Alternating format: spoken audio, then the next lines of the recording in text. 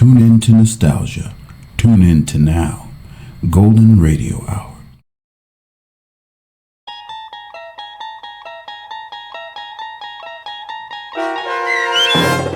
The Silence, starring Chris McDonald with Stacy Keach as your narrator, was adapted for radio by Dennis Etchison and written for The Twilight Zone by Rod Serling. Heard in the cast were Craig Brawley, Christian Stolte, Jeff Lupetin, James Schneider, Derek Purcell, Turk Muller, Kurt Nabig, Carl Amari, Roger Wolski, and Vince Amari. To learn more about the Twilight Zone radio dramas and to obtain audio cassettes and CDs of these programs, visit our website at twilightzoneradio.com. The producers of The Twilight Zone wish to thank CBS Enterprises, Carol Serling, Dennis Etchison, Dick Brescia Associates, Claire Simon Casting, Terry Jennings, XM Satellite Radio, Sirius Satellite Radio, our sponsors, and our radio affiliates for helping make this series possible. This copyrighted radio series is produced and directed by Carl Amari and Jason Mallow for Falcon Picture Group. Doug James speaking.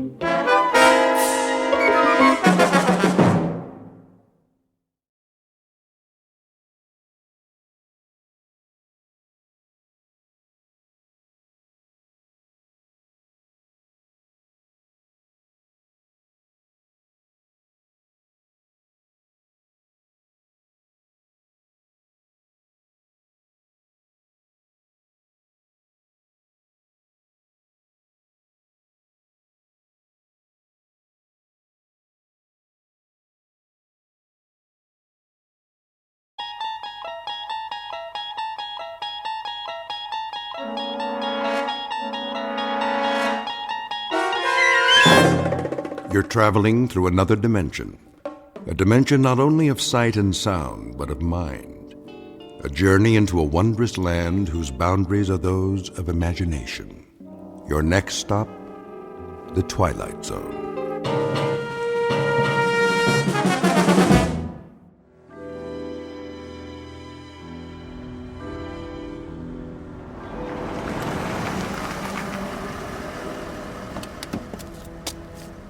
Good evening, Colonel Taylor. Evening, Patrick. Has Mr. Alfred arrived? Not yet, sir. Warm for this time of year, would you say? I would. Quite balmy, in fact. I might have dispensed with the overcoat altogether. Martin? Yes, sir. See to the Colonel's car. Right away. Is he new? Just started this evening. Mind you, drive carefully now. Park it all the way in the back away from the other cars. Yes, sir. Here's a little proposition for you, my boy. See this bill? That's $50, sir. Indeed. And if there are no dents or scratches when you bring it back, not a one, mind you, this is yours. All of it. I promise, sir. Good. A man should always keep his promises. You shouldn't spoil the lad. Nonsense. A little incentive, that's all. How was it in the club this evening? The usual crowd. Is Mr. Tennyson here by any chance? Yes, sir. For some time now. Thank you, Patrick. Colonel Taylor, how nice to see you. Let me take your coat. Is there a table in the oak room? Yes, but I'm afraid the fireside chairs are all filled at the moment. Mr. Tennyson, I presume. Yes, sir, it is. If you'd care for a seat in the card room... No, I'll find my way. Mr. Alfred arrives, please send him to the oak room. Of course. Well, I'll tell you something else, gentlemen. The most idiotic thing occurred in the market today. Just idiotic. I've been doing a little dabbling in the syndicate. It still has some oil holdings in the western part of Texas. Well, anyway, Jack Brewer, he handles our New York operation for us. He comes in on the floor, and I happen to be there. This was, about 10:30 this morning, and he waves to me, and he's got a sheaf of papers in his hand, and I can assure you, if there's anyone I don't want to see before noon on any given day, it's Jack Brewer. Raucous sort, a little crude. Nouveau riche, you know the type. Oh, yes. Give you a light, Jamie? Not necessary. Not at all. Oh, this lighter? Solid gold. Gift from my dad when I got out of Princeton. Now, where was I? Jack Brewer. Oh, yes, of course. Charlie Sport, let me sit there, would you, old man? Your chair's much softer, and I'm afraid I'm just worn out. Not a problem. Much better. Now then, Oh, yes. Anyway, Brewer, I call him Brewer the Boar, walks across the floor to me with an intense voice, a voice absolutely shaking with intensity, sidles up and whispers. He's got a miserable habit of whispering sotto voce when everyone in the world can hear him. Anyway, he says to me, Jim, I've got to scrape up $250,000. Can you imagine? $250,000. And I'm The usual, sir? What? Oh, yes. The usual. It might be quieter in the blue room. No, this will do. Young Mr. Tennyson is in rare form tonight. Yes, sir. You're the only one who can handle it for me. This is Brewer speaking. To me. Well, anyway, to make a long story short. Mr. Jamie Tennyson, who at best is a dapper, albeit articulate ne'er-do-well. He is glib but shallow, well-groomed but worthless. His every gesture is studied, obvious, planned. He is a mannered dandy, devoid of character, and his presence in this gentleman's club is a social condescension on the part of the members. For this man's credentials are an accident of birth and nothing more. And across the room, a gray-haired ramrod of an ex-army officer, rock-hewn and coldly unemotional in his appraisal of others, but who was no longer able to conceal his distaste in an altogether gentlemanly fashion. And that distaste is about to take the form of a proposed wager. But it's the kind of wager that comes without precedent. It stands alone in the annals of bet-making as the strangest game of chance ever offered by one man to another. In just a moment, we'll learn the terms of the wager and what Mr. Tennyson does about it. And in the process, we'll witness all parties spinning the wheel of chance in a very bizarre casino called the Twilight Zone. And now, the Twilight Zone and our story, The Silence, starring Chris McDonald with Stacy Keach as your narrator.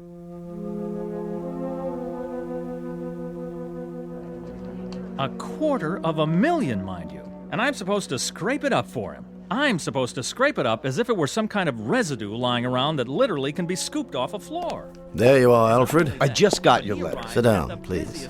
Look, Archie. Shh. Our young friend is discoursing again. The opening salvo and then the attack. That may well be. The only thing worse than his loquaciousness is his transparency. In about 30 seconds, Alfred, he'll very nonchalantly request a loan, a sizable loan, from anyone within earshot. Mark my words. The letter you sent me is the most incredible thing I've ever read. Is it? You must be out of your mind. Not at all, but that's a medical appraisal. What I'm looking for from you is legal advice. Archie, we're old friends, but I must tell you. My communication to you, Alfred, was not as an old friend. It was directed to you as my lawyer. Is the wager I have in mind legal? No wager is legal in this state. Is it against the law, then? Is there anything criminal about it? I don't see anything criminal in it, no, but the thing is so incredible. In substance, that's what I wanted to hear from you. Franklin? Yes, sir? Would you take this over to young Mr. Tennyson across the room there?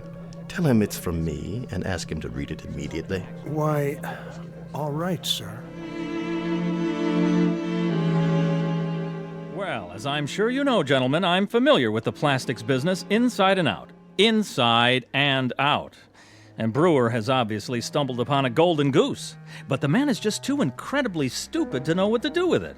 Can you imagine what I could do with $250,000 in this kind of deal? Well, I'll tell you this. I can treble it. I can quadruple it.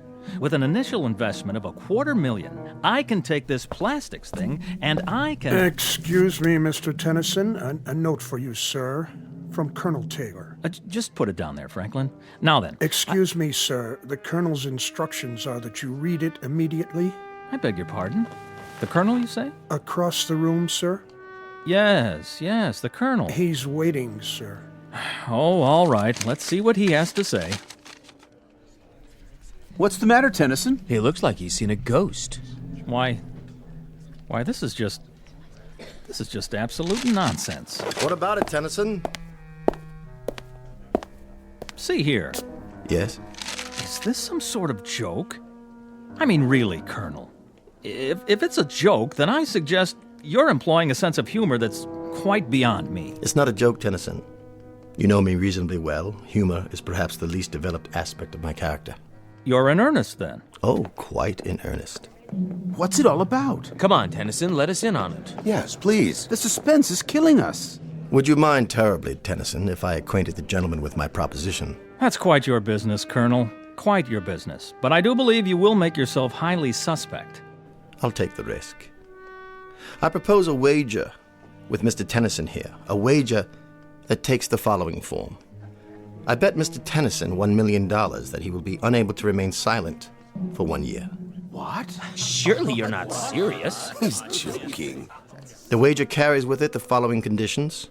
He will be placed in a room to be observed by me or anyone else at their discretion. He will not be permitted to speak a word for a period of 12 months, not a single syllable. He will be supplied with food, television, books, anything he wants by way of diversion, but he will make his wants known by pen and paper, not by voice. Incredible. Are you pulling our legs? $1 million? I don't believe it. What about it, Tennyson? First, let's establish that you're quite serious. Beyond any doubt. Then, may I ask the purpose of this wager? That should be obvious. That is, to anyone but you. I'm afraid it eludes me, Colonel. So perhaps you'd be good enough to explain to me why you're willing to risk $1 million? Risk? Hardly a risk, Tennyson. Well, hardly a risk at all. But if the wager is genuine... What I'm about to say would horrify the average man, but to someone as insensitive as you, it will probably mean nothing. Oh, is that right? I dislike you intensely, Tennyson. It goes well beyond the normal distaste I would feel for anyone without manners, without breeding, without principle. Beyond and much deeper. You've become a cause célèbre with me. Your voice has become intolerable. See here. Each night I sit here, and the sound of it makes me wince. I cannot ask you to leave the club because I don't have the right. So, the thought occurred to me that I would be happy to risk, as you say, a large sum of money, just to have quiet.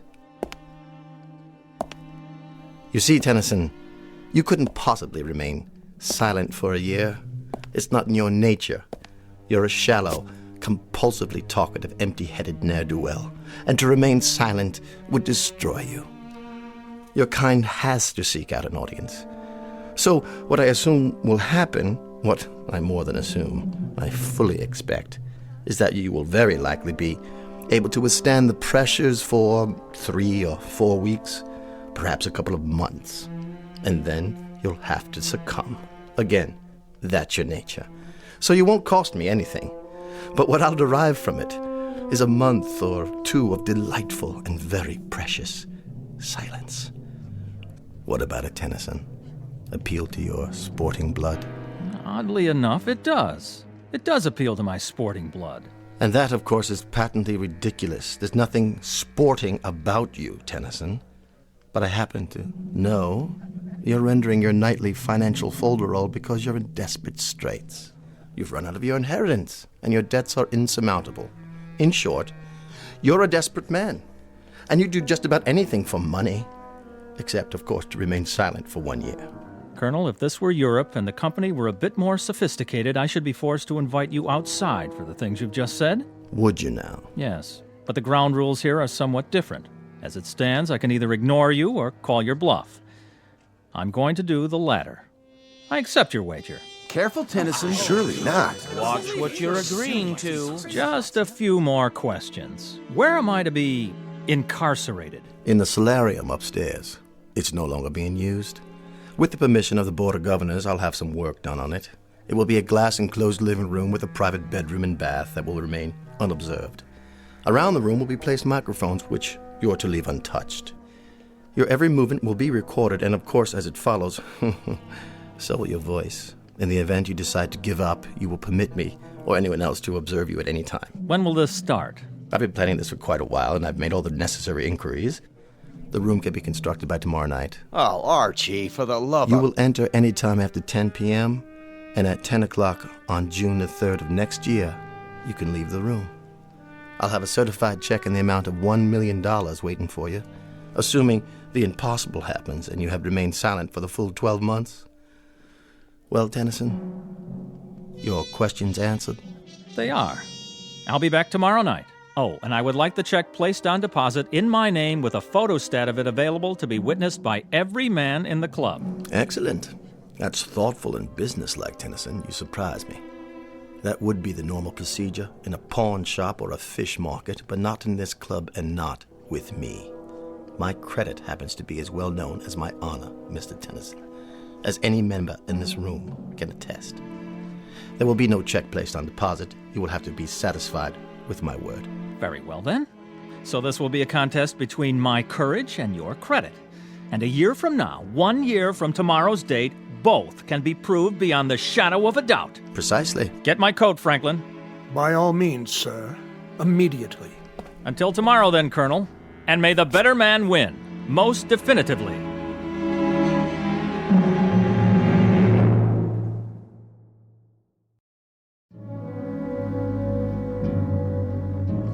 Listen, Tennyson. What is it? This is none of my business. You're right, old man, it's not. But I've known Colonel Taylor for a long time. This is not a capricious man. He's dead serious. Do you know my wife, Charles? We've met. Her name is Doris. A lovely thing.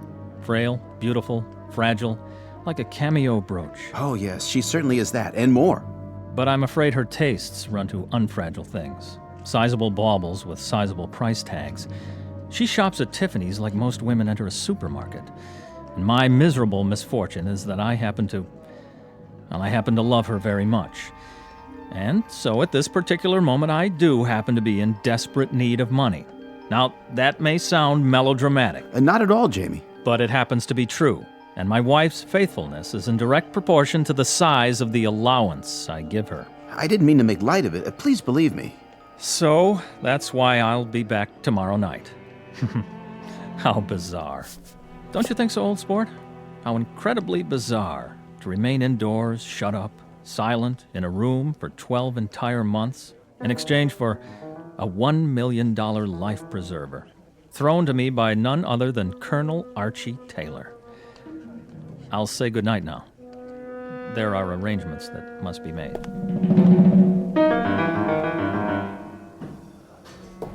How's it coming, gentlemen? Right on schedule, Mr. Taylor. Almost finished. On the plumbing, the electrical outlets. Everything works. We'll give it one more inspection, but I'd say everything's about ready. What about the microphones? They're in position? Yep, and all around the room and plugged into this tape recorder.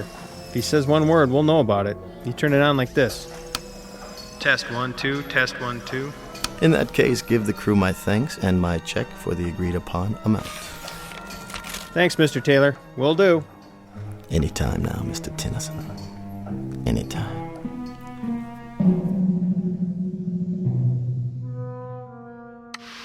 Hey, Debbie, get back in the flying saucer. Here come those booty men.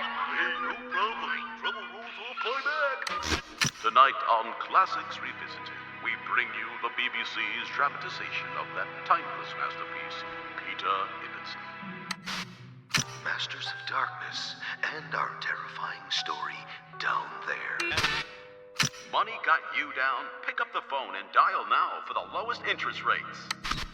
Do not attempt to adjust your television set.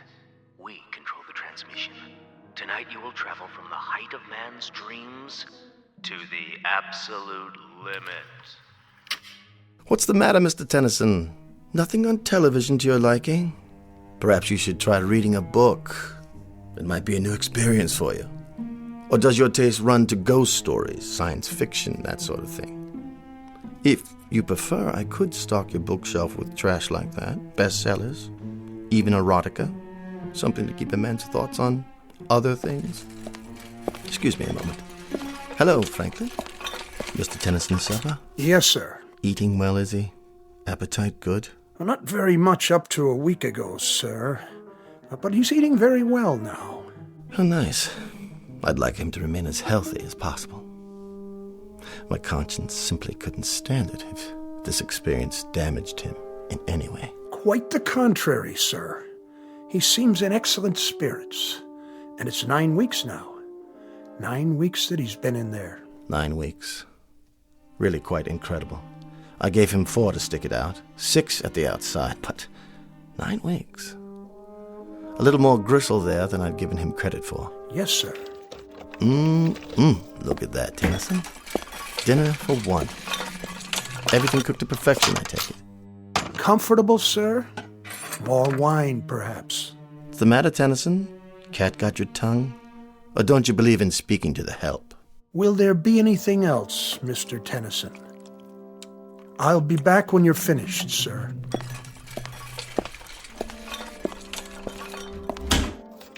Enjoy your meal, Tennyson. Sorry I can't stay, but I have another engagement with friends. A lovely little spot downtown, so warm and friendly. Perfect for conversation. You understand, I'm sure.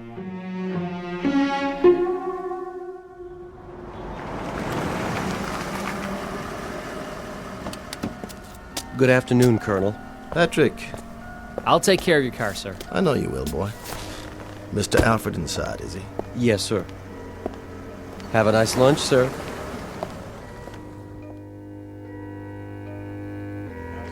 There you are, George. I reserved a table for us, a quiet one. Good. But then they're all quiet nowadays, aren't they? Franklin called to say you wanted to see me. Only to pose a question to you. What sort of question? Very succinct, Archie. Very brief. Yes? How long? How long what? How long are you going to keep this up, this prolonged practical joke? Not much longer. What exactly does that mean? You should see our boy up there. 4.5 months and not a sound from him. That's what I wanted to talk to you about. Incredible. I've just been wondering how my fortune might accommodate the loss of a cool million. For the sake of argument, of course, quite theoretical. That fop couldn't take it another month. This, I'm certain of. For your sake, I hope that's the case. My sake? You have the money, of course.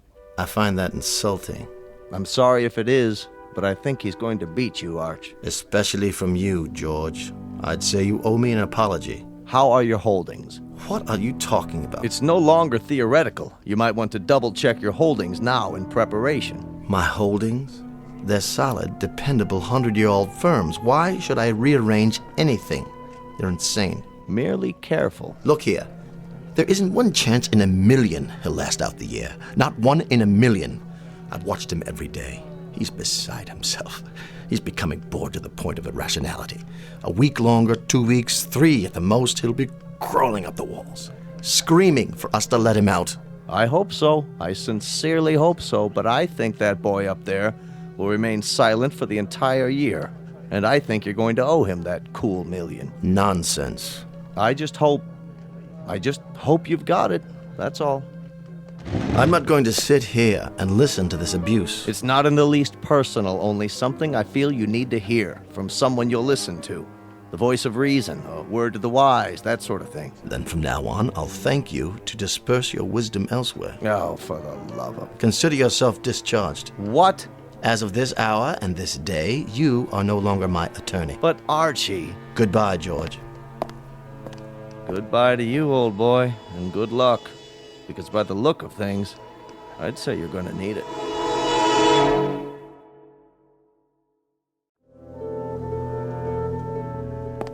How are we doing today, Tennyson? Read any good books lately? Or are you meditating on the calendar? Thoughtful of me to get you a calendar, wasn't it? What is it you're pointing to? Oh, yes, March already. So it is. In like a lion, as they say. Speak up. I can't hear you. What's that? A note? Well, bring it over to the glass so I can read it. Yes, I see it. 3 months to go, Colonel. The bet stands. Does it, Tennyson? Does it really? It's in early spring this year. Did you know that? You ought to see it. It's incredibly lovely out. Warm with the flowers starting already. All over the city. You really must see it. You don't know what you're missing. Why are you looking so smug? Well, you won't be so smug after I've given you something else to think about. It's the time of year when a young man's fancy gently turns to, you know the rest, and the young ladies, too. Your wife, for example, she must be desperately lonely for you. Desperately lonely. Why? Well, what's that pained expression? I was simply going to tell you that, as a matter of fact, she's been seen in the company of your friend. What was his name? Charlie, that's it. And other young men. Odd that she hasn't visited you, Tennyson. Don't you think it's odd? I happen to know you've sent her notes requesting a visit. And she doesn't even respond to the notes, does she? Tennyson, you may lose your wife. You're well aware of that, aren't you? While you sit doing nothing behind that glass, the very reason for all your agony may be slipping away from you. Tennyson, why don't you leave? Why don't you leave right now? It still might be possible to save your marriage if you act without further delay. Don't you walk away from me, you fool!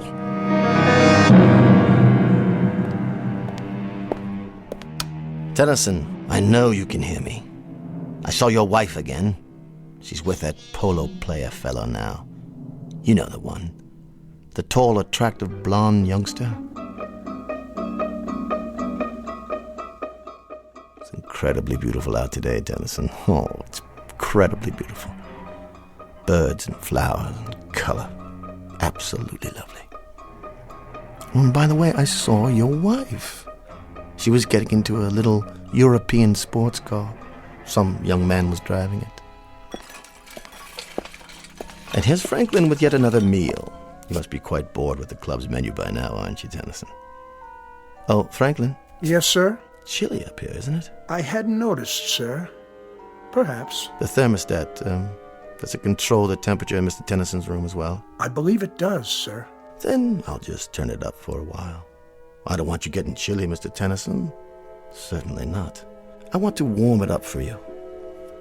Nice and warm.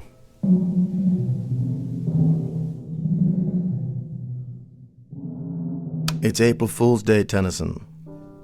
You remember April Fool's Day? I think it was named after you. Because only a fool would stay in there as long as you have, knowing precisely what's happening on the outside. Your wife, Tennyson, your wife. She hasn't written to you, has she? Not a line. Not so much as a single response to any of your letters. What are you doing now? Writing another note? Why bother? I see you sweating. Why don't you tell me how uncomfortable it is? Why don't you ask me to get you out of there? I suppose I could read one more if you prefer. Let me see it through the glass. You monster. Is that the complete contents of your missive? That I'm a monster? Hardly. You do me an injustice, young man. All I did was turn up the heat. That's no violation of the terms of the wager. At no point did I indicate what the temperature would be during your confinement. As to other matters, I'm merely a chronicler of your events on the outside. I'm kind of your personal gossip columnist. Let's put it that way. Tennyson, this nonsense has to cease. You've got to get out of there. I could tell you some stories about your wife. Please don't strike the glass. You might have hurt your hand. Anyway, it's non-breakable. A kind of plastic, actually. But of course, you know all about plastics, don't you? Now, how about it, Tennyson? I might see my way clear to giving you $10,000. That would pay off a few of your debts and a little bracelet for the wife. Something to compensate you for months of loneliness. How about it, Tennyson? $10,000, man. $12,000. Say one word and I'll let you out. You're an idiot. You know that? You're losing your mind in there. I know you are. You're ready to crawl up the walls. Tennyson, listen to me. Make it $75,000 in cash. If you'll give up this ridiculous game and speak. Make it 100. No, 200. 250,000, Tennyson. Time is running short, boy. You can't stay in there another hour. Not another half hour. I swear to you, $250,000 in cash if you'll speak now. You accept? Hold it up. Let me read your decision. Go to... How dare you? You go there, boy. You! You will, I swear, if you don't act at once. I'm about to withdraw my offer. I'm counting down. Rather a monumental occasion, isn't it? I wouldn't have believed it. 1 year in that room and not a word out of him. 3 minutes is all the poor devil's got left now. 3 more minutes. Look at the colonel over there. Not the face of a happy man, would you say? At least he had the decency to show up. You're sure, George? I'm sure. This is straight off the wire, but it hardly matters now. 12 months ago, almost to the minute, you destroyed yourself. Much as I told you you would. Your little reminders are gratuitous at this point. And it's not even 10 o'clock yet. Whether it is or whether it isn't, the destruction I'm talking about has already taken place. There have been ugly rumors, Archie, things you've done to him. What things? Like little asides, innuendos, suggestions, gossip about his wife. Even intercepting letters he wrote her before Franklin could mail them. You place such a premium on honor, Archie. But you haven't acted like an honorable man. George, you don't believe Please don't go to the trouble of denying it. I'm sure much of it is true. But this ugly affair has proven 2 things, hasn't it? That the boy up there is stronger than you gave him credit for, and that you are considerably weaker. That boy up there. A weak, simpering, half a mind, a fop with no guts, no courage, no nothing. How could he have done it? How could he have done it? I might just as well have made it 2 million or 3 million. Somehow it was impossible from the beginning. Gentlemen, Mr. Tennyson.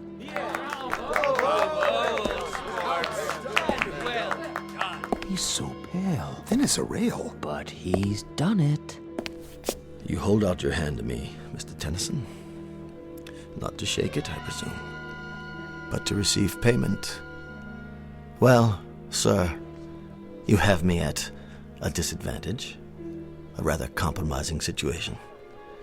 You forced me into a position of rather unpleasant candor, because it happens to be a fact that I'm a fraud. I don't have any money. I offered you $10,000 and then 12. The truth is, I would have had to go out on the streets to beg even that amount, let alone $1 million. I received a cable from London. Both the Birmingham Tool Company and Edinburgh Motors have filed suit for bankruptcy. Blue-chip companies. Every nickel I had was invested with them, and they no longer exist. In short, I'm busted. Broke. Yes, it happens also to be a fact that I have pride, bearing, taste, and exceptional breeding. But I've lost. Proving, Mr. Tennyson, proving that you are by far the more substantial of the two of us. I will naturally resign. You have both my resignation and my apologies. I will not ask you to suffer my presence any longer. Look at Tennyson. They won't let him walk out like this. He'll demand satisfaction. Talk to him, Tennyson. Tell him whatever you like. Your time's up. You can talk, gurgle, sing, chortle, anything you want. You've won the bet, son. What's he doing? Writing another note? But why? What is it, Colonel? What did he write? Why doesn't he speak? Let me see. It says, 1 year ago, I had the nerves that my vocal cords severed. Good Lord. He's opening his collar to show you, Archie. There are the scars on his throat. I underwent this surgery because I knew I'd never be able to keep my part of the bargain. For the love of God, man. For the love of God.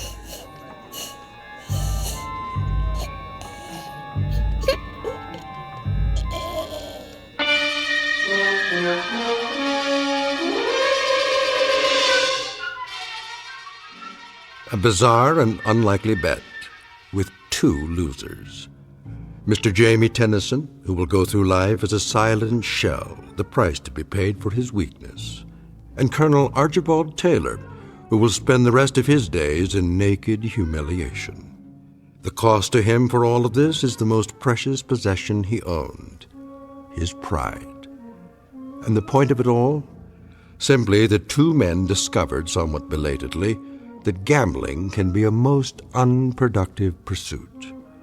For somewhere beyond these two, a wheel was turned, and both their numbers came up. The number was Black 13. If you don't believe it, ask the croupier, the very special one who handles high-stakes roulette in the Twilight Zone. More from the Twilight Zone after this. Hello, I'm Stacy Keach. I hope you're enjoying this edition of the Twilight Zone radio dramas. To learn more about this series, be sure to log on to our official website at twilightzoneradio.com. You'll find special discounts on our Twilight Zone audio collections, listings of our radio stations, links to other websites, and a photo gallery of our recording studio and some of our stars in action. Plus ways to contact us with questions or comments about the show. And for a limited time, when you log on to twilightzoneradio.com, you can send in for a free CD of the show. So be sure to visit us at twilightzoneradio.com.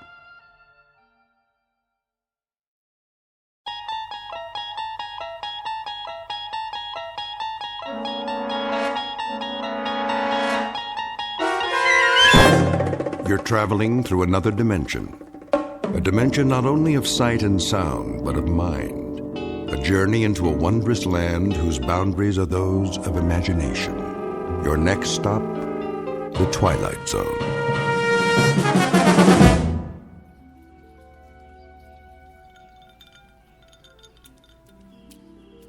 Diane. What? Come here and sit down. In a minute. What are you doing? Going for a swim. What does it look like? Now? Of course now. Before the sun gets too high. But you haven't finished your drink yet. It's not going anywhere, Eddie. Right now, this pool looks positively delicious.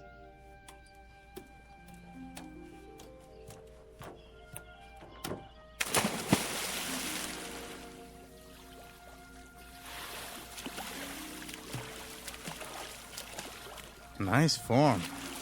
I give you a 10. You'd better say that. Nice bathing suit, too. Come on in. The water's fine.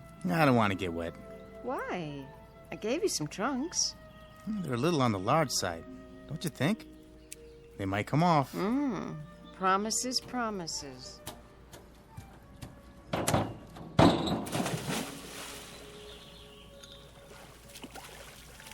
Diane, please. I'm lonely over here. All right.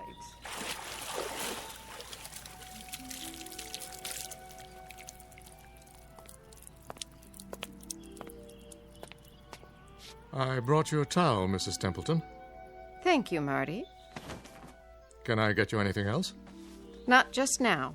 I came down to join Mr. Page for a swim. Yes, ma'am. So I see. Has Mr. Templeton left yet? In another few minutes. Good. I mean, that's fine. Tell him I'll see him when he gets back. Very good. Oh, Marty. Is that your name? Yes, sir. Would you mind mixing up another one of these? What do you call it? Mimosa. Yeah, another mimosa, s'il vous plaît. Make it 2.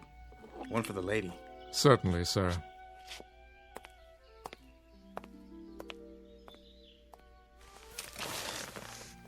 Rub some lotion on my shoulders, would you, Eddie? I wouldn't want to peel. Sure thing. Oh, you have such strong hands. Did he say your husband's still here? He'll be gone soon. He has a rehearsal. Oh. He doesn't mind, huh? Me being here and all? That's what the guest house is for. Friends who come and visit. But I don't even know him. I hardly even know you. How long has it been? Since yesterday? I know a friend when I meet one. We are going to be friends, aren't we? Yeah, you better believe it. Lie down. What?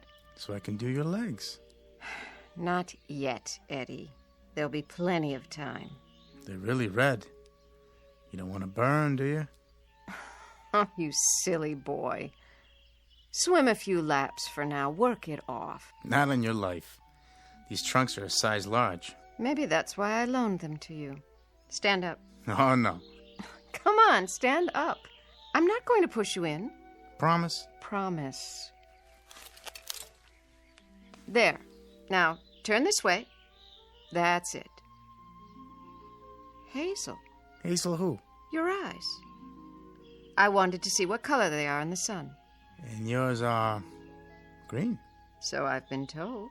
You know, maybe we shouldn't be out here like this. Why not? I just saw somebody at the window.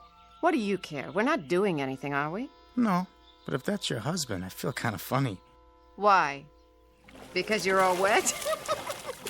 Hey, you promised. Didn't you know? Promises are made to be broken.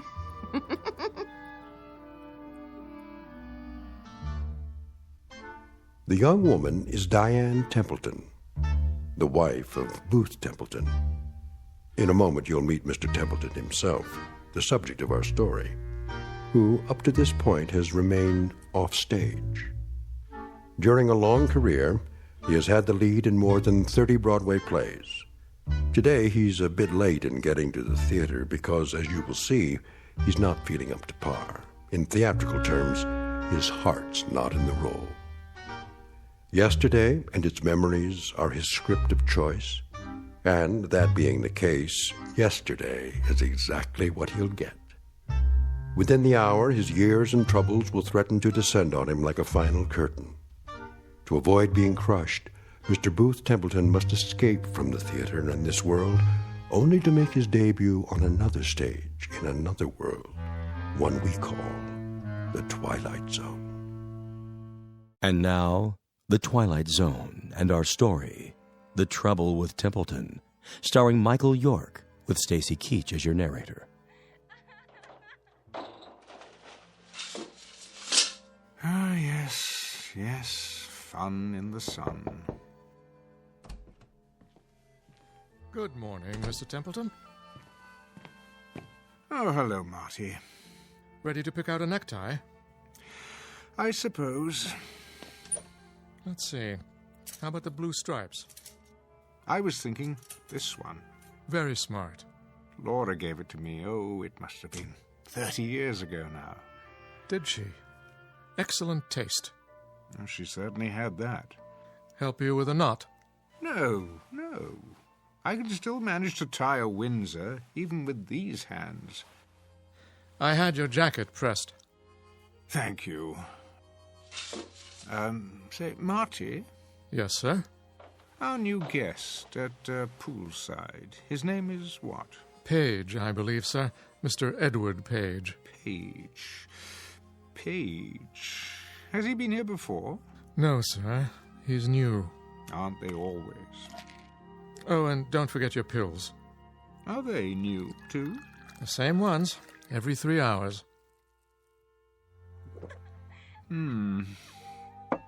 Mrs. Templeton is not very discreet these days, is she? I'm sure I couldn't say. Well, her discretion was an early casualty. It didn't last long. And now, perhaps she's waiting for the day when these pills won't, do what they're designed to do. Perhaps I'm waiting for that day, too. Mr. Templeton, you shouldn't say that. Oh, don't distress yourself, my friend. When a man my age marries a woman her age, he gets exactly what he deserves. Come now. I'm ready for my jacket. Here you are. Glad you're here. I'm old, Marty. Mr. Templeton, you'll never be old. Old, and getting older every minute we stand here. They say, or at least the authors said it in most of my plays, that when a man achieves a certain number of years, he achieves reason and contentment, a reassuring sentiment. Only, I haven't quite accomplished that yet. Wonder if I ever will. Mr. Templeton, may I make a suggestion? Well, perhaps this isn't a good day for you to go down to the theater. They're only just beginning rehearsals. I could telephone and explain that you can't start today. Thank you, Marty, but I'll go there. I shall rehearse this play, and it will open on schedule. I shall cover the years with makeup, and I shall stand in the right place and hope to say the right lines. And when it is over, they'll say to me, "You were wonderful, Mr. Templeton, as usual." And the stage manager will see to it that I'm properly delivered to you, so that you can properly deliver me back here, and I can prepare to do it all over again the following night. I won't see or particularly care about what's going on out there, or in the guest house, or in this house. All I'll want will be to go to bed, Marty, alone. That's the best place for me. Sleep. Oblivion. Now, sir, you mustn't talk like that. Oh, it doesn't matter. I don't love her anymore. I don't remember when I did. You know, I can't recall one single contented moment with Diane. I haven't had many contented moments in my life, though I do recall a few long ago with Laura. Did you know that this was her music box? Please, Mr. Templeton. She was the freshest, most radiant creature God ever created. 18 when I married her, Marty. 24 when she died. We didn't have long together, my first wife and I. But I'm forever grateful for those years. Sir, don't do this to yourself. You know, there are some moments in life that have an indescribable loveliness to them. The world is transformed. The sky, the sun, a single blade of grass. The simple act of waking up, knowing that each day is full of treasures beyond compare, such as those moments with Laura. They're all I have now. You understand that, Marty? Yes, Mr. Templeton, I believe I do. But that was... Don't distress yourself, old friend. I'm all right. I'm quite all right. Now, where's my scarf? Here, sir. I'll go downstairs and bring the car around. You do that. Hi-ho, hi-ho, it's off to work I go.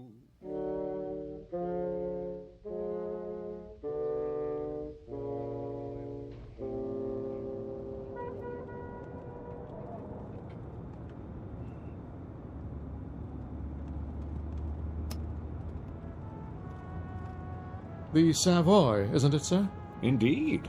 The site of countless famous productions. The Locked Rooms of the Heart, the O'Neill One-Acts, and the comedies. Dixie Dugan at the races, her simian husband, so very many. I see the theatre just ahead. Well, what do you know? The old marquee is still there. It's so much more dramatic by night. The Great White Way, ablaze with stars. You should have seen it then, Marty. I did, sir. At least some of it. Not at its peak, of course. But the first Broadway play I ever attended, you had top billing. I waited outside to congratulate you. Remember? Yes, of course. People did that in those days. Fans, autograph hounds gathered at the stage door. Here we are, sir. I'll wait for you in the loading zone. I might be a while. Never a problem, Mr. Templeton. I brought my book to read. Unless a policeman comes along, in which case I can circle the block and find a place at the corner or in the alley. I'll keep an eye out for you. Actually, it shouldn't take long today. First rehearsals are a simple read-through. If you care to go to lunch... I'll be fine, sir. All part of my job. Thank you, my friend. Ever loyal. Not at all. It's an honor. Well then, once more unto the breach.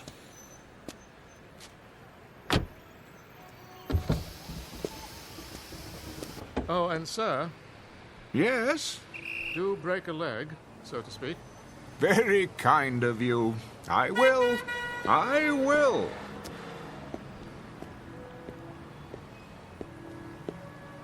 No billboard yet. I remember every time a new one went up... You're late, Booth. What's that? After 12, kiddo. Is it really? The boy wonder won't like it. And who is the boy wonder? Why, Arthur Willis. Willis. The director. No.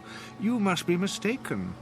Duff Mead is our director, a dear friend of mine. Was. Canned him last night. Surely not. We need someone with more pep, zip. Not my racket, but I know what's good and what's bad as well as the next guy. I wanted to drop by this morning and let everybody know that I'm personally interested in this thing. Art Willis is okay with you, isn't he? Well, I've heard the name, of course, but I don't actually know him. Mr. I'm Sid Sperry. Remember that name? Why, I believe I'm your angel. Beg pardon? That's what they called him, isn't it? My money's backing this play.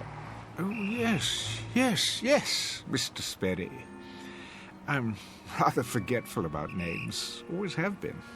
Okay by me, just as long as you don't forget your lines. I'll do my best. Come on, I'll walk you in. Just stepped outside to have a smoke myself. Yes, of course. I can hardly wait. Always a pleasure to begin rehearsals.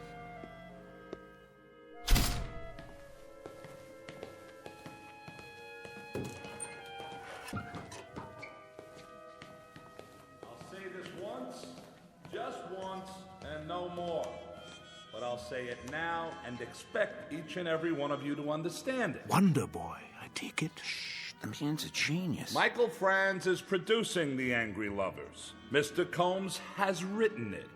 You have all been hired to act in it. And I have been contracted to direct it. So, make no mistake about what we are here to do, and make no mistake about me. A ship has only one captain. I am in charge. I will direct every aspect of the production my way at all times. Is that clear? Yes, Mr. Willis. Quite clear, Mr. Willis. I like that. Like it very much. In control, that boy, right from the start. We're in good hands. We, Mr. Sperry, Templeton, Sperry. Oh, yes, Mr. Sperry. I apologize. How impolite of me. I won't forget again. I'm sure you won't. So, now that we're all here... Almost all of us. The elder member of the cast. Call us home. Yes, Mr. Willis. Call him and tell him that if he's not here, I'll have no choice but... That won't be necessary. Well. Booth Templeton, Mr. Willis, is it? Never mind, Janine. Yes, sir. So, you finally decided to put in an appearance. No offense intended. How do you do? Hello. Welcome. It's a pleasure, sir. Thank you. Some members of this company are young. Some are old. But neither condition precludes any of us, young or old, from ignoring the basics. Cooperation is what is required in my plays. When I direct, there is no cult of personality. But there are 3 significant dates in the life of any play: the first day of rehearsal, opening night, and closing night. The last 2 are intimately related to and dependent upon the first. Therefore, the first day of rehearsal is an extremely important day, the bedrock of any production. Of course, my mistake. But now that When I call rehearsal for 12 o'clock, Templeton, I mean 12 o'clock for everyone, young and old. Everyone in his place and ready to work. Are you ready to work with us, Templeton? Why, I asked you a question. I expect an answer. Speak up, Templeton. Templeton, speak up, man. No, I'm... Where does he think he's going? The stage door. Come back here. Both, come back. Templeton, you come back here right now. There he is. Is it really him? Booth Templeton. Yeah, Mr. Templeton. You were really wonderful. May I have your autograph? Please, Mr. Templeton, sign my program. Oh, mine too. You don't understand. Yeah, could you sign my program? What's all this?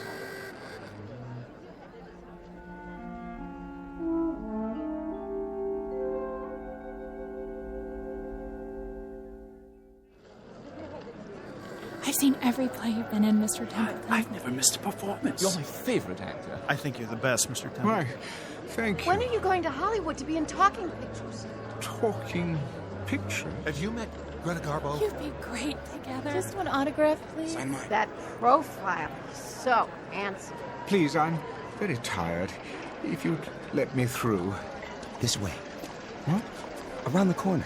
Can't believe I just met Booth Templeton. Bye, Mr. Templeton. See you tomorrow for the matinee.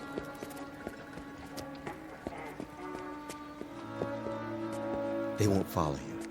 Don't worry. You're a star. Am I? I was once. Where's Marty? Who? May I ask what is going on? Huh? Those taxi cabs. Why are they all so ancient? Look new to me. There. Now you're in the clear. Thank you. Think nothing of it. Always glad to help. You know that. You look familiar. Have we met? Now you're ribbing me, Mr. Templeton. You know my name. Anderson, the stage manager.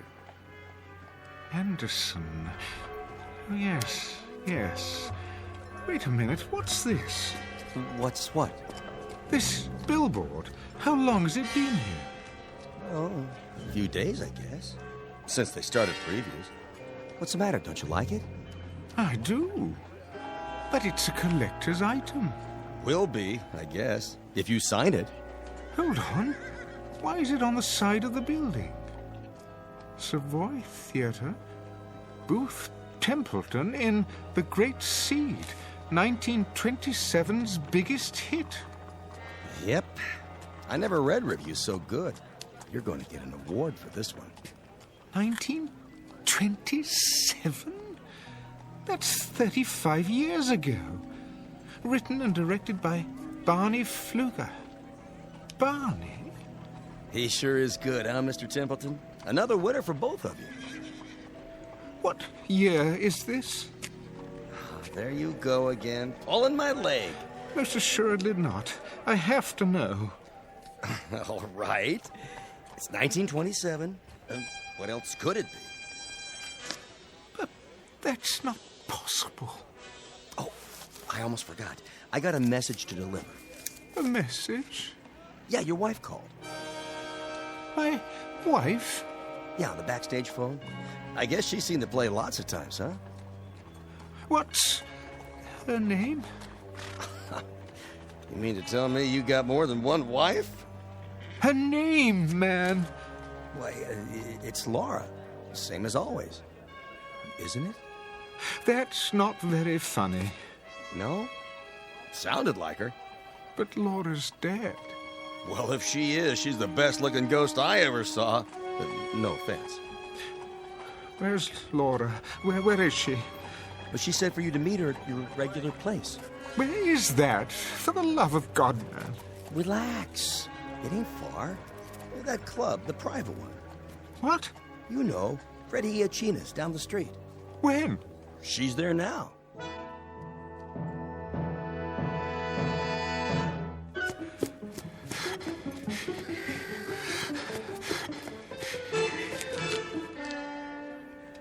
Oh, it isn't possible. Freddie Iachina's the way it used to be. Unmarked because of the prohibition. I'd know this store anywhere. Yeah? Freddie. Oh, hi, Mr. Templeton. Come on in.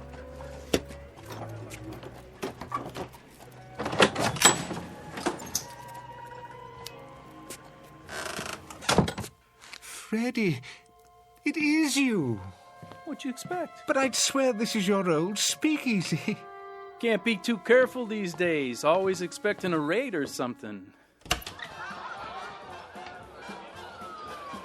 Why, this is fantastic. Where the elite meet to eat. Nick! Make my friend a drink. What'll it be? Nothing right now. Suit yourself. One Manhattan, one old fashioned, a screwdriver, and a glass of beer. Table 7. Coming right up. Freddie, my wife. Yeah? Is she Here? Sure. Came in a little while ago. But she's not at our usual table. Table 3 over there. What do you have tonight? Steaks or chops? Nothing. Freddie, we're not staying very long. If you change your mind, let me know.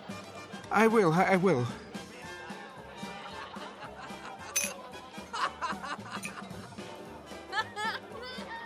Oh, Barney, you're a scream. Laura? Is it you? Hi! Hey, Booth! We didn't wait, as you can see. Barney? Barney Pfluger? The same, to know him is to love him. But I haven't seen you in years. It only seems that long. How soon they forget. Sit down, old man. I'll be right back. Laura, darling. Booth, my goodness. Relax. The Kansas City steak's great tonight. So juicy. Bite? Laura? What's the matter, honey? You look worried. I hurried over as soon as I heard. Heard of what? Ugh, Booth. How many times have I told you to take off your makeup before you come in here? Makeup? This isn't the green room. It makes you look old. Laura, darling, let's go somewhere else. We already are somewhere else. I mean, where it's quieter, where there aren't so many people. Well, I happen to like people. The more the merrier. I want to talk to you. Why? Well, about several things. Very important things. Well, I want to have a good time. Oh, yoo-hoo! Yes?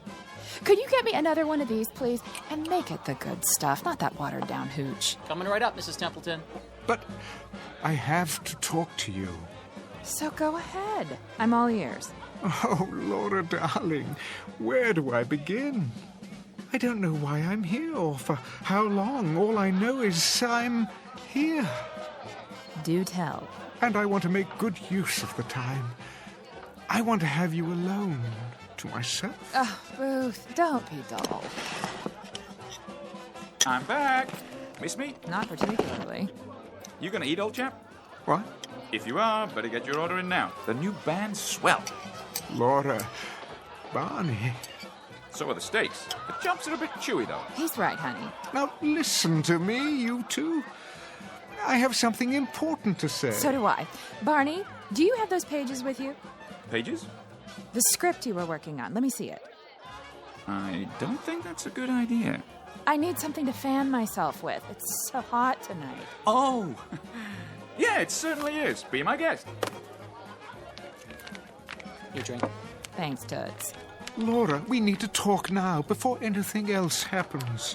What could happen, old boy? The police won't come in here. Hey, George! Bring me another. And one for the gentleman, too. Coming right up.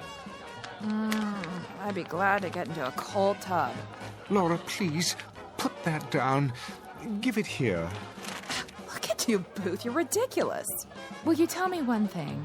But that's what I'm trying to... Why on this glad green earth are you wearing an overcoat on a night like this? I mean, really. You look like Rudy Valley. I'm not so sure that it is a glad green earth. Oh, Laura, darling, Barney, I'm not so certain of this earth or anything else right now. Please, listen to me, won't you? Don't be such a wet blanket. Listen! Something's happened. Something very strange. Please, try to understand. This isn't makeup. I have grown older, darling. In another world for many, many lonely years. I've had only a memory of you to live on. You too, Barney. Why, you were my best friend. But both of you have been only memories for a long time. And now, tonight, or today, or whatever it is, wherever I am in space and time, I have you back again. You're alive. You didn't die. Life is going on here. It's as if you never died, either of you. You do understand, don't you? Oh, sure. Laura, do you understand? Come on, let's have a good time, huh? Laura, why are you so different? I don't remember you drinking like this. Well, that's the kind of hairpin I am, Booth. That's just the way it is. I mean, what do you expect? Yes, old chap. What did you expect? I don't know. But you were my love, Laura. Everywhere, at all times. Why, we couldn't walk down a street or sit in a restaurant without everyone knowing that we were in love. Are you finished? I don't like what you've become. Oh, really, Booth? He's having us on, that's it. Shut up. Shut up, both of you. You silly old fool of a man. Laura, come away from here. That's for me. Who wants to dance? Laura, come with me now. Hey, take your hands off. Stop it. Stop it. Leave me alone. Why don't you go back where you came from? We don't want you here.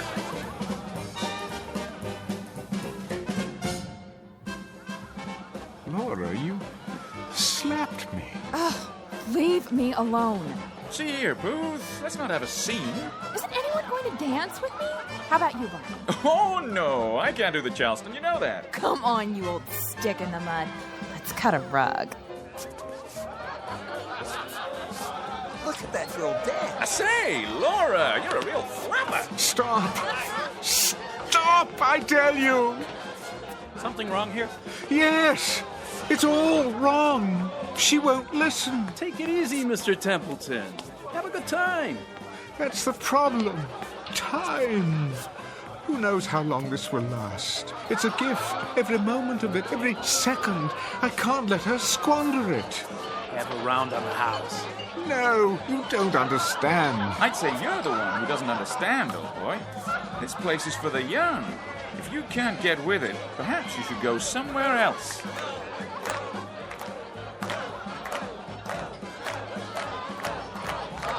You're mad, all of you. Come on, Mr. Templeton. You don't fit in. Freddie's right. You don't. Why won't you listen? I didn't ask to come here. Are you sure? Perhaps you did. And now that you're here, you're miserable. Well, why ruin it for us? Don't you see? This simply isn't for you. Not anymore. Maybe you should listen to him. We don't want any trouble. I don't want any trouble either, but you don't know what it's like. Seeing my wife, my best friend... Come along now. Peaceful life. Get some air. Yes, that's what I need to clear my head. Right this way. See you in the funny papers, old boy. Let's go dance. Go, go, go, go. See you some other time, Barney. I don't think so.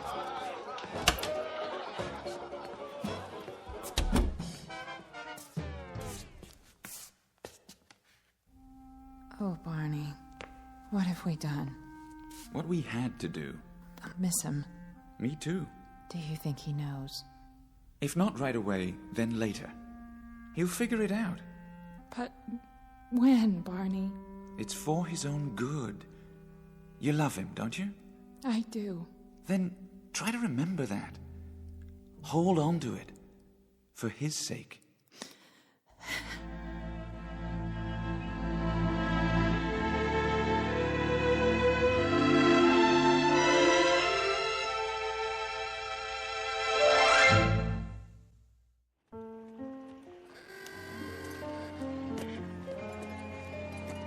Say, will you look at that? Is that him? Sure is. Mr. Templeton? What do you want? My wife's your biggest fan. We just saw the great seed. You were brilliant. Great show. I'm sorry, May I have your autograph? Not now, please. What are you? Stuck up? All we want's an autograph. Very well, then. There. Now, I'm afraid I must be going. It's fantastic. The cars, the clothing, just as they were. The lights, the marquees. Find her all right, Mr. Templeton? What? Your wife.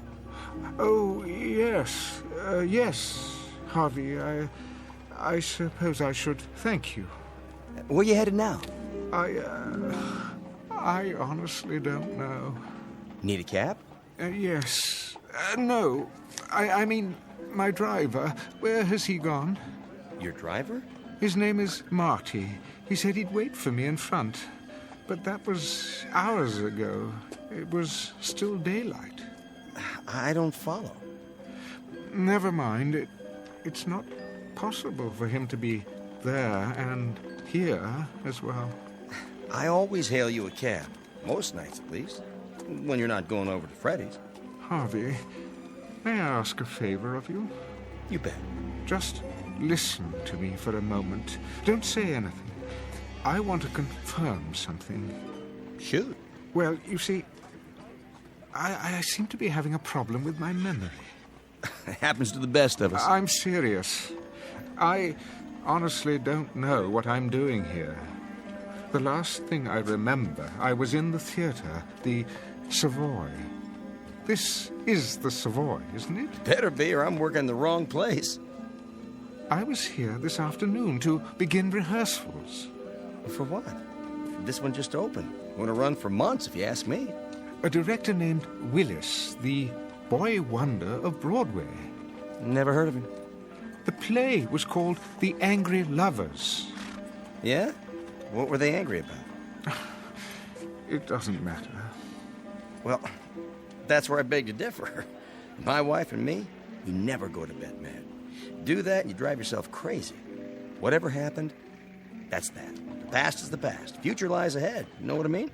I think I see your point. Take it from me. Let sleeping dogs lie. Keep moving. Don't let the grass grow.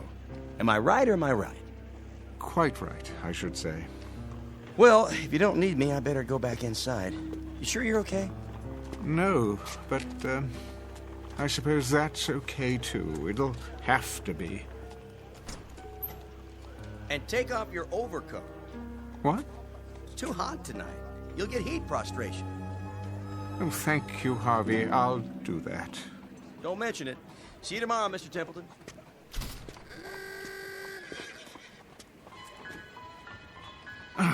Why did I wear this blasted thing? What was in the pocket? Oh, Barney's latest play. Not a very long one. Looks like a rough draft. What to do when Booth comes back? Setting, table in speakeasy. Enter Booth as Laura throws back her head and laughs too shrilly. Laura. Oh, Barney, you're a scream. Booth. Laura, is it you? Barney. Hi, Booth. We didn't wait, as you can see. Booth? Barney? Barney Pfluger? Barney? The same. To know him is to love him. Sit down, old chap. I don't believe this. It is a script, but for what? Laura, why don't you go back where you came from? We don't want you here. They were acting the whole time. But why? For me? Yes. Yes, that's it. They wanted to tell me something, to leave them here, in the past, to go back to my own life and live it. That's what they wanted me to understand.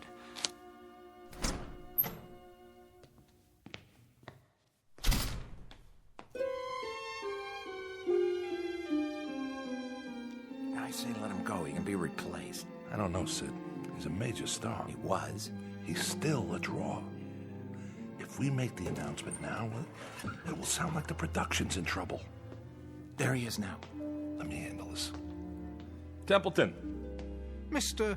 Willis, I presume. One question. Are you in? Or are you out? I am definitely in. And it is definitely Mr. Templeton, especially to one so young as you. Now, wait a minute. Excuse me, Mr. Sperry. If you have something to say to me... I do, Mr. Sperry, and it is simply this. I never allow anyone not directly connected with the production to attend my rehearsals.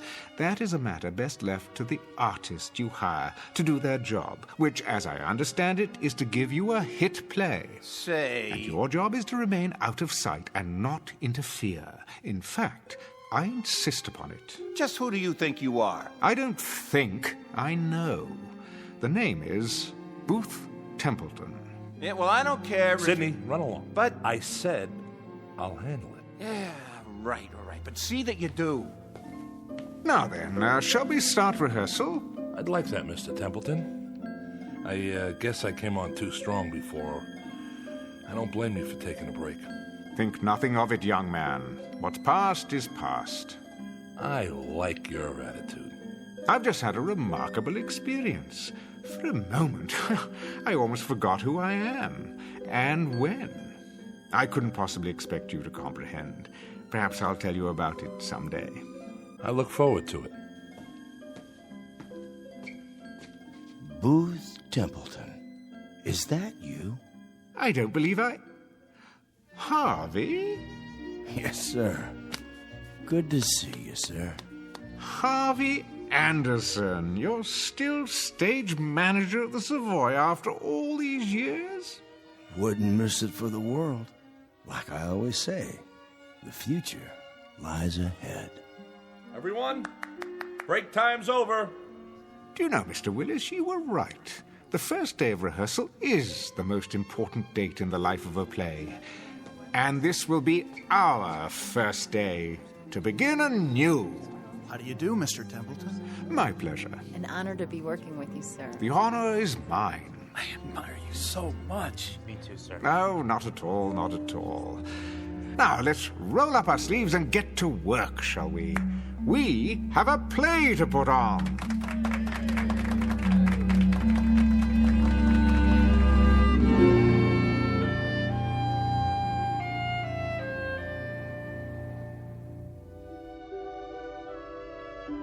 Mr. Booth Templeton, who shares with most human beings a hunger to recapture the distant past, moments that soften and blur with the years. But in this case, the characters from his past blocked his return and sent him back to his own time, because for the living, the future always lies ahead. Mr. Booth Templeton, who discovered in his pocket a round-trip ticket to the Twilight Zone.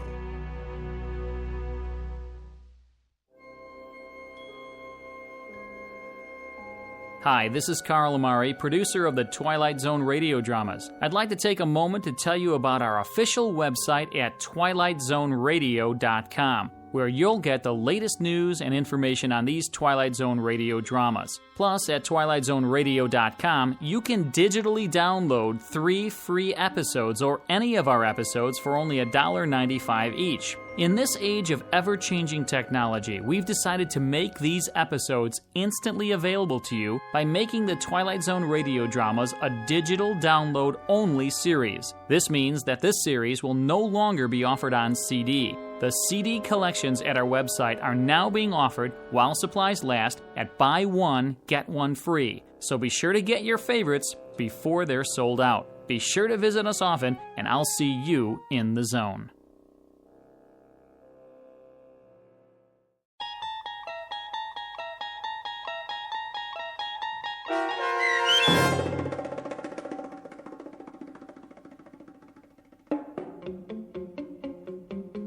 The Trouble with Templeton, starring Michael York, with Stacy Keach as your narrator, was adapted for radio by Dennis Etchison and written for The Twilight Zone by E. Jack Newman.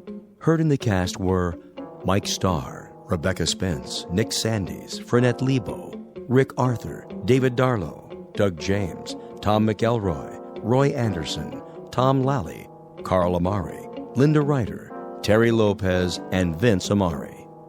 The producers of The Twilight Zone wish to thank CBS Enterprises and the Rod Serling Estate for making this series possible.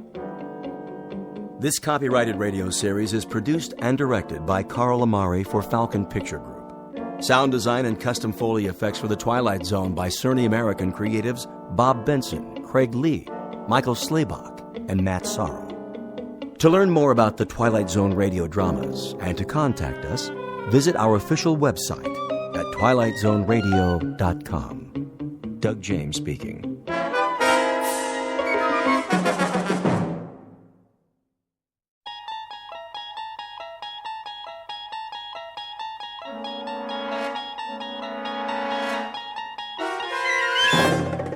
You unlock this door with the key of imagination.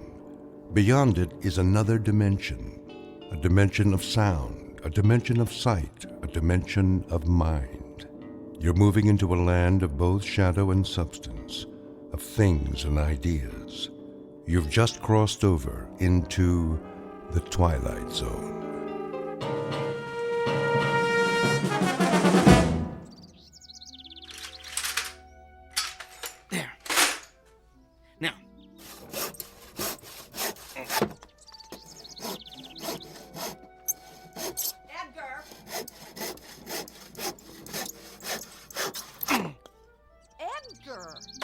Yes, Helen? Come here, please. I'll be right there.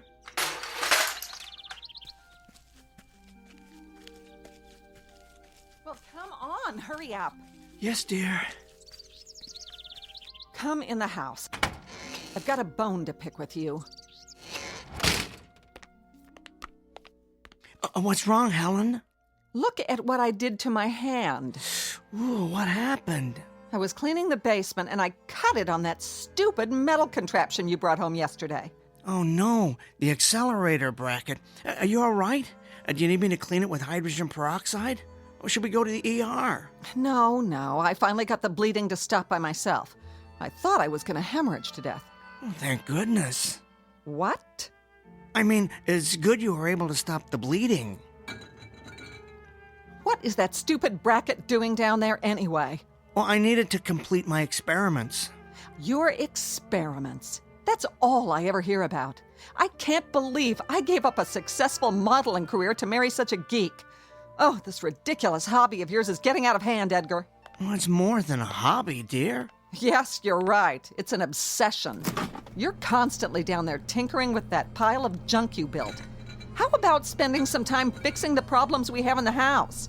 How about repairing that leaky roof, Edgar, or the garbage disposal that keeps breaking down? Well, I'll get to all of that, Helen. I promise. It's just that I'm so close to a breakthrough. If I can just figure out how to break down the molecules into subatomic particles... The only breakdown around here is going to be mine unless you get rid of that oversized erector set. Do they know you're bringing all that equipment home from work? No, but they don't really need to. You see, it's all equipment they've discarded. They don't use it anymore. In other words, you're going garbage picking behind the lab and then dumping it in our basement. Why don't you just do these experiments at work? Oh, because the facility isn't doing any more research with... With what, Edgar? Well, it's not important for you to know, Helen. I don't want to waste your time talking shop. You're one to talk about wasting time. Maybe if you'd put this much thought into your job, you'd be able to get a promotion. Well, the only kind of promotion available to someone at my level would be a project manager. What's wrong with that? Well, I'm not the managerial type, Helen. I'd be dealing with budgets, giving evaluations to personnel, writing reports for upper management. Yes, and that's why managers make the big money. But I'm an engineer.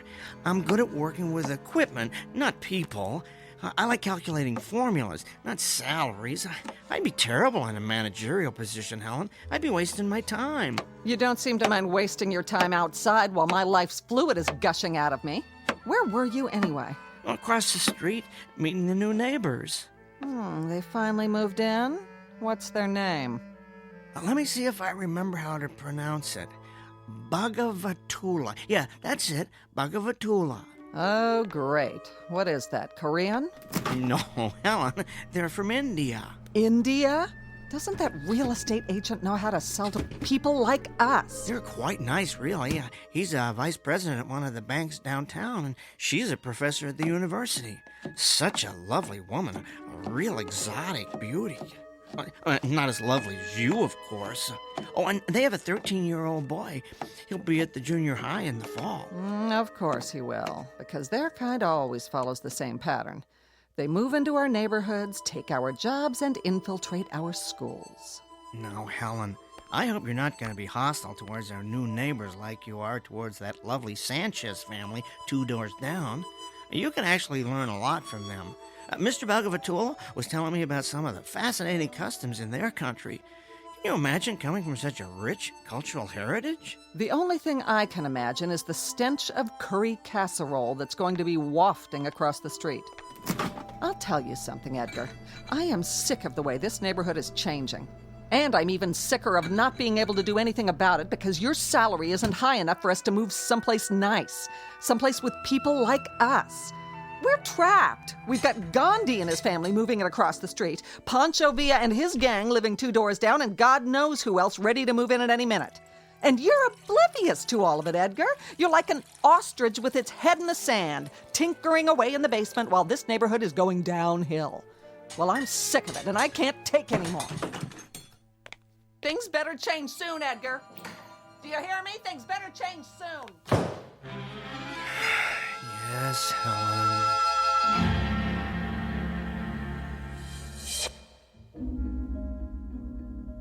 Portrait of a tragically mismatched couple, Edgar and Helen Peabody, a textbook example of opposites attracting.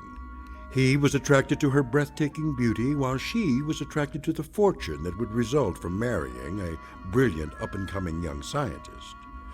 Alas, her beauty turned out to be only skin deep, while neither his fame nor fortune ever materialized. Now they languish in a loveless marriage, sustained by the fear that they've come too far to turn back.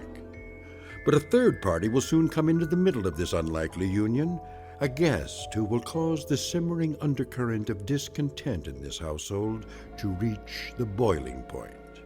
An unexpected visitor from a different neighborhood, one that's somewhere in the vicinity of the Twilight Zone. And now, The Twilight Zone and our story, There Goes the Neighborhood, starring Tim Kazurinsky with Stacy Keach as your narrator. All right, this bracket should keep the accelerator in place. I do believe this configuration is going to work. Now I better tighten these bolts. I'm dying to tell someone about this, but I can't believe I almost spilled the beans to Helen this afternoon. Ooh, I gotta be more careful. First thing she'd do is call her cousin Rick. That'd be a problem. He's a pretty sharp guy. I suppose that's a prerequisite for being an FBI agent. And if he found out about this, I'd have G-men swarming all over the front lawn. No, nobody should know. Not yet. First, I want to perfect the process, and after that, I want to make certain this technology isn't dangerous to humans. Then, and only then, can the whole world know Edgar J. Peabody has built the world's first teleportation device. Just think, daily commuters could avoid highway traffic by teleporting straight to their offices. And accident victims could be teleported from the accident site directly to the ER. The possibilities are endless. There. Now, I need to run a couple of tests. I'll just turn on the particle accelerator, let it warm up. There we go.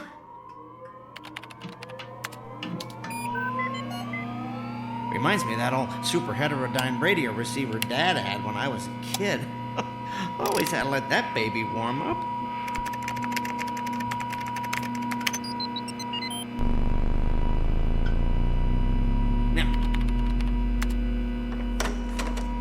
Edgar! Yes, Helen? Come up here. The garbage disposal broke down again. I'm in the middle of something, dearest. I don't care. This is important. Get up here now. All right. Coming.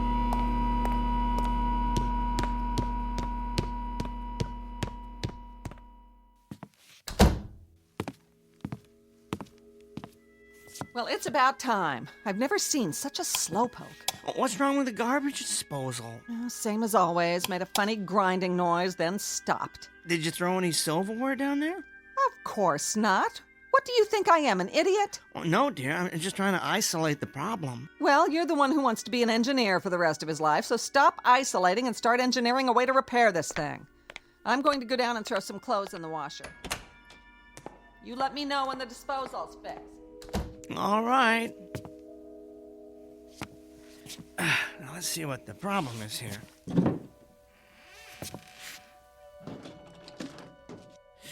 I don't see anything wrong under the sink. No leaking anyway. I better get a flashlight and look down the drain.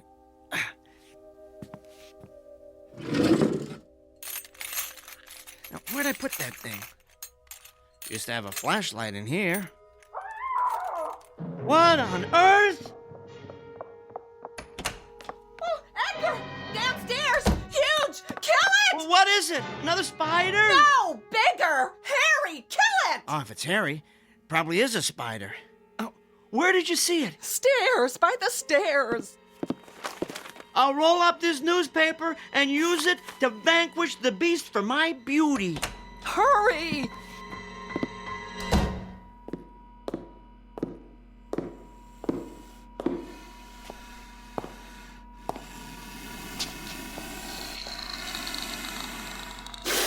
Good Lord!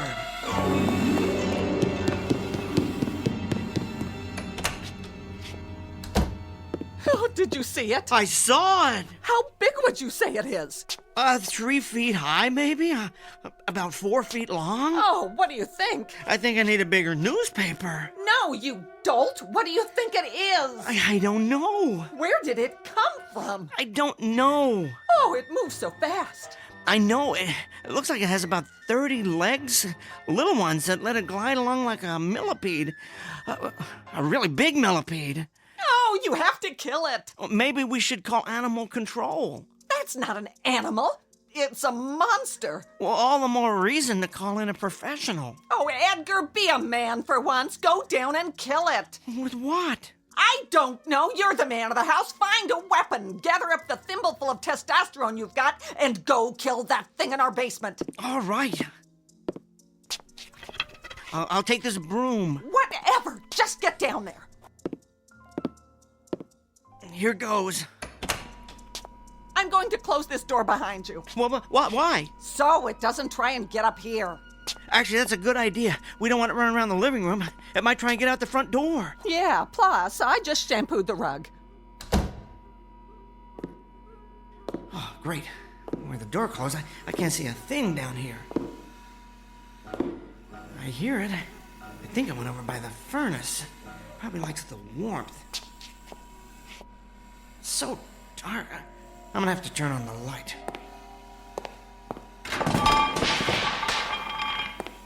As soon as I find it. There. Now, where... Please, do not hurt me. What? Who's talking? I don't see you. I mean you no harm. I hear you, but your voice... It's inside my head. Whoa. You communicate telepathically, don't you? Yes, please. Do not hurt me with your weapon. Weapon? Oh, this is just a broom. A broom? What kind of weapon is that? It's not a weapon. It's for sweeping up. You know, cleaning. Oh, so you're going to clean me? Is this a way of conquering one's opponent here? No. I was going to hit you with it. Ow, please, do not. I apologize if I frighten you or your companion. Companion? Oh, you mean Helen. I guess that's one word to describe her. Where are you anyway? Behind this heating source. I was right. You like the warmth over there in that corner by the furnace, don't you? Yes, it is quite comforting. Traveling through the space-time continuum appears to have affected my body's metabolism. I am very cold. The space-time continuum? Where are you from? It is hard to explain. Suffice it to say, It is a different time and place. Are you saying you're from a different dimension? I would consider that an accurate assessment. How did you get here? I arrived through your receiving portal. My receiving portal? Oh, the teleporter. I left it on when I went upstairs. It must have acted like an open door for anything passing through the space-time continuum. Whoa! It worked! Beyond my wildest dreams, it worked!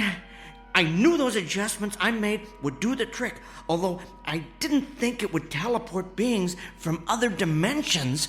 Oh, criminy.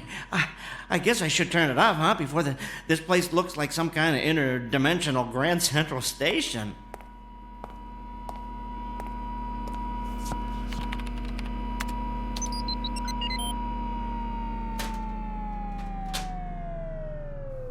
Here.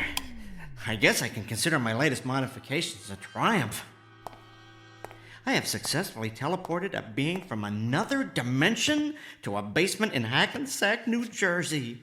You have been experimenting with teleportation? Yes.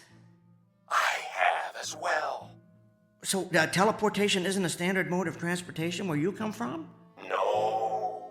I have been conducting trials in secret.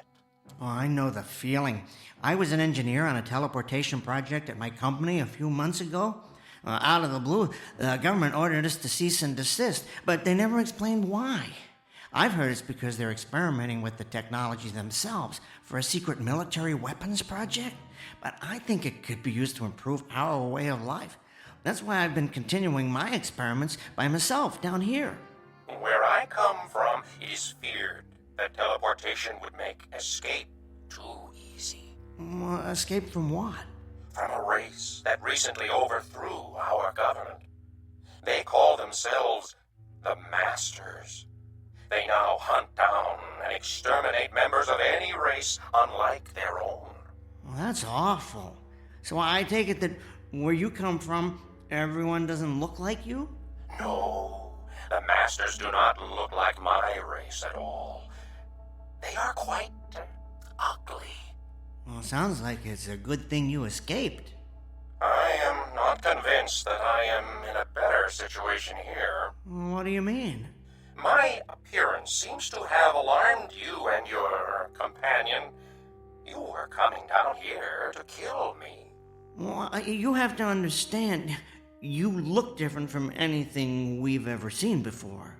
Oh, I am considered ugly here? Well, that's hard to say. I haven't actually had a chance to get a good look at you.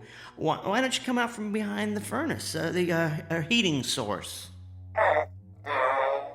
Okay. Oh, my. You definitely don't look like any species we have here, but ugly? Trust me, I've encountered far uglier beings on this planet. Edgar? Hey, whoa, where are you going? You don't have to hide back there again. I fear your companion does not share your indifference about my appearance. Oh, don't let that bother you. Helen doesn't share anybody's opinion about anything. Edgar, did you take care of it? Would you excuse me one moment? I need to talk with my companion. Yes. Edgar, what's happening down there? I don't hear any killing going on. Helen, dear, I decided not to kill it. Why not? Well, I'd like to learn more about it.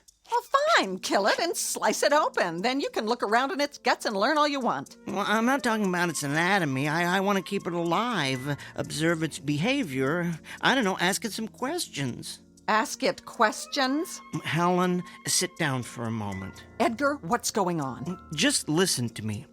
I'm not sure how to tell you this, so I'm just going to come right out and say it.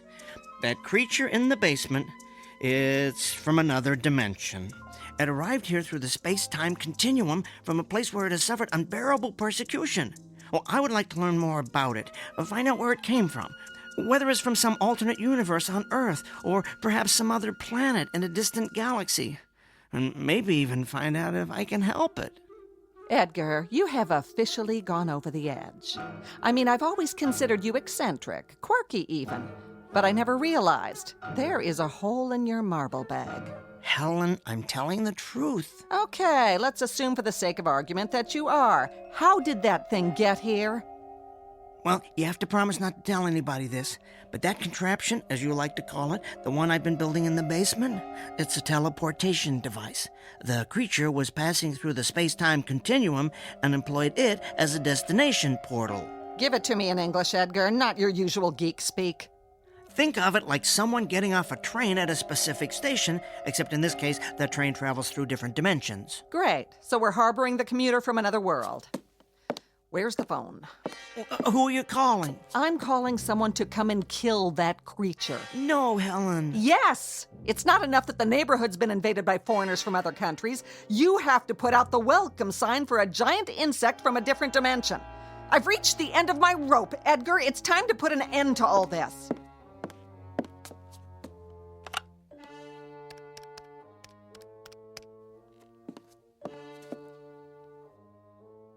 Hello, FBI?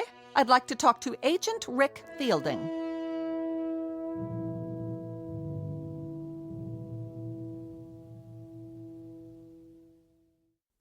Helen, please, put that phone down. No, Edgar. There's an illegal alien in our basement, and you're clearly not man enough to take care of it, so I'm calling someone who is, my cousin Rick. Hello? Yes, I'm waiting to talk to FBI Agent Rick Fielding. Oh, he's not in? Can I leave a message? You see, there's an intruder in our house. Helen, I beg you. What's that? I wouldn't describe it as a person. No, it's not an animal. It's something much worse. Helen, please. Right now it's in our basement. I'm telling you for the last time. I went down there to do some laundry. All right, I was going to tell you my plan. I threw a load in the washer and turned around, and standing there looking up at me I thought of a way we could make a lot of money off that creature. Could you hold on for a second? But I guess you're not interested in being filthy rich. So, go ahead and finish telling the FBI your story. I'll call you back. All right, Mr. Trump, let's hear your big money-making scheme. Okay, here's what I'm thinking. I learn as much as possible about this creature, who it is, where it's from, what message it brings from the cosmos for the people of Earth. That kind of thing. Then, since it only communicates telepathically, I become its spokesman. Telepathically? What does that mean? Well, never mind that part. I'll explain later. Anyway, we then travel around together, doing presentations at respected technical institutes, lecturing at universities, meeting with world ambassadors, and then we really go for the big time. We appear on Oprah. You're telling me that we're going to get rich because you're going to play Colonel Parker to some illegal alien from another dimension? Think of the possibilities, Helen. Book deals, a movie franchise, and television. Oh, think of the television we could do, Helen. Tell me the whole country wouldn't tune in to see that creature on Dancing with the Stars. Edgar, for once in your pathetic life, you may actually have a good idea. You think we could make a lot of money off that thing? Millions, Helen. Millions. All right, I'll agree to this little plan of yours, but it better work. I have just one demand. While it's in this house, that beast stays in the basement. I don't ever want to see it up here running around in my clean house with its filthy little insect feet. Do you understand me, Edgar? Of course, it stays in the basement. You won't regret this, Helen. Now, I'd better go back down and learn all I can about it.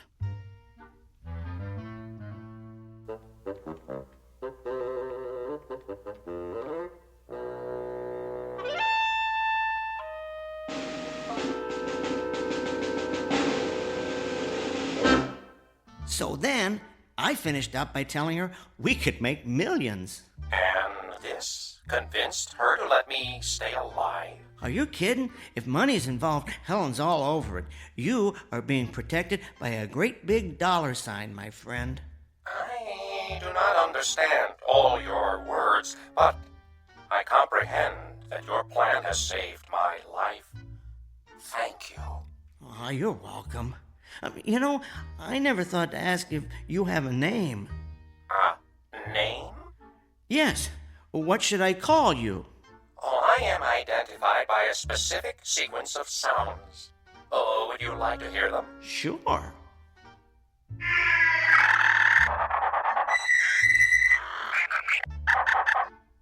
Fascinating, but I don't think my tongue could handle that. How about if I call you Al? Oh, is there a meaning to this Al? Let's just say it's short for alien. Oh, I find this appropriate. And what should I call you? My name is Edgar. Edgar. To what species do you belong, Edgar? I am a human. I have heard you refer to your companion as Helen. Yes, that is her name. And what does Helen mean? It means the most beautiful woman in the world. Oh, is Helen considered the most beautiful woman in your world? Helen is considered quite breathtakingly beautiful. She's what's known as a real head-turner. She once held the record for winning the most beauty contests on the East Coast. Unfortunately, Helen has what we would call an ugly personality. Then, from my point of view, she is not beautiful at all. I'm afraid there are many of my species who would agree with you. I attempted to communicate telepathically with her when I first arrived, but I could not. Aw, she was in too much shock. No, her mind is closed. I cannot get through to it. Are you able to understand her? Oh, yes, every word. Oh, my condolences. Forgive me for saying so, Edgar, but I sense that you fear her. Well, I never told anyone this before, but I have some trouble standing up to her. She has a very strong personality. So do you, Edgar. It took a great deal of strength for you to come down here and confront a species you had never encountered before. I suppose it did. I would encourage you to confront her in the same way. You mean try and hit her with a broom? Oh, if necessary.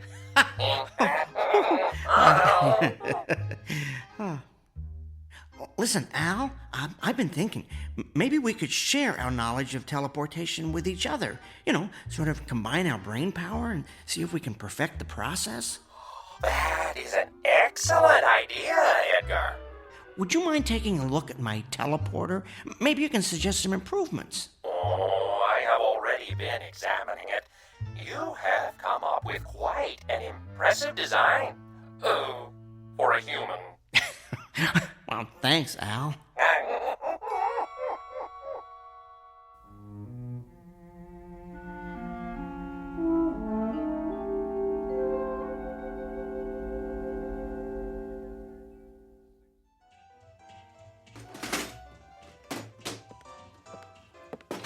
Edgar, is that dishwasher ever going to be fixed? Should be good as new by dinner. I picked up a new gasket today. Well, it's about time. There. I need to go down to the basement, get a different wrench, though. I'll come with you. I need to throw a load of wash in, and I don't want to go down there alone. We remember what happened the last time I went down to do the laundry now, don't we? Don't worry. He won't bother you. He likes to stay warm behind the furnace. Good.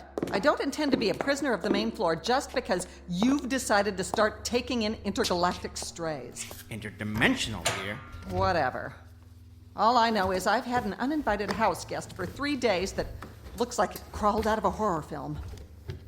Everybody in their place and a place for everybody. That's how it used to be before all the foreigners started moving into our neighborhoods. Yes, dear. I'll tell you what we need. We need a government that stops turning a blind eye to this cultural invasion. We need to send all these outsiders back to where they came from. So you've said before, dear.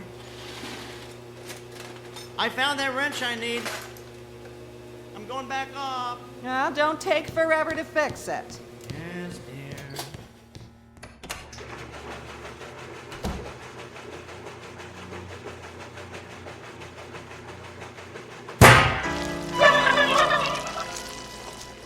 Aw, what's wrong, Quasimodo? Did that scare you? Well, don't worry. I just accidentally let the washing machine door slam shut. You've got nothing to worry about. Yet. But I'll tell you this. If I don't start seeing some money coming in from this brilliant scheme cooked up by Edgar Rockefeller up there, I will call my cousin. And the FBI will come here to see what Edgar's doing with that telethingy, and you will be hauled away and dissected like a frog in a 7th grade biology class. You don't fit in here. You're contributing to the decline of what was once a perfect neighborhood. So you just stay down here in the dark where you belong.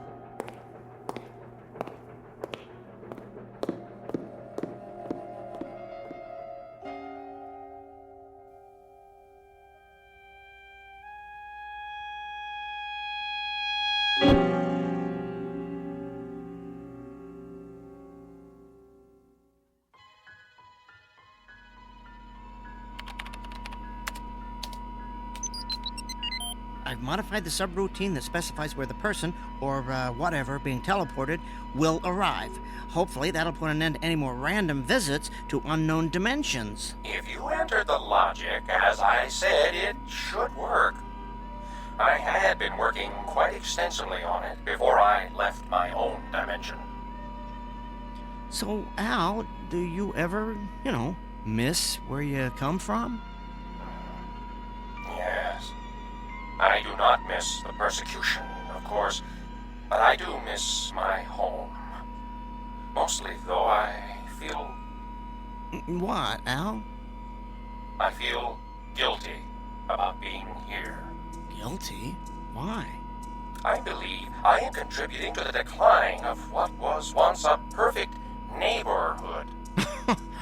Where'd you get that idea? Well, Helen mentioned it. Oh, look, don't worry about Helen. I'll make certain she doesn't bother you anymore. As far as I'm concerned, you are an honored guest here.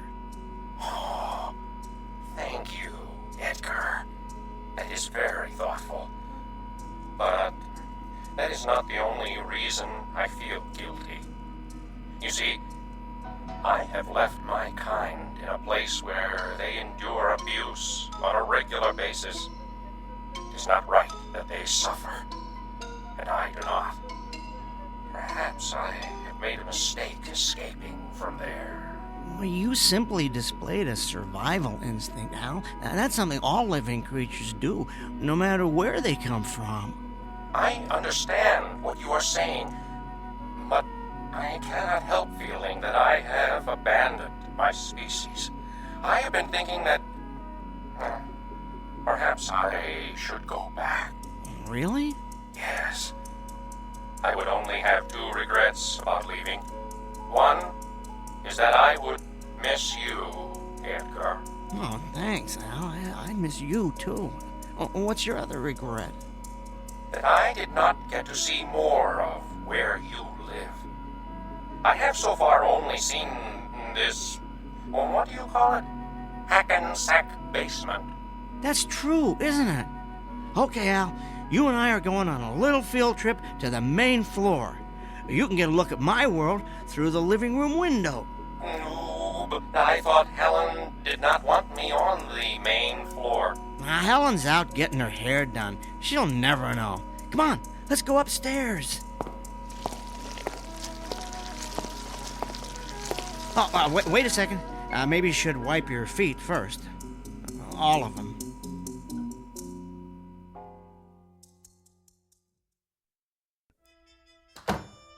Well, here's the main floor. Come on into the living room. It ain't the Ritz, but it'll give you a decent view of the front yard. I am not familiar with this Ritz you speak of, but your upstairs is very pleasant. Okay, I'm gonna open the curtains. You ready? Yes. Here goes. I give you Hackensack, New Jersey, in all its glory. Oh, my! It is so bright. And there are so many colors. What is that substance that covers everything? Is it plant life? Yes, we call that brass. And what is that tall, thick plant in the middle of the grass? That's called a tree. Edgar, what is that creature? What creature? Oh, the neighbor's cocker spaniel. That's called a dog. It does not look like you. Oh, thank you, Al. I mean, it is obviously a non-human species. Is that what I have heard you refer to as an animal? Yes. Your world, Edgar. It is beautiful. Oh, this is nothing. You're catching us at the end of winter. You should see it in the spring when all the flowers are blooming. You know, if you stayed here till then, I could show you colors that would dazzle your eyeballs or whatever it is you see with. Oh, what about Helen? Well, Helen isn't always home. I might even be able to smuggle you out of the house in some kind of disguise so you could see beyond Hackensack. Why, I could even show you Newark. Oh, sounds very exotic. Oh, besides, at some point, Helen's going to expect us to go on our big press tour. What if she finds out you lied to her about that? Well, I wouldn't say I lied to Helen, just that we had a change of plans. The press tour is sort of postponed permanently, and Helen need be none the wiser. None the wiser, Helen! What are you doing home? Lorraine had a cancellation, so she did my hair early, but never mind that. What's that monster doing up here? I told you I wanted it to stay in the basement. I wanted to familiarize him with the surroundings. He needs to be accustomed to them when we begin our lecture tour. Save it. I heard your little speech about postponing the lecture tour permanently. You have no intention of making any money off that overgrown bug, and you never did. That's it, Edgar. I'm calling Cousin Rick right now. No, you're not. Give me that phone. Oh! Nobody is going to find out about Al. You hear me? Nobody. Al? Isn't that adorable? You've named your little pet. Edgar, I have caused you enough trouble. Tell Helen I have decided to go back. No, it's okay. What's okay? I have decided I need to go home. You don't have to do that. Do what? But I want to. It is where I belong. Are you sure? Who are you talking to? Al. I mean, the creature. He communicates telepathically, but only with me. I can hear him, but you can't. Oh, how precious. Since you seem to have such intimate contact with alien creatures, why don't you blow in a call to the mothership and tell them to pick up E.T. here? Edgar, I do not wish to cause any more strife between you and your companion. Trust me, it was there long before you arrived. But I have given this a great deal of thought. While I do not wish to endure further persecution, I believe it would be more honorable to suffer with my species than to run away. Are you sure about this, Al? Positive. Well, if you're convinced it's what you want. I am. I will go down and prepare to be teleported.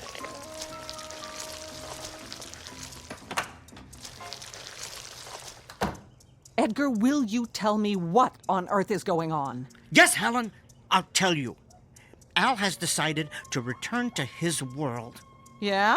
What's the catch? No catch. He's decided that helping his species is far more important than his own survival. You know what that means? What? It means that in spite of the fact that he comes from a place you've never heard of, grew up in a culture you are completely unfamiliar with, and communicates in a way you could never hope to comprehend, he is a far nobler creature than you will ever be.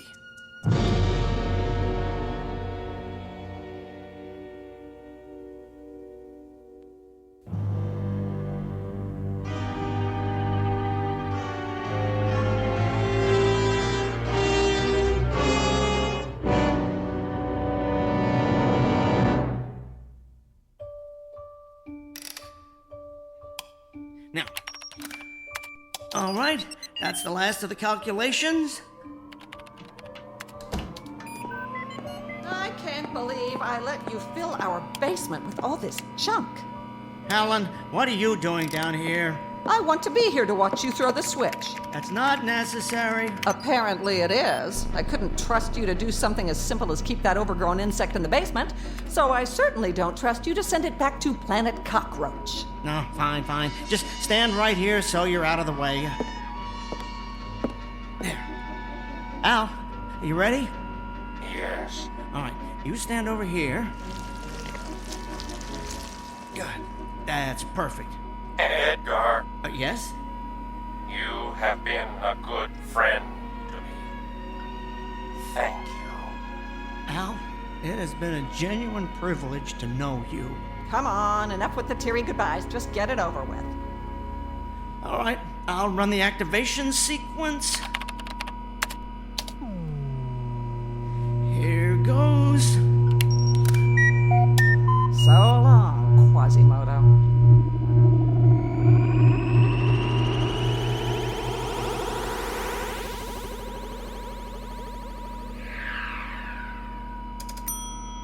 It worked.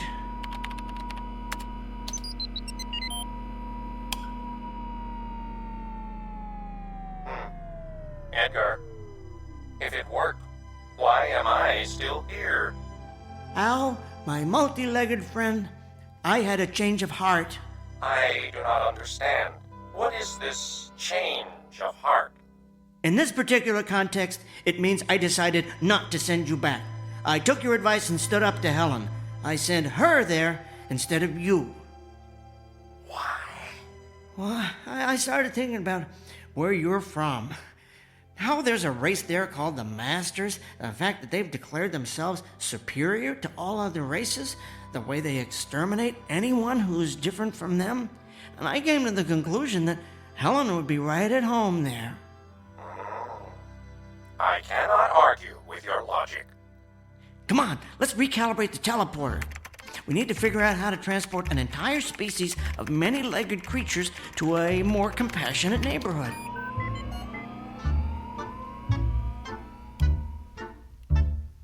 A quote here from St. Augustine. Beauty is indeed a good gift of God, but that the good may not think it a great good, God dispenses it even to the wicked. Case in point, one Helen Peabody, whose husband Edgar has come to the conclusion that a pretty face is not the sole manifestation of beauty. Thus, a man of great intellect finds that one never stops learning about human nature, while a woman who has been celebrated for her loveliness finds herself deported to a place where beauty is relative, an ugly, intolerant little corner of the Twilight Zone.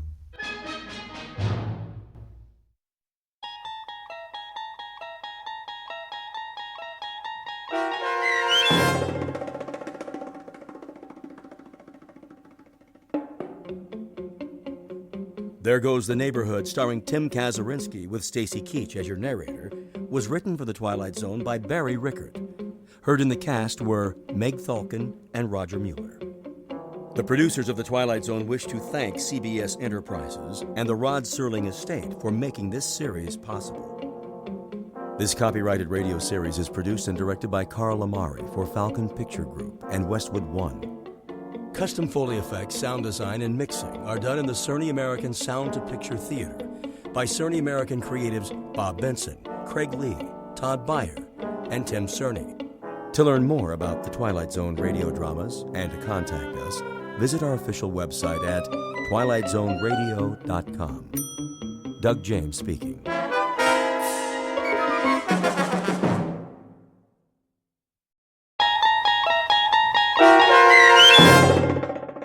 To Serve Man, starring Blair Underwood with Stacy Keach as your narrator, was adapted for radio by Dennis Etchison and written for The Twilight Zone by Rod Serling, based on a short story by Damon Knight. Heard in the cast were Doug James, Alyssa Fraden, C.J. Amari, Amber Lake, Christian Stolte, Jeff Lupetin, Kip Karstedt, Terry Berner, Tony Sancho, Alex Sopener, Steve Keys, Joby Cerny, Kurt Nabig, Amanda Amari, and Rick Arthur. To learn more about the Twilight Zone radio dramas and to obtain audio cassettes and CDs of these programs, visit our website at twilightzoneradio.com. The producers of The Twilight Zone wish to thank CBS Enterprises, Carol Serling, Dennis Etchison, Dick Brescia Associates, Claire Simon Casting, Terry Jennings, XM Satellite Radio, Sirius Satellite Radio, our sponsors, and our radio affiliates for helping make this series possible. This copyrighted radio series is produced and directed by Carl Amari and Jason Mallow for Falcon Picture Group. Doug James speaking.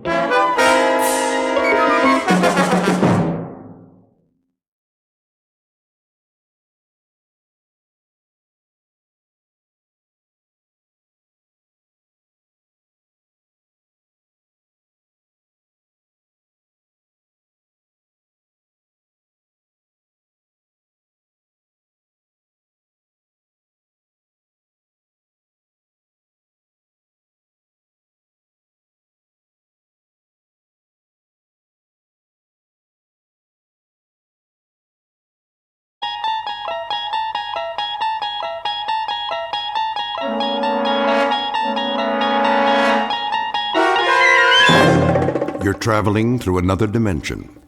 A dimension not only of sight and sound, but of mind. A journey into a wondrous land whose boundaries are those of imagination. Your next stop, the Twilight Zone.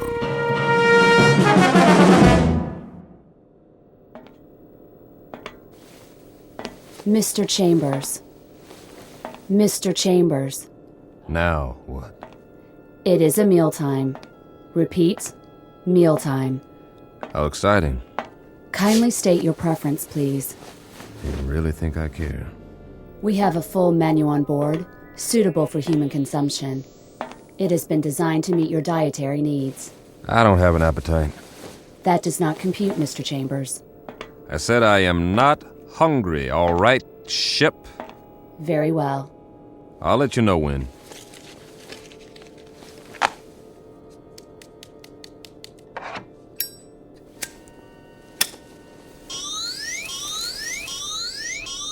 Safety alert. Oh, but it's just a cigarette. Please extinguish all smoking materials at once. Please extinguish. Okay. Deposit in appropriate receptacles. This is a mandatory safety measure. I heard you. Thank you for your cooperation. This is going to be a long trip. It is for your own good. Cigarettes are harmful. They are extremely hazardous to your health. And traveling through outer space, that's not... Comparisons are relative. Is that right? Please define your frame of reference. Well, here's a reference for you. The moon. Which moon? Anyone will do. As in, why don't you go take a flying jump at it? Kindly repeat. Forget it. You do not care for food at this time. Leave me alone. You do not care. Yes, I do not care for food at this time. Very well. Very well. Oh! Ow! Oh, my hand. Please refrain from striking the walls of your sleep module. How do you expect me to sleep if you won't stop talking? We only seek assurance that your needs are being met. Your well-being is our primary concern. Yeah, right.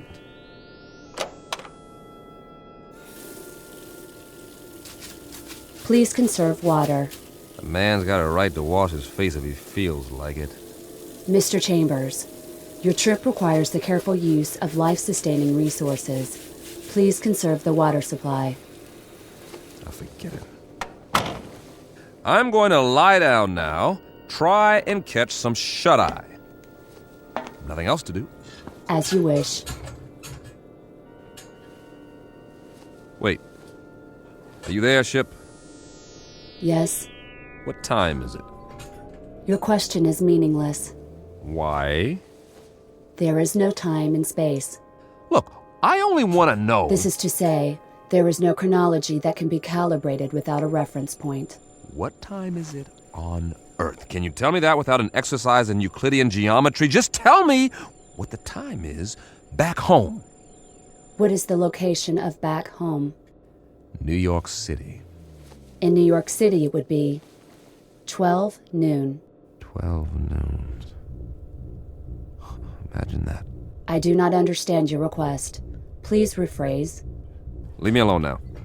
You wish solitude. Yes, I wish solitude. Very well.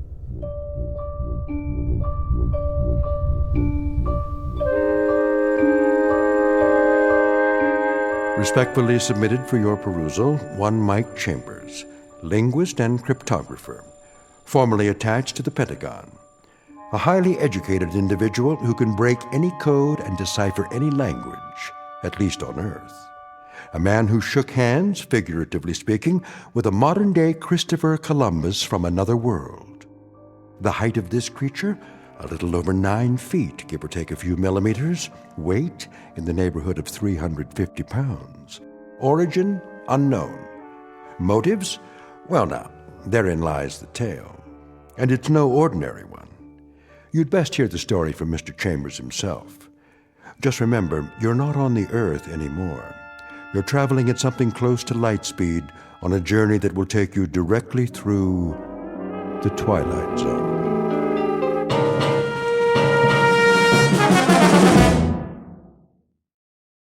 And now, The Twilight Zone and our story, To Serve Man, starring Blair Underwood, with Stacy Keach as your narrator.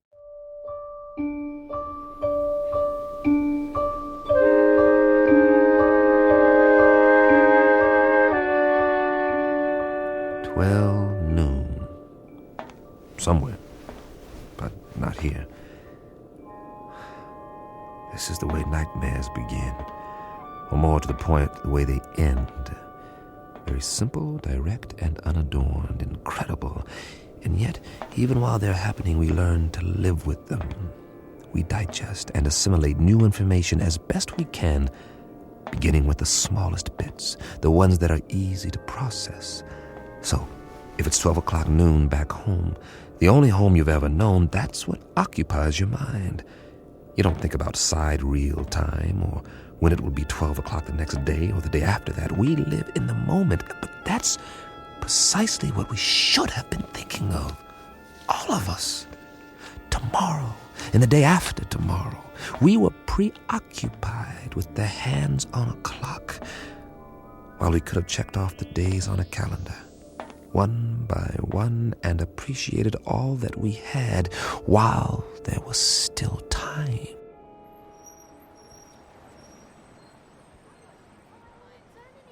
It started on an April day. It was noon then, too. And people walked and drove and bought and sold and fretted and laughed as they have always done. The world went on much as it had, with a tentative tiptoeing along the precipice of crisis. There was the economy to worry about, and wars, and the Middle East, and all the other myriad problems, major and minor, that had been with us for years, but they had somehow begun to lose their edge. I suppose because we had grown so accustomed to them. And that's when it happened. Mommy, what's that? Why, I don't know. Something flying over in the sky. It must be an airplane. But it's so bright. I know what it is. It's a flying saucer. Oh, it can't be. Look, it is. That's when we first heard they had come.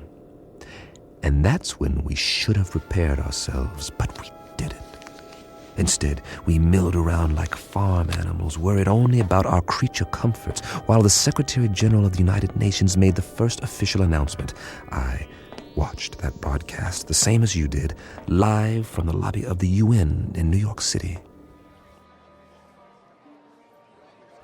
It came from the lobby, not the General Assembly. That rather large auditorium was empty, not due to a long lunch hour or an ambassadorial walkout or even the end of the world.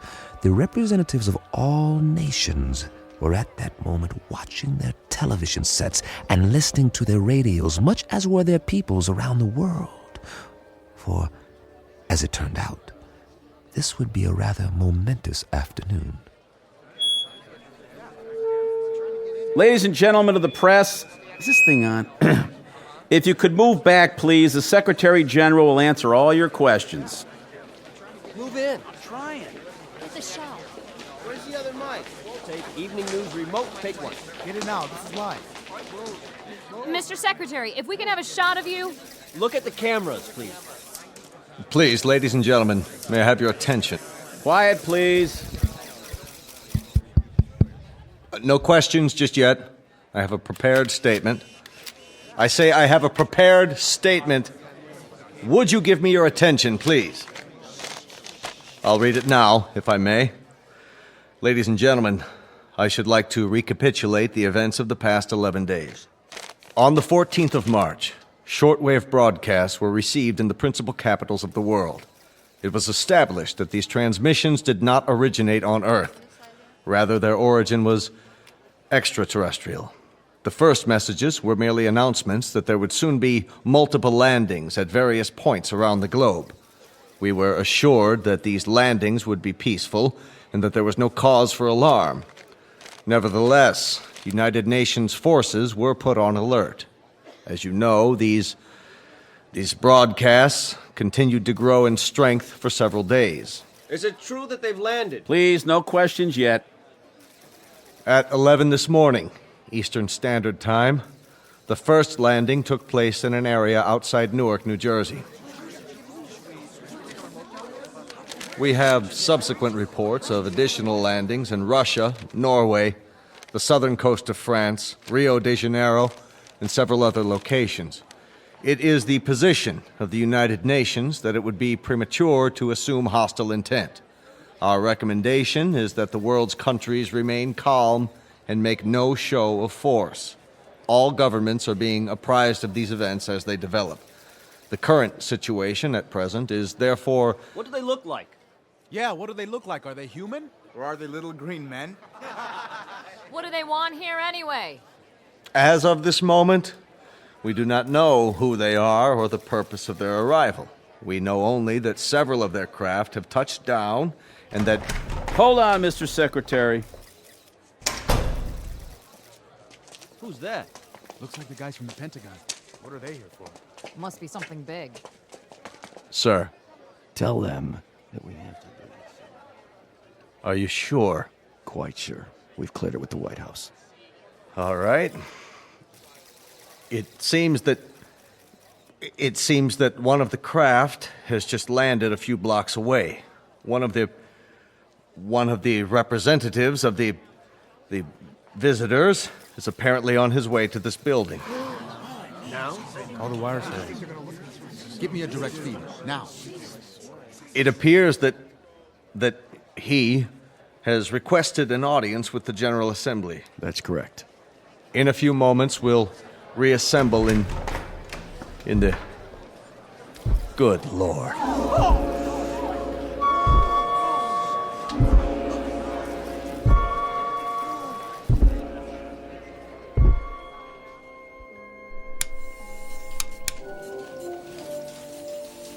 Mr. Chambers. Yeah? I think you'd better see this. What is it, a UN proclamation? They're not in session. They've called a special assembly. This looks important. We don't even know where the ships are from. Once we triangulate the signal... Will you look at that? What? They're here. Jeez Louise, the size of him. That was the first time I saw him, or it, or whatever it was. I still don't know. Judging by the Secretary General, it was at least 9 or 10 feet tall, and I stood there watching the TV screen like everyone else, and just like you, I didn't know quite what to think. Funny, I'd always imagined that first contact would be some kind of transcendent experience with special effects and a heavenly choir, the shock of finally seeing the other. Something not human, that's not from around here, definitely not. But to be honest, all I felt was a kind of detached scientific curiosity. Was it intelligent?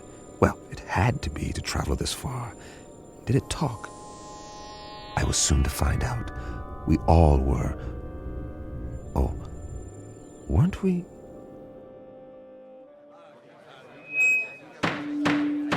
Come to order, please. May I have your attention? Not all of our member nations are here yet, but our visitor has requested an opportunity to address the assembly. So, for the moment, I would ask you all to be patient. Please, order! Order! Remain calm! The floor is yours, Mr. Or rather... Ladies and gentlemen of Earth, we greet you in peace and friendship. We come from a planet beyond your solar system and well beyond your galaxy. A planet far more developed than yours. Why are you here? To establish... Hey, what's that book? Get a picture of it. What's the title? I can't see. He's not even moving his lips. He doesn't have lips, does he? To establish embassies here, and in the near future to set up reciprocal visits between Earth people and Canimets. Canimets, what's that? Must be what they're called. Write that down. Canimets. How do you spell it? Speaking on behalf of the governments of the people of Earth, we bid you, Canimets, welcome. How shall I address you? I have no name, as you understand the term, but you must have many questions. Please, feel free to ask me anything at all, of any nature. We have a great many questions, but to proceed in an orderly fashion, how did you discover us? How do you know our language? And as to your own planet, what is its political and social makeup?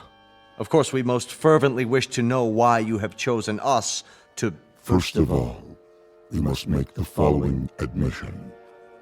We do not know your language. Then how... Our own methods of communications are mental rather than verbal.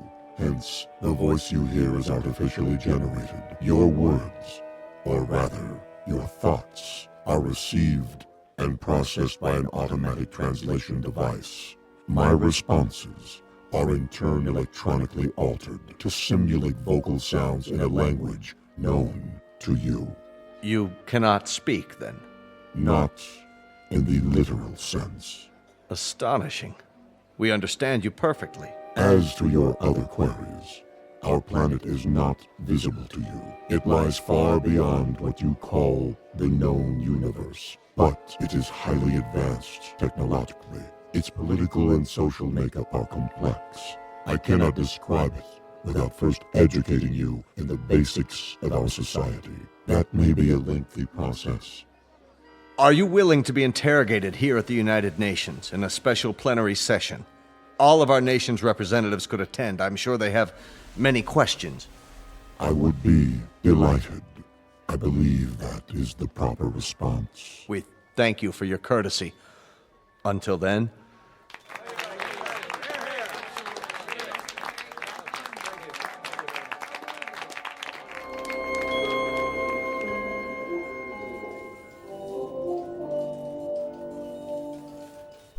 Well, that's it. For now. I can't get over the size of him. Are you sure they're not using trick photography? No way. It's a live feed on all the networks. What do you make of that little book? It only looks little in his hands. It's probably a perfectly normal hardcover. There's nothing normal about it if you brought it all this way. Maybe it's a dictionary. The most commonly used phrases. You wouldn't need a dictionary. He said they have an automatic translation machine. A guidebook, then. Protocols, that sort of thing. There's something printed on the cover. If we could just get a view of it. It's not in any language we know, that's for sure. No, maybe not, but any group of symbols can be deciphered. Even non-human symbols? That would be a tough one, all right. If he brings it with him next time, I can capture the image and try to enhance it. Do that, would you, Randall? This may be the challenge of a lifetime. I have got to know what it says.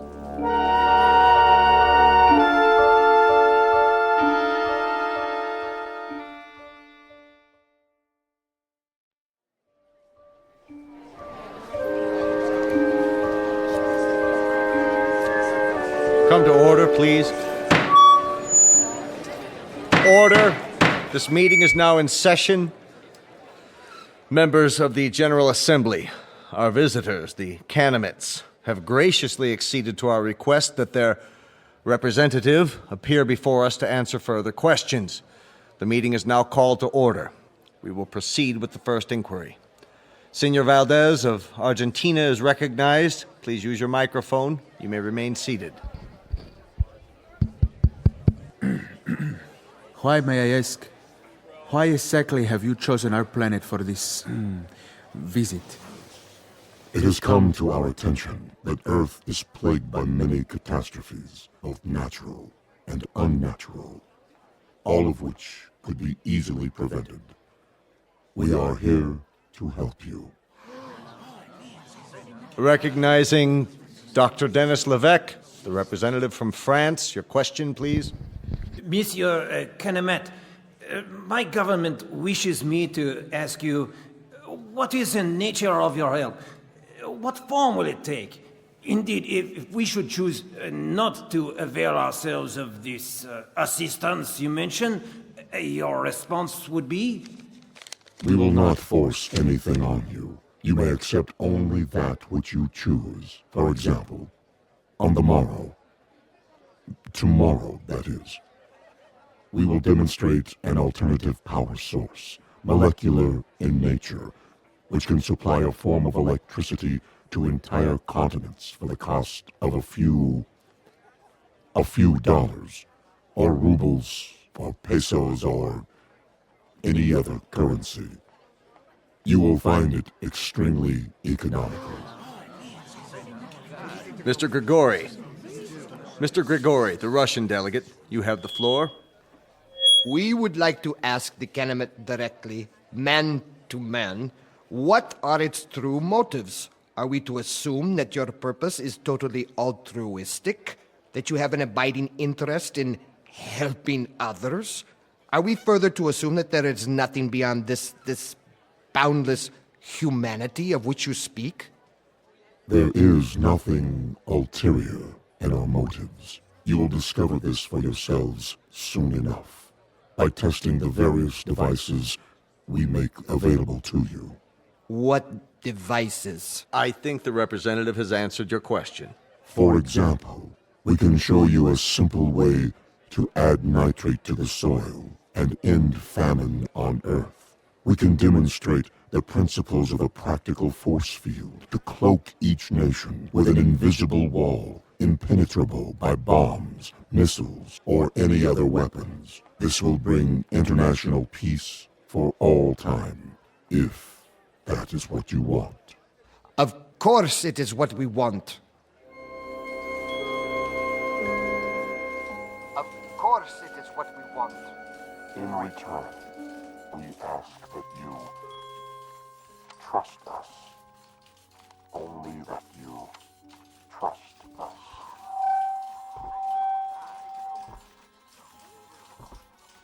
All we're saying is give peace a chance. Well, why not? Nothing else seems to work. Wait a minute. Enlarge the image. Did I just see what I thought I saw? You sure did. The Canamit left his book on the podium. Well, I'll be. He doesn't seem to have noticed. Cross your fingers. I want that book. I have a feeling it'll tell us plenty. Everything we need to know. If we can decipher it. Get on the phone and call the floor now. Tell one of the aides to pick it up with a stack of papers. Anything. Stage a distraction if necessary, but get it. Okay. That book may turn out to be the most important one ever printed. Here or anywhere else in the known universe.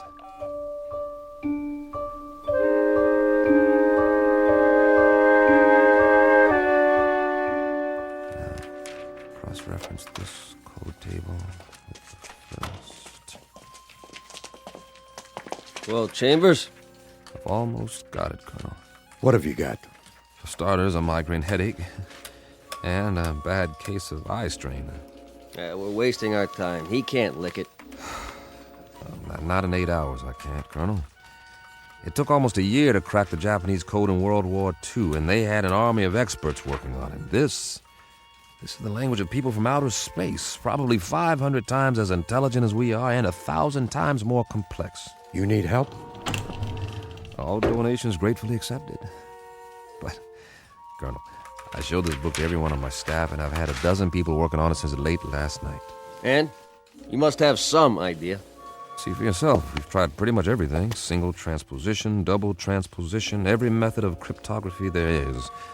Nothing seems to work on these pages. They're more like, they're more like hieroglyphs, but with no known pictographic references. Is that what they are? Hieroglyphs? They have certain things in common with ancient Egyptian writing, but much more complicated. And we have no Rosetta Stone to decode it, so I can't honestly say whether we're any closer now or if we're still a million miles away. So you can't decipher it? We can keep trying, that's all. Standard, reverse, direct, systematically mixed, keyword mixed, random mixed, reciprocal conjugate, every sequence we can come up with. But I can tell you something right now, Colonel, both of you. This is a tough nut. A real tough nut. If it weren't so important. It must be. That Canaanite, or whatever he calls himself, made reference to it every third line in his speech. The White House agrees. If we could understand this book, we might be able to decipher the Canaanites themselves. I'm beginning to wonder if they need deciphering. What? Well, they've done all right by us so far. You mean they're demonstrations? As parlor tricks? They don't seem like parlor tricks. That nitrate device they used in Argentina this morning. Now the soil has more vitamins in it than a health food store. That doesn't prove anything. I know that part of the country. It's as barren and fruitless as any place on Earth, and there are actually weeds growing in it now. 6 hours after the nitrate process. And the answer is in this book. It might be. And we might lick it or we might not, but I've got a strange feeling that... That what? That we're looking a gift horse in the mouth, and I've got another funny feeling, too. And that is? That if these Canaanites are as helpful as I think they are, you two boys will be out of a job, and so will I, in all probability. And very likely so will the whole UN. You won't need armies, or navies, or air forces, or security divisions, or world courts. They'll all be obsolete. Am I to assume, Mr. Chambers, that this is a scientific analysis, or just some Kentucky windage? I don't know what it is, Colonel, beyond an instinctive feeling. The same feeling tells me that when everyone on Earth gets enough to eat, when there aren't any more wars or diseases or famines, this world is going to be a Garden of Eden that stretches from pole to pole. Your optimism is refreshing, Mr. Chambers.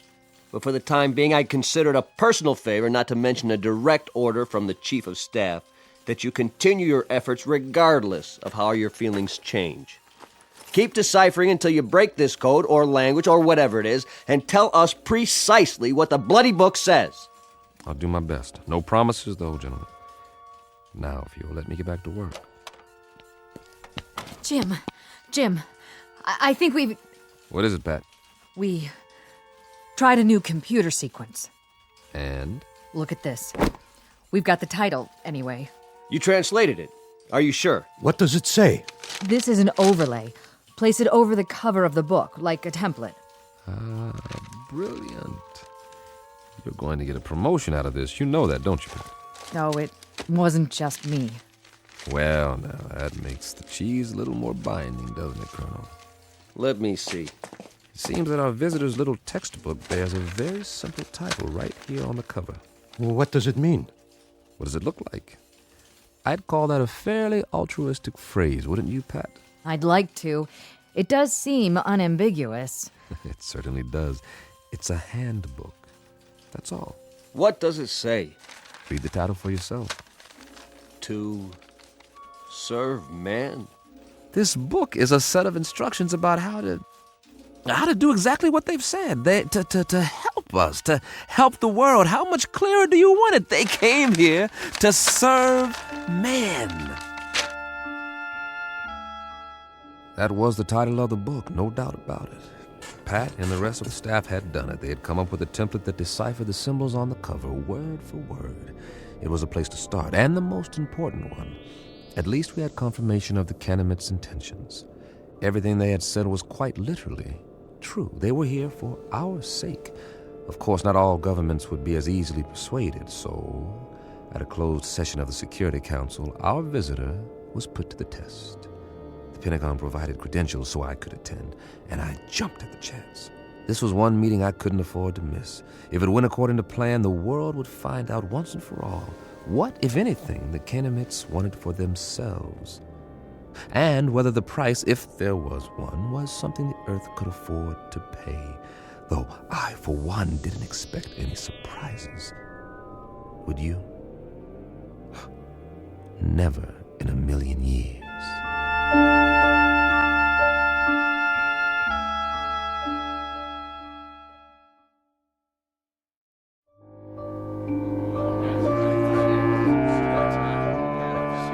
Gentlemen, let's begin. If you'll please be seated. The purpose of this meeting is to acquaint you with certain tests conducted over the past week. At the request of several delegates, and with the full consent of our guests, the Kenemites, these tests were photographed and recorded. You may now view the results. The tests were conducted by members of the National Science Academy and witnessed by a team of experts. If you'll watch the monitor at the front of the room. Lights down, please. Begin the tape.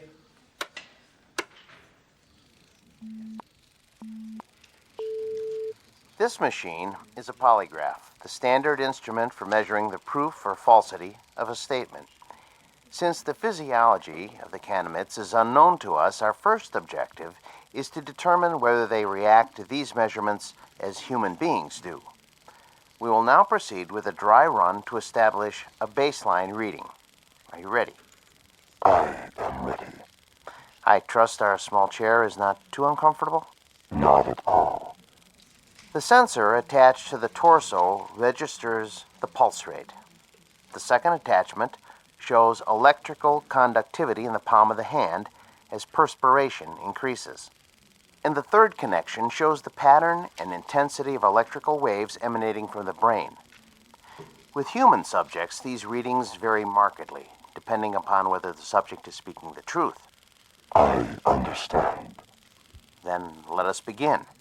And please answer the questions as I instructed you previously. Very well. Regarding the relative size of Kenemites and human beings, tell me if you would, which is taller, a human or a Kenemite? Humans. I shall now repeat the question.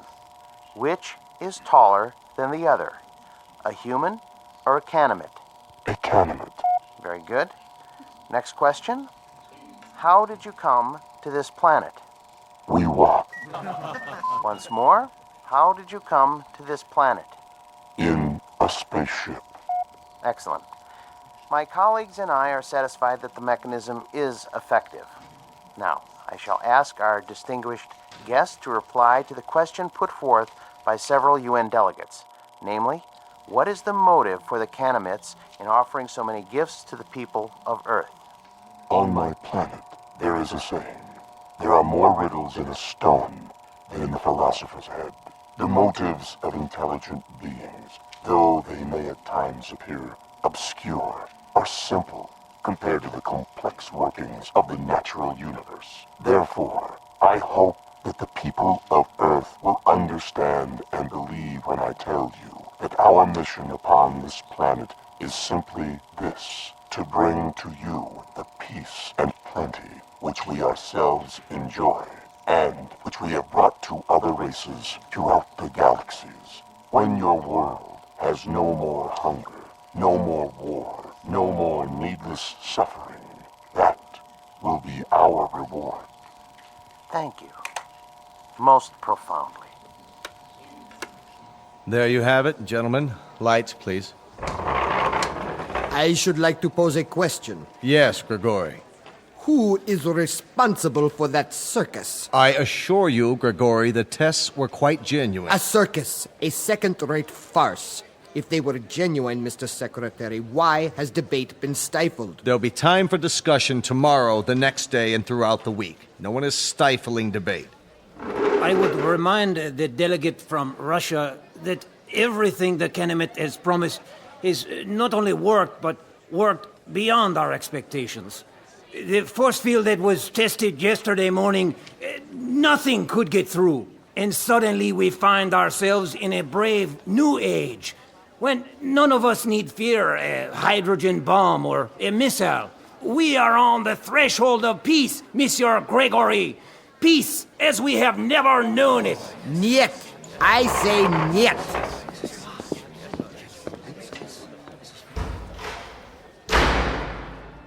After that, there was no stopping the Kenemites. They were everywhere, performing miracles of one sort or another around the world. Famine became a thing of the past as the fertility of arable land increased 100%. The force field proved impervious to any known weapons. Then came a cure for cancer, heart disease, what have you, and all from a simple injection. It's hard to say whether the Kenemites enjoyed their role as saviors. Their eyes were so wide apart and set so deep in those big, bland faces that you couldn't read much of an expression. With only a tiny circular hole for a mouth, one that never moved, it was impossible to know what they were thinking because they never spoke. They weren't stern faces, only controlled, placid, almost like kindly masks. And they all looked exactly alike. They sounded the same, two calm, mechanical voices that came out of the translation devices under their robes. And then, one day, we were all out of a job, just as I had predicted. The computers and fail-safe machines in the Pentagon sat idle, covered in plastic sheeting, because no one was needed to run them anymore. As for code breakers, I might as well have stayed home. But something kept me there, as if I was waiting for the other shoe to drop.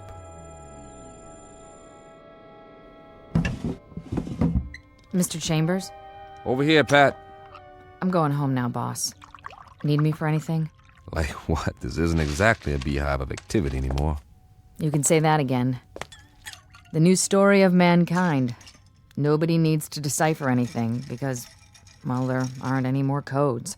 Because there aren't any more secret messages. I know. Drink? Well... One for the road, on the house. All right. Odd. What is? I mean, not reading about wars or insurrections or anything anymore. There's a rumor that they're going to disband the United Nations inside of a month. Here you go. The new millennium. Cheers. Cheers. How many Kenemites are here? Anybody ever figure it out? A few thousand, I guess. They've got embassies in every country now, and for everyone that comes, 1,000 of us take off on one of their ships. The reciprocal visits they promised. Now that's the odd thing, the ease with which human beings adapt. It's fantastic. One day an astronaut orbits the Earth in a little rinky-dink tin can, and they think it's the biggest moment in the history of mankind. A few years later, they're standing in line waiting to get on a ship that'll take them 1,000,000,000 miles into space, and they act like they're going on a picnic in the country. That's human beings for you. Nothing phases them. Are you going? The exchange program? I'm on one of their waiting lists. What about you, Patty? Oh, I'm on the list, too. The trouble is, their quota fills up 24 hours after they announce a new departure. But while I'm waiting, I may as well continue studying their language. Good idea. Words reflect the values of the people who use them. If we can understand the vocabulary... I've got a fair command of it now. It's not that hard, really. And there are hints. Huh. Of what? The shades of meaning, the nuances. Some of the idioms are quite similar to English. That's how we unlock the title of the book. I'll get through the rest of it one of these days. More power to you. I gave up a month ago. But if I can help you in any way... Sure, boss. Did I say something? If you can help me. That was the phrase, wasn't it? And I meant it. The only thing you can help me with is... Is what? Help me get rid of this knot in my stomach. What are you talking about? One of those nightmares when something's wrong, but you don't know what it is yet. A little bit of the old sixth sense. That tells you what? Just that maybe we should have looked this gift horse in the mouth, after all. For all we know, it could turn out to be a Trojan horse. Oh, I don't think we've got anything to worry about. I'm going where no man has gone before. How can I resist? Relax. I'll tell you all about it when I get back.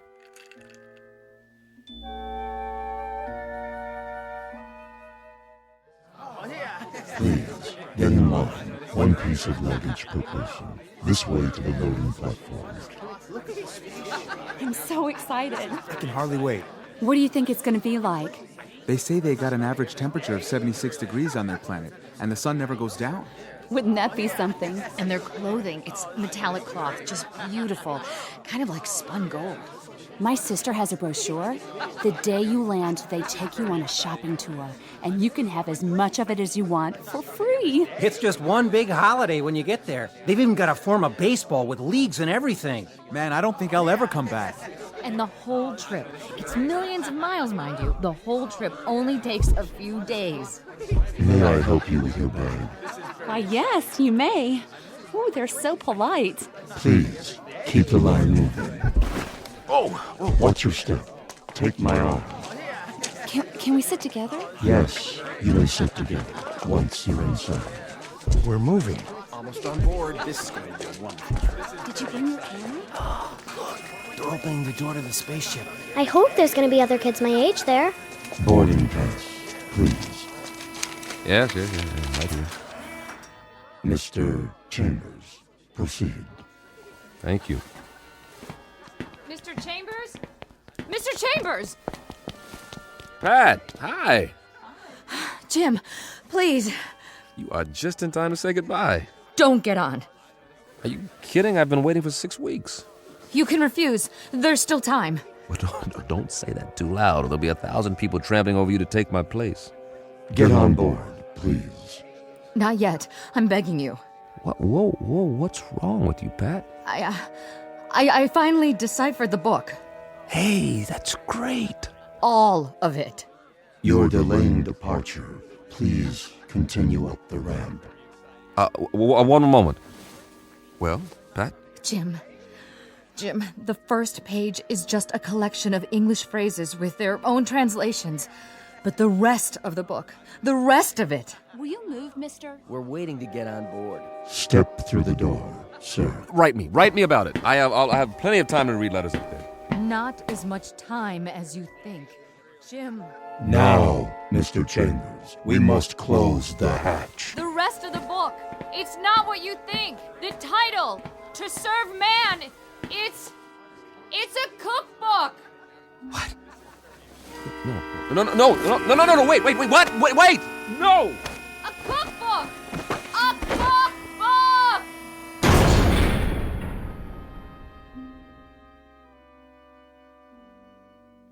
A very specific difference in points of view.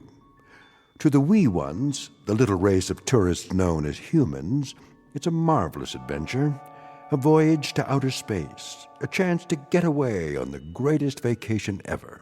But to the extra-large, granite-faced individuals known as Canamites, it's nothing more than a cattle car, a very comfortable supply ship, bringing food from the other end of the universe to a place where appetites must be enormous.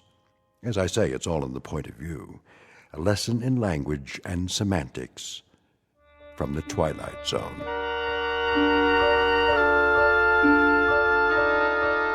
More from the Twilight Zone after this. Hello, I'm Stacy Keach. I hope you're enjoying this edition of the Twilight Zone radio dramas. To learn more about this series, be sure to log on to our official website at twilightzoneradio.com. You'll find special discounts on our Twilight Zone audio collections, listings of our radio stations, links to other websites, and a photo gallery of our recording studio and some of our stars in action. Plus ways to contact us with questions or comments about the show. And for a limited time, when you log on to twilightzoneradio.com, you can send in for a free CD of the show. So be sure to visit us at twilightzoneradio.com.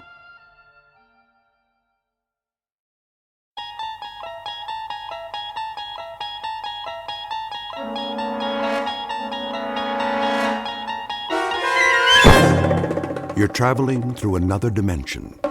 A dimension not only of sight and sound, but of mind. A journey into a wondrous land whose boundaries are those of imagination. Your next stop, the Twilight Zone.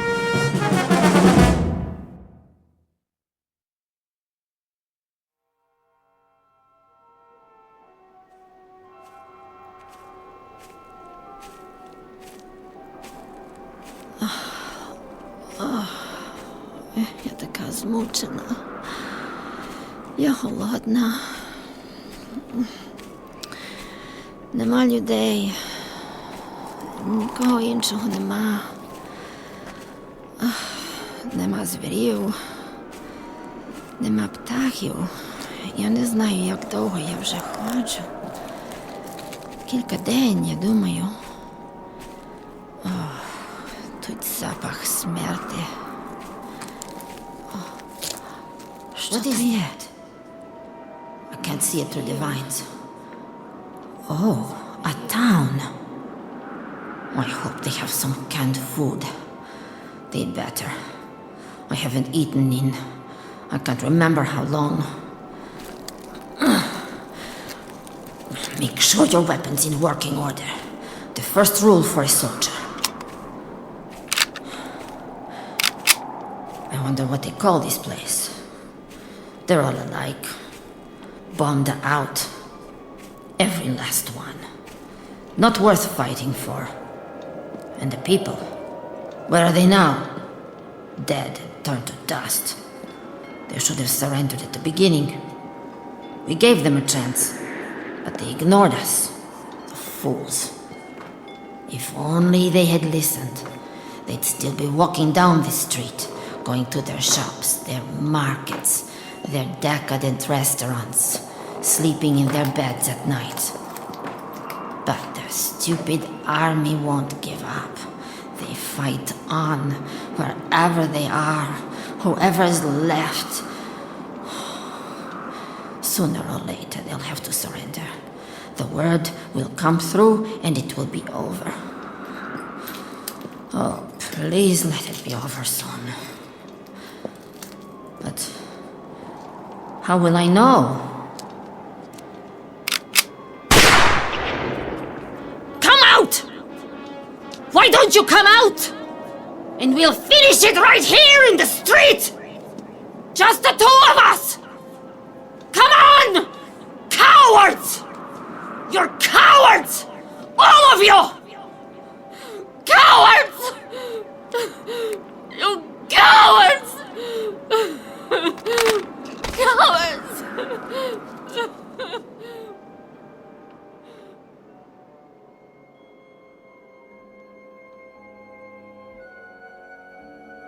This is a jungle, built by natural forces to honor disuse, commemorating a few eons of nature left to its own devices.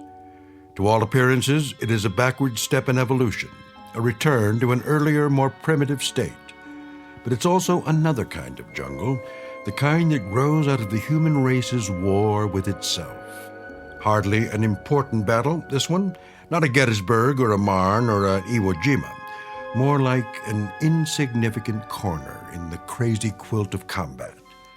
But it was enough to end the existence of this little city. It's been 5 years since a human being walked these streets. This is the first day of the 6th year, according to the old calendar. The time? Make it 100 years from now, or sooner. Or perhaps it has already happened, 1,000,000 or 2 years ago. And into this lifeless setting has just walked a soldier in a tattered uniform.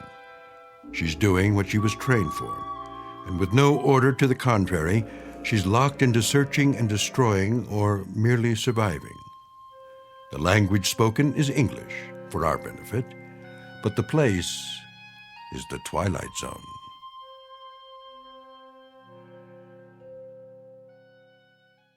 And now, The Twilight Zone and our story, 2, starring Don Johnson, with Stacy Keach as your narrator.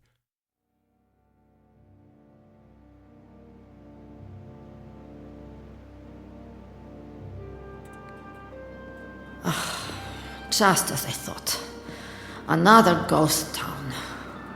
Broken windows. Empty shops. What did they sell? Civilian clothing. How quaint. Something at the corner. Oh, an old army truck. But which army?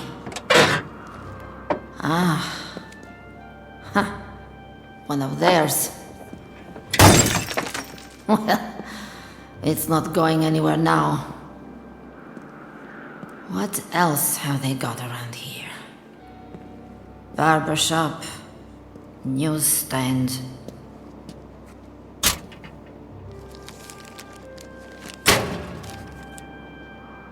Pictures of the war. Troops landing. Big news. Years ago. Restaurant. Not much business today. There has to be a service entrance. But where? Ah, in the alley.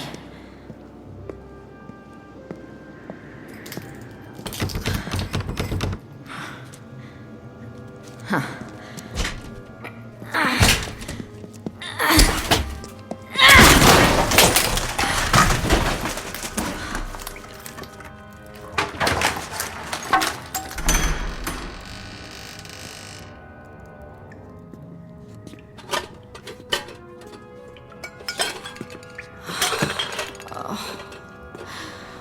Somebody got here before me. All the cans are empty. Yes! They missed one.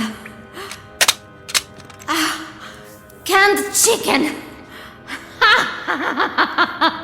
I don't believe it. Canned chicken.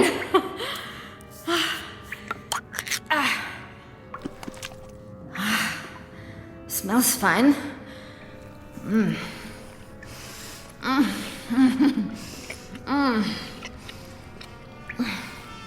Find something? Where did he come from? My weapon! Кто ты? Не рухайся! Go ahead. Shoot.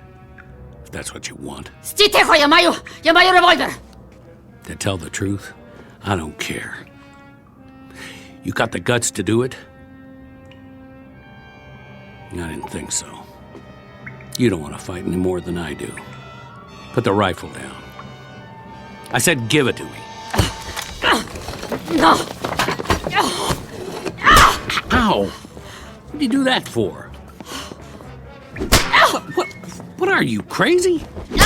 Let go of that frying pan. You could hurt someone. Ты ми ворог! Стій тихо! He's the enemy. A pawn of the state. That's better. Now, will you please relax? I'm not going to harm you. Got it? If he touches me again... Не торкай мене! Не чіпай мене! Well, now, I don't speak your lingo. But you're either telling me you're glad to see me or go to hell. Which is it? Відійди від мене. Відійди від мене. Лиши мене. Knock it off. I'm just a soldier like you. Nice uniform, by the way. A little ratty, though. Ought to do something about that. Plus, it's the wrong color. Let him have the can. As long as he leaves me alone. He's a filthy, horrible animal. Can't believe there's food. You must have missed it. 1 dozen chicken drumsticks, fully cooked. Safety sealed for your dining pleasure.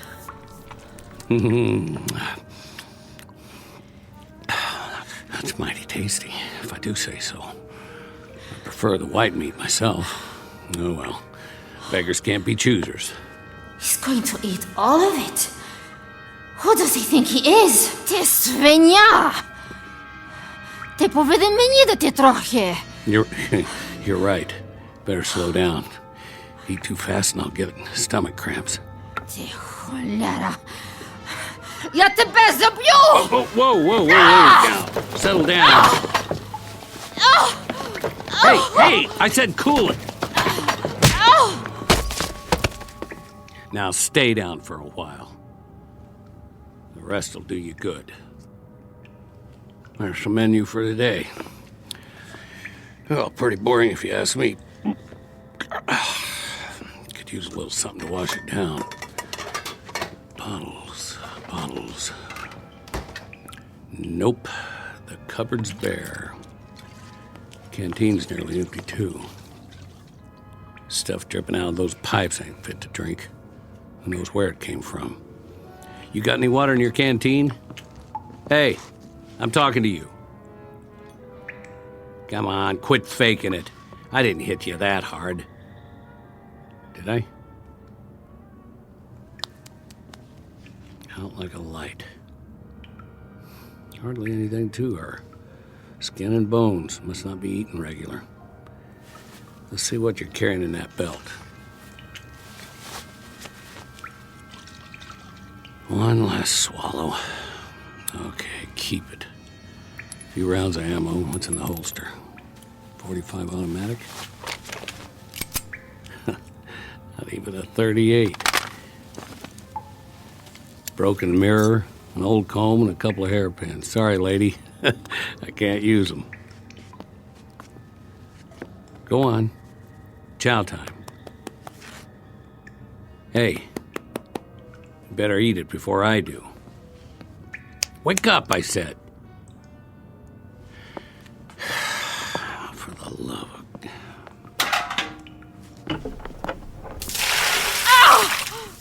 Easy. Easy. Now, no more fighting, got it? Eat, invader. What do you want, a printed invitation? Dinner is served. Jaw's not broken, is it? I didn't think so. That's it. Go ahead. Not bad, huh? There you go. Food, good. You follow? Me, Tarzan. You, Jane.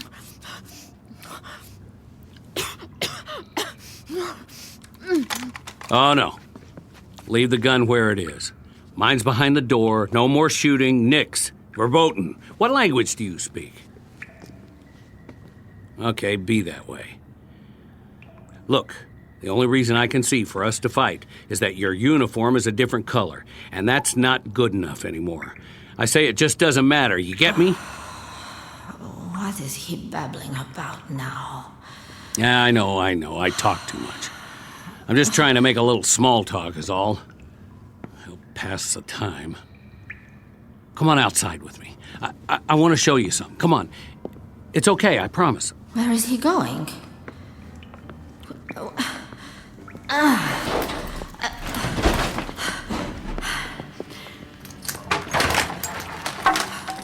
Over here. The street. Now take a good long look. What do you see? Bombed out buildings. Weeds. Torn up asphalt, broken glass, caved in roofs and bullet holes. We're lucky we don't have any in us. And you know who shot up the place? Trigger-happy infantry, like you and me. All that firepower, and for what? Nothing here but a bunch of skeletons. Bodies they didn't even bury. The future of city living. Comprende? Capiche? Had to bring your weapon, didn't you? Well, who you gonna shoot? I know. The old ways die hard. I got mine too. See? Same as yours. With a different language and a serial number on the side. Won't you get it? They were all made in the same factory. Somebody wanted us to fight so they could sell these and bombs and planes and missiles and I don't know what for cold, hard cash for the economy when there was one. And now it's over. No more countries or borders or noble causes or dogs or birds in the trees. All gone, blown away. Use your head. What's the sense in fighting? Who's the enemy? Can you tell me that? Hear ye, hear ye. Know ye by these presents that I do hereby declare peace upon the entire world. As of this day, this war is officially over. The silent majority. They never did have much to say. But you heard it, didn't you? So that means the motion passes. A majority of 2. Where are you going? Don't you like my company? I'll admit I'm a little mouthy sometimes, but I can button it. You'll see. Give a guy a chance. You know, I'll bet you're really very pretty under all that dirt. Parlez-vous pretty? Let me see. Tres Belle? Bonita? Oh, I know what you're thinking. Don't worry, I'm not that kind of guy. If I go on blabbing, we'll end up in another fight. If I could just make a better impression. I'm going in that storefront over there. See that red and white pole? They call it a barbershop. Well, they used to. It's about time I got cleaned up. Make a new man out of me. Then we can start all over again. Just don't you run off with somebody else while I'm gone.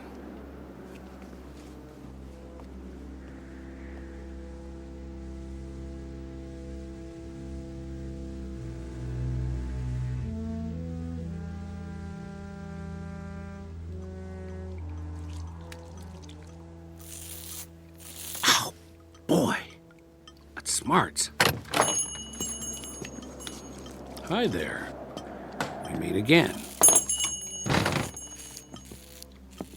You're not supposed to see this. This is man stuff. But I can tell you it's plenty tough shaving with cold water and a rusty razor. Plus, that's not much of a mirror on the wall. Well, this is as good as it's gonna get. Sorry to disappoint you. Oh, I found a bar of soap. Here. Use my towel if you want. Oh, by the way, I'm taking the straight razor with me, so don't get any ideas. Your turn. If you want to get cleaned up, I'll wait outside. And then we can see what there is to do in this burg.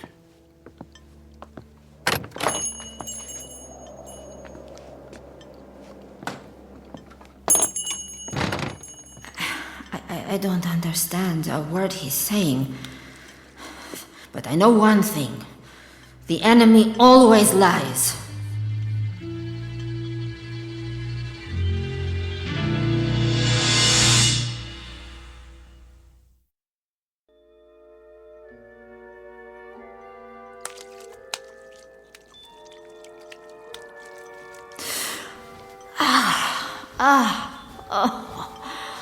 Better. A little. I almost feel human again. What is he doing out there? So violent. I swear, if he hits me again, I'll cut his heart out.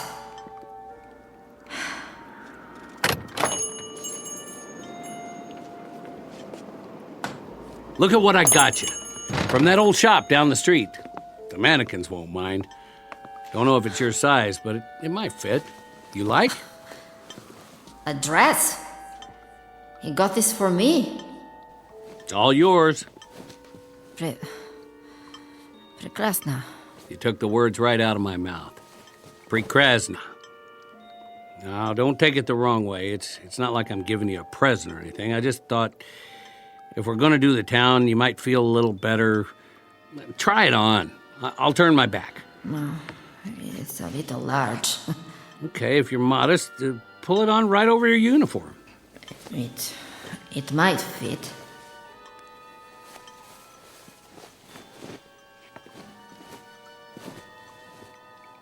Some kind of evening dress. And it ain't even night yet. Well, that's all right. Nobody's going to take our picture for the paper. Check it out in the mirror, what's left of it. There's a little piece of glass there in the corner. See? Oh. What happened to my hair? Greasy. Awful. I need a pair of scissors.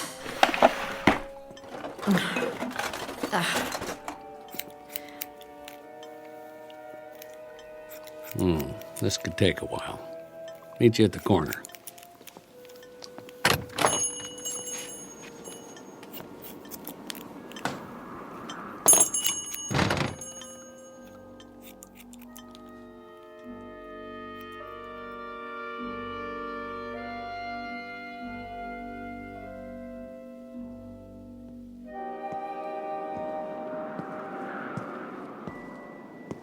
Well, what do you know?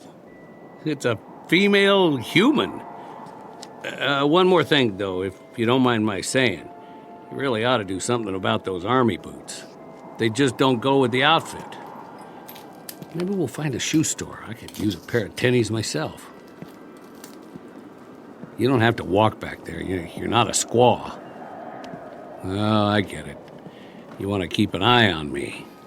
Well, at least we don't have our weapons. It's not polite to shoot people in the back. His words are so coarse. What an ugly language. Uncivilized. I used to live in a town like this. Close enough. Houses on the side streets. My folks had one just like that one. See it through the vines? I'd walk home after school, stop in at Old Man Wilson's for an ice cream soda, or the mom and pop store. What is he raving about now? He never stops. Telling me his life story, probably. As if I cared. Or sometimes I'd hang out at the park. I bet they got a park around here. Of course, it'd be overgrown by now. Have to hack your way through it with a machete. But it's my duty to keep an eye on him. He might be a sniper. Or a saboteur. I don't believe it. A movie theater. You know what movies are, don't you?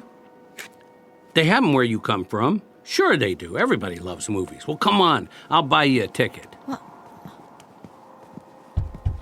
Hey, wake up in there. You got a couple of paying customers. A film emporium.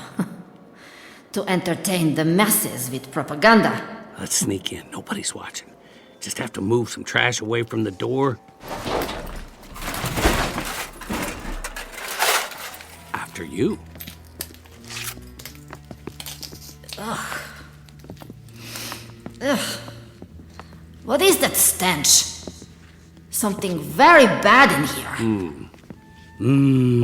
Don't you love the smell of buttered popcorn in the afternoon? Reminds me of cholesterol. You want something from the candy counter? I'll see what they got.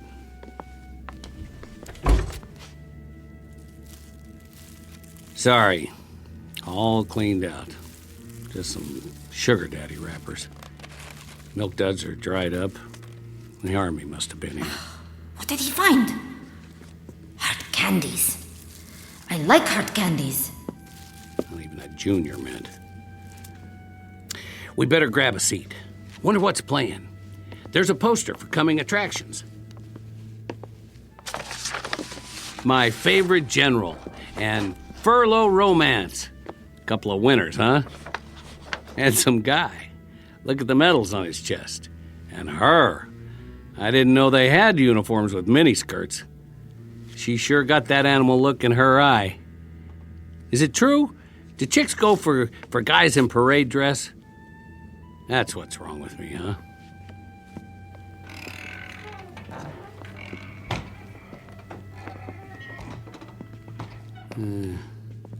Not so bad. Nice and dark, a few bullet holes in the screen. How close do you like to sit? How about the first row?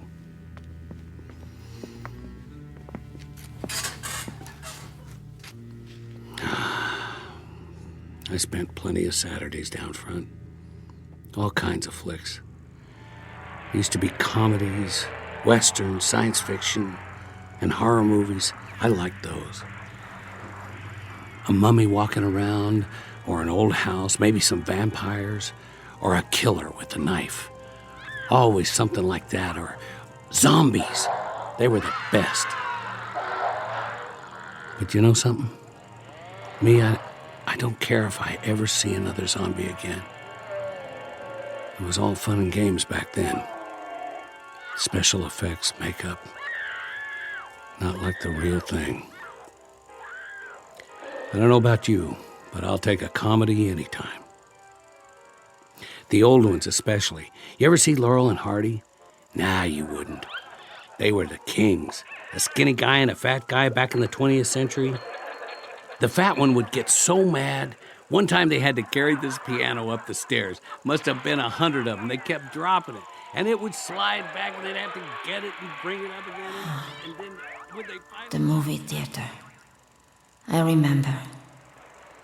They showed us films of enemy forces, invading and attacking all over the world, burning and looting, destroying everything in their path.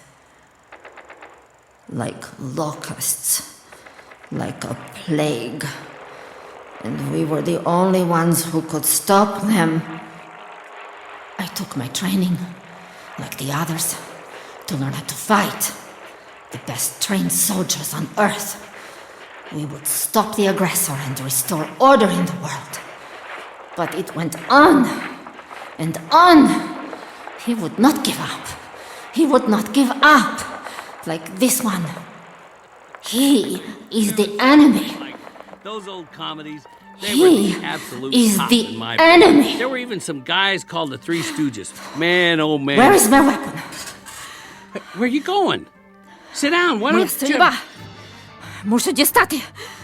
Мушу боронитися. Wait. Досить. Hey, will you wait? I've got to get my weapon to defend myself. Come back. What are you doing? Don't go in that hall. It's not safe. I'm telling you the truth. Rats live in these buildings. You think I'm lying? Hey, whatever your name is. I've got to get out. Another door somewhere.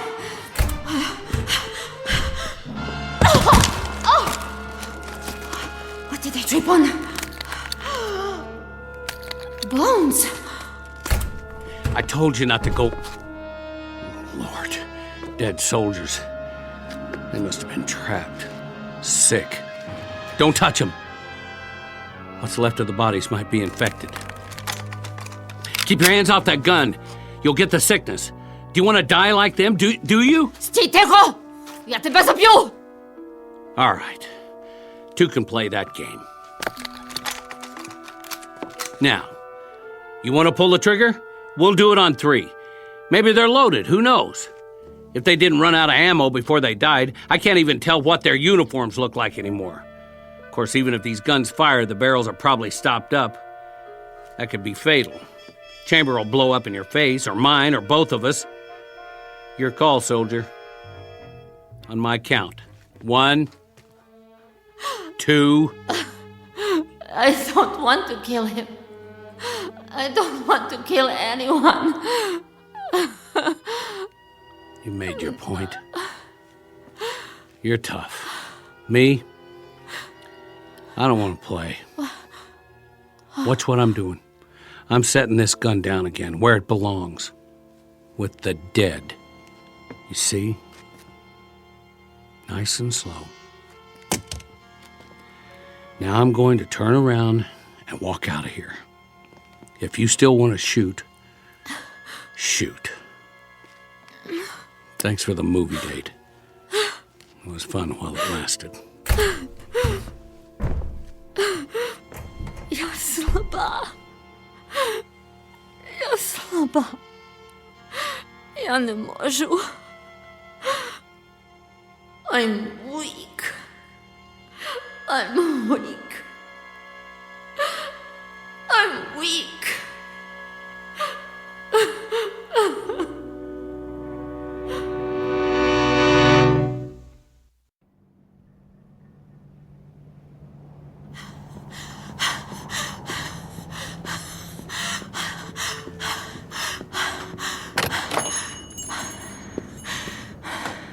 My weapon. I know this one works. I've broken it down every day, cleaned it, put it back together, like the troops at the movie theater did once. They were from our side. I could tell. Without this, I'm nothing. I'm not big or strong. I can't run fast. And I don't know how to get back to my company. But with a weapon, I can survive.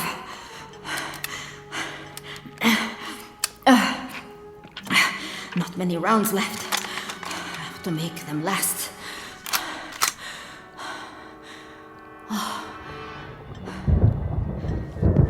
Oh, great. A storm's coming. I better find shelter. What's he doing here? Where's he going now? He's looking for shelter, too. Someplace without holes in the roof. Why doesn't he hurry up? I've got to get out of here before it gets dark.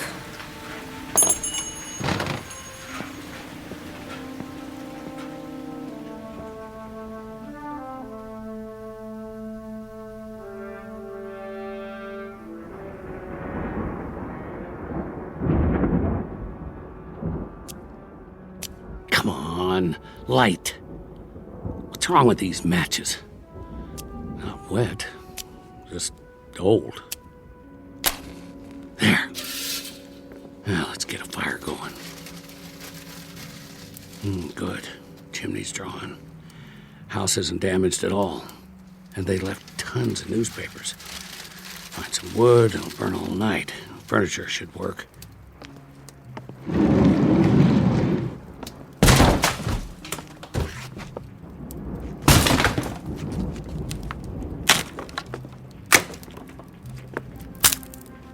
They don't make chairs like that anymore.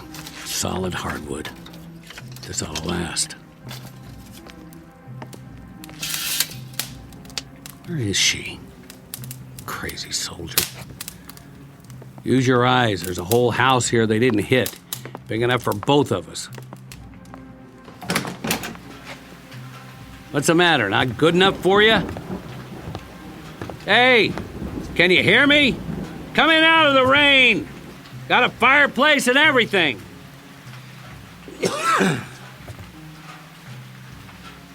All right. Stay out there and fight your war. All by your lonesome. Sleep tight!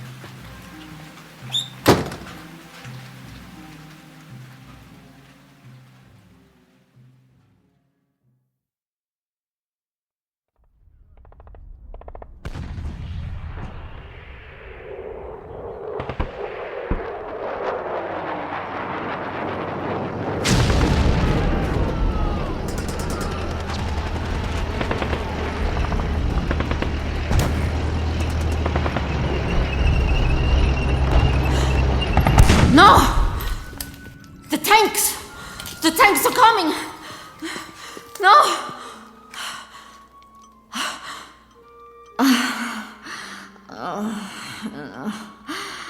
No, a dream.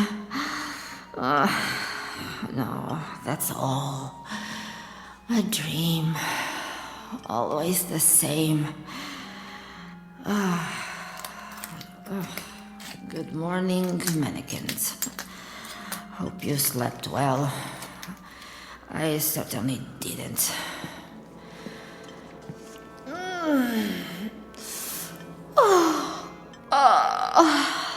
What am I doing in this stupid dress? You can have it back. I'm not going to need it.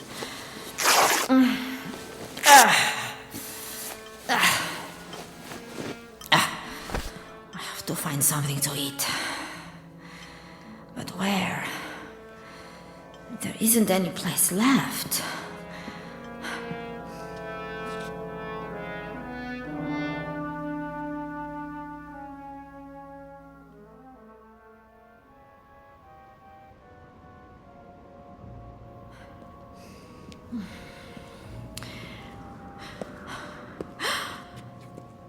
I don't believe it. One house is still standing. How can that be? The troops must have missed it. Is that smoke from the chimney? It's him.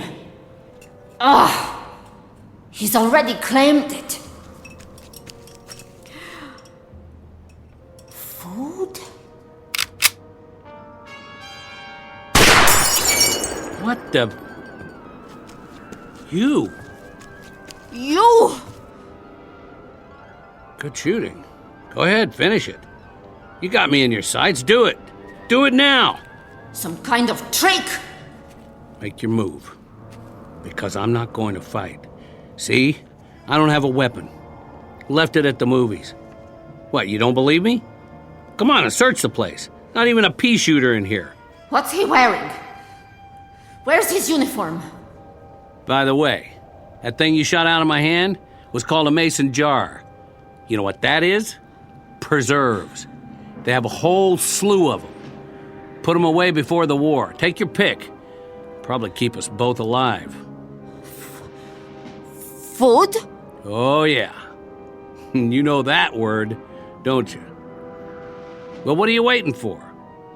Or would you rather starve to death? Hold it a second. Drop your weapon. What? Drop it, I said. No guns allowed. It's a trick. You want to live the high life like me, you have to leave the fighting at the door. Lay your weapon down or move out. This is civilian territory from now on. Food. Please. Here, I'll let you sample the goods. Catch. Nice. Now unscrew the top. That's it. You don't have to use your fingers. There's a kitchen full of spoons and forks. We can wash them in the rainwater. I'll set up a barrel in the backyard. We'll need most of it to drink, though, till it rains again. Yeah, I think it's loganberries. There's plums and figs, and peaches and applesauce, and summer squash. You should see it, a real fruit cellar. Take it easy. It's not good to eat it all at once. You might get a stomachache. Later, okay? I'll put it on the porch. Plenty more where that came from. Where's your dress? What's he saying? You know, dress. The one I gave you. Prekrasna? That's it, Prekrasny. Oh, I didn't ask you. What do you think of my new duds? I found them upstairs. Where did he get that ridiculous outfit? The suit doesn't even fit. The sleeves need to be taken up. Of course, he wouldn't know how to use a needle and thread. There's a whole closet full, men's and women's. The shoes don't fit me, more your size. You should try them on. I wonder if there's a sweater and a good overcoat. And something besides these boots. They're falling apart.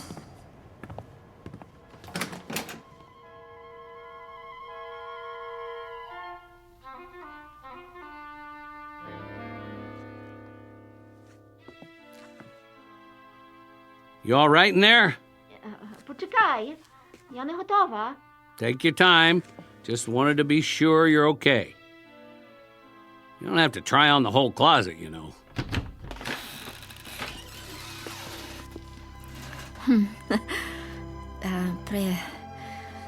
Prekrasna? Whoa! Get a load of you! He doesn't like it. I should have known. I'm ugly. Ugly. I don't believe my eyes. No, you... Listen, I've never seen anyone who looks like you do right now. The skirt, the blouse, and you did something to your hair. Did you brush it or what? Don't you dare change those clothes. You look absolutely perfect. The death washed away. Gone for good and never coming back. Shh. Listen. Get over here. You know what that is? A real live bird. How long it's been since you heard one? A mockingbird? No, a robin redbreast, or something. But it's alive. We're going out. And you know what we'll do? We'll take a walk to the park. Yes, that's it, the park. Like regular people, you and me. And we'll look at the sky and clouds, and we'll make small talk. We will, one way or another. And you know what we'll talk about? The same as anybody else. The weather. And what we're going to have for dinner, and maybe we'll even crack a joke or two. Bet you haven't had a real laugh in a long time. Am I right? And then we'll stroll back home, taking our time like it's Sunday afternoon. It's gonna be a whole month of Sundays from now on. His voice is different. And his face. It isn't a bad face. Not really. I like it better when he smiles. Did you check the shoes yet? Try these. Wait, I gotta do something. If we're going out, where's the brush? And a comb? He is actually combing his hair. And put on your coat. It's damp out. I wouldn't want you to catch cold. You ready? Прекрасно. You can say that again.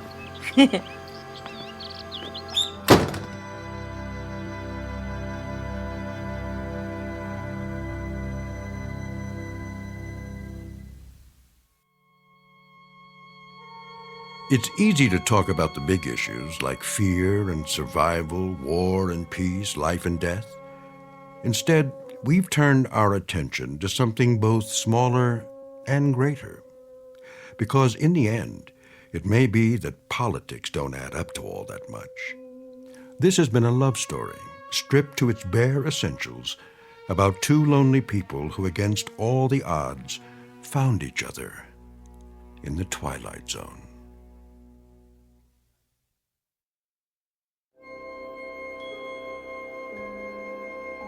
Hi, this is Carl Amari, producer of the Twilight Zone radio dramas. I'd like to take a moment to tell you about our official website at twilightzoneradio.com, where you'll get the latest news and information on these Twilight Zone radio dramas. Plus, at twilightzoneradio.com, you can digitally download 3 free episodes or any of our episodes for only $1.95 each. In this age of ever-changing technology, we've decided to make these episodes instantly available to you by making the Twilight Zone radio dramas a digital download-only series. This means that this series will no longer be offered on CD. The CD collections at our website are now being offered while supplies last at buy one, get one free. So be sure to get your favorites before they're sold out. Be sure to visit us often, and I'll see you in the zone.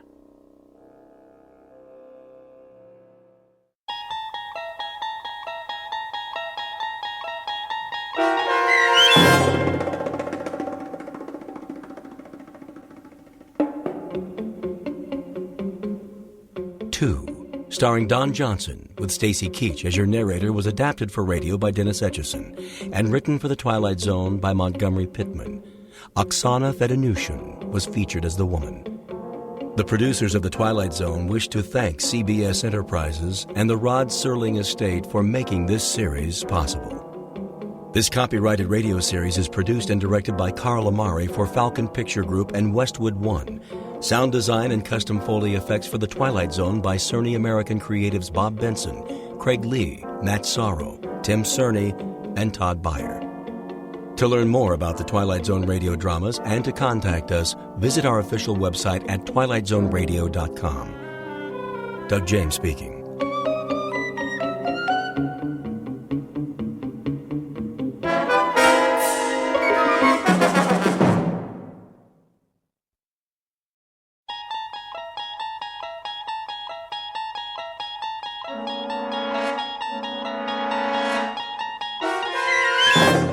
You unlock this door with the key of imagination. Beyond it is another dimension, a dimension of sound, a dimension of sight, a dimension of mind. You're moving into a land of both shadow and substance, of things and ideas. You've just crossed over into the Twilight Zone.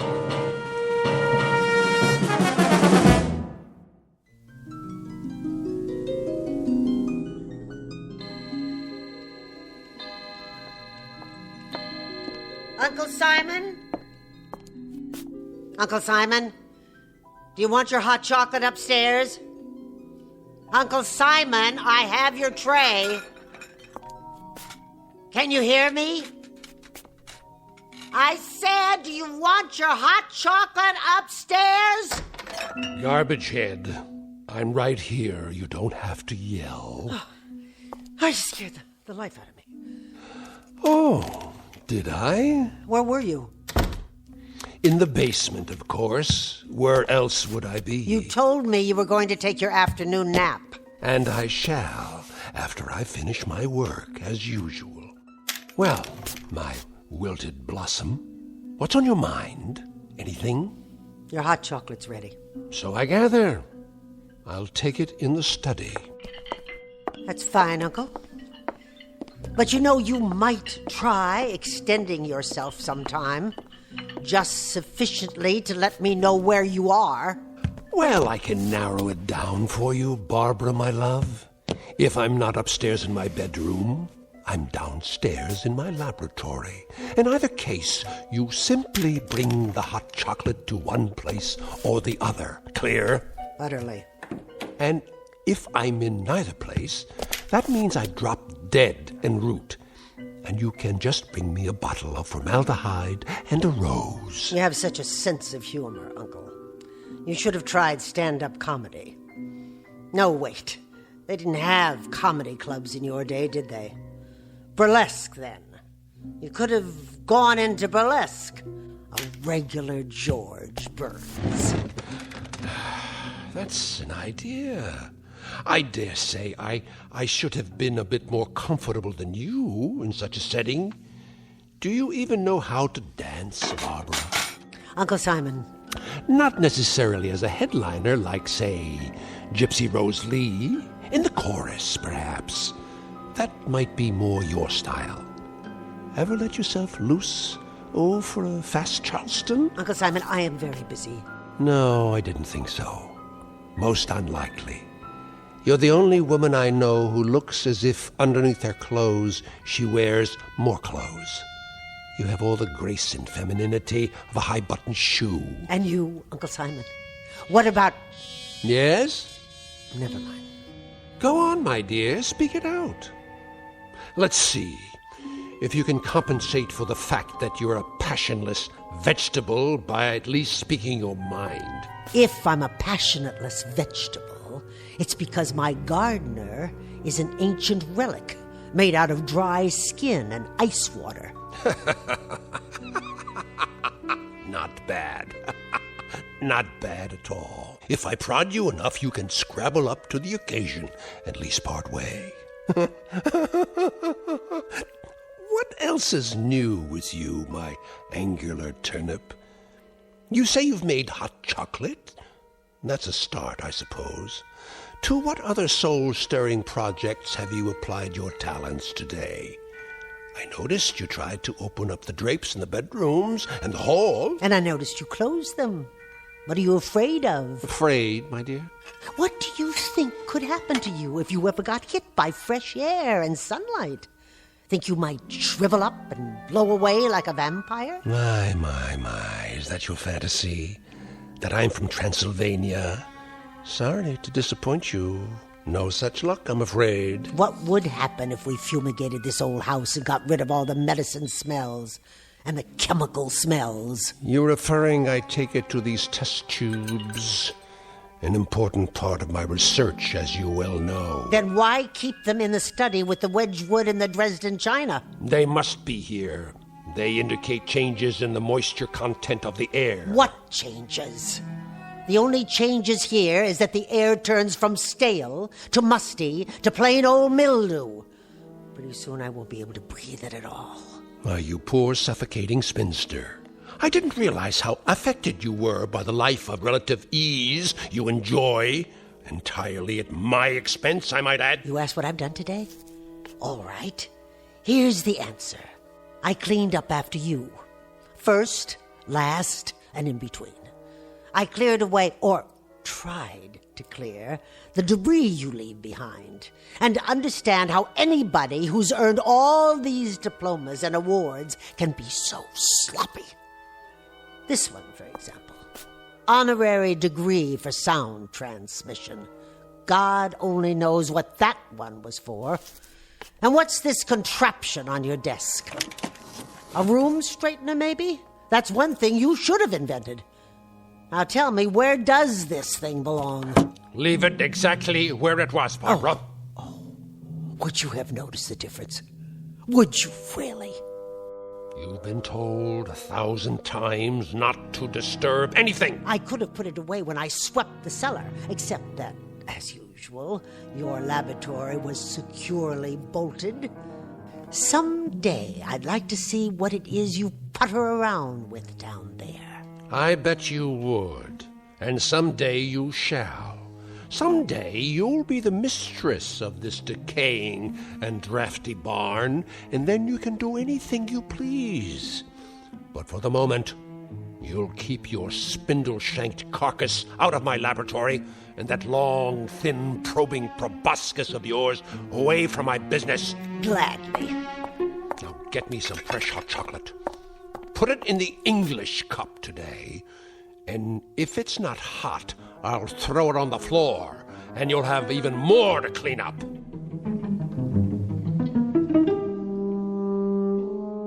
Dramatis personae, Mr. Simon Polk, a gentleman who has lived out his life in gleeful rage, and the young lady who just now beat a hasty retreat is Mr. Polk's niece, Barbara.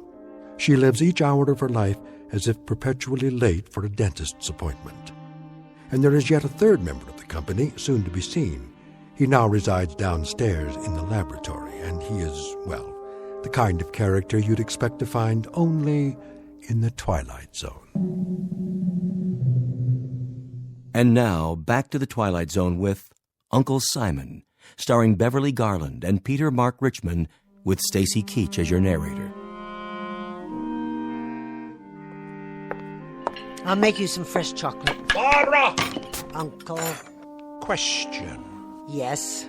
A point of information. Go on. Perhaps you can enlighten me. If all you've said is true, why do you stay here? I was under the impression I was needed. You are. That answer explains why I keep you here. It doesn't even remotely suggest why you stay. You want it quite honestly, I presume? Indeed. You may be short on beauty, my dear, but a lack of candor is not one of your deficiencies. I stay. I live for the moment that I can see you buried.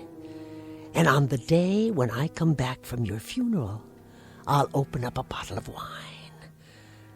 I want to be compensated, Uncle Simon, for 25 years of being shrieked at, insulted, berated, humiliated, stepped on, ground underfoot like this old rug. Is that sufficiently honest for you? Mm-hmm. I wish you well, good and faithful Barbara. And I won't even come back to haunt you, my word on that. But unasked, I offer the following observation free of charge. Oh, I can hardly wait. If you had an ounce of gristle or an inch of intestine, you would have murdered me years ago. So as to your 25 years of abject misery and unspeakable indignation, life has a way of dishing out justice. In other words, you deserve it, kid. Now play your role and get me my hot chocolate before I think of something more complicated for you to do.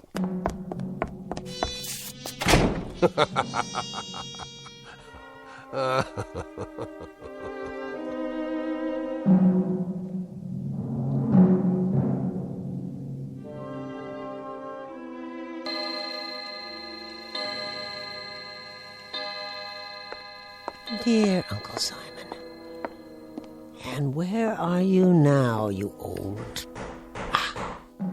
Of course, downstairs in your laboratory, as you call it. Where else? And what do you do in there, dear Uncle?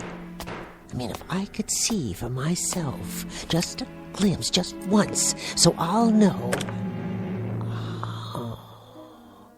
Did you leave the door unlocked this time? Well, now, what have we here? I was looking for... Looking for what? I thought perhaps you'd show me what you're building. Indeed. You'd love to know that, wouldn't you? Well, I'm sure it's something impressive. My curiosity got the better of me. That's the one character trait you share with normal women, curiosity. An ineffable and insatiable curiosity. Well, remember what it did for the proverbial cat. One of these days, you're going to find out what I'm building. I'm sure I will, Uncle. Whenever you're ready. But for the time being, you night-crawling imitation of the female gender, if I catch you sneaking around outside my door again, I'll break your head with a broom handle. Or one of these canes. Now go back upstairs and engage yourself in a nerve-wracking game of dominoes. With pleasure. Now, go on! Tell me, Uncle Simon. What? Tell me why it is that beasts like you stay alive for so long. How's that again? You heard me. Why do some men have the decency to die when their time is up, while brute animals like yourself continue on and on? Indeed, why indeed. That bit of curiosity I shall be glad to satisfy. In most cases, particularly mine, we have something to live for. An overarching purpose that keeps us going. Oh? And what would that be? I have you to live for, you crooked-seamed grubber. I keep this decrepit heart beating and these over-the-hill lungs breathing because I know how deeply dedicated you are to the one sight that will be your ultimate reward. And what sight is that? Seeing me die. Who came here 25 years ago when you were crippled and sick and couldn't take care of yourself? Who moved in and nursed you and kept you alive? You did! That's right! Me! And no one else! You scrounging female ape. Now let's get down to cases. The question is, why did you? Why would you? Out of familial love, was it, Barbara? Out of a palpitating compassion? Out of a flagpole stiff loyalty? I'll tell you why you came, why you nursed, why you stayed, you covetous crank. Go ahead, enlighten me. There's no mystery. No mystery at all. You came because you knew that when I depart, I'll leave everything behind to you. By default, my only living relative. Everything. You stayed on day after day and year after year because every prayer that came out of your tight little mouth was a supplication that I'd be dead the next morning. A brilliant deduction. So don't go mouthing sweetness at me, you thin-lipped, toothpick-legged conover. I wouldn't think of it. Anything you did for me, you did out of greed, naked and unadorned. Don't tell me different. Stay away from me. Greed, Miss Barbara, greed. So big, so thick, so heavy. It blotted out even that delicious hate you've been carrying around inside. I said stay back. Well, let me tell you something, you money-sick crone. You'll get paid off in due time. Before that, you'll pay through every one of your pores for what I leave you. Don't you raise your cane to me. You'll pay, you ugly harpy, as God is my witness. How dare you? What are you doing? Give me that cane! Barbara! Don't! Barbara!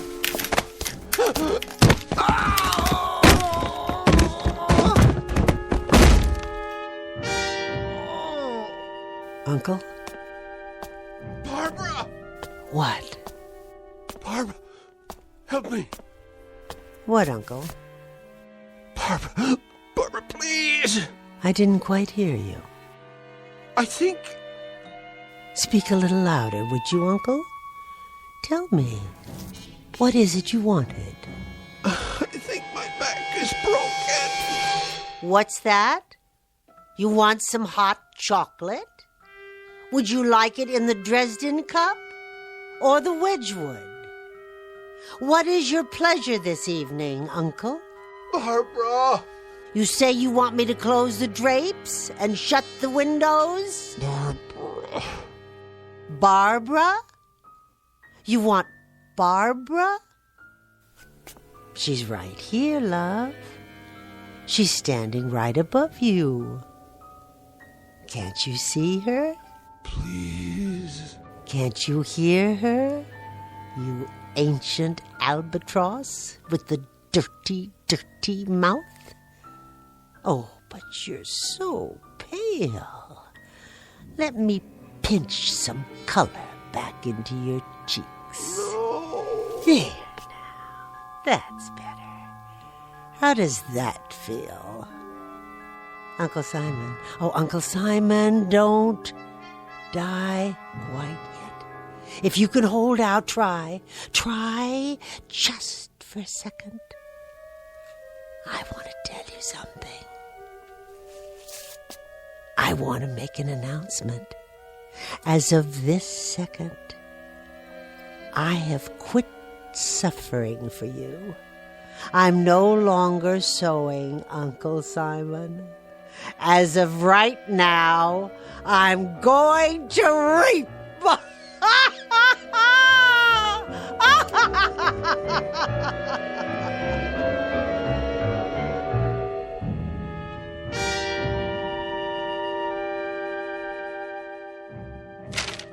Are you comfortable, Mr. Schwimmer?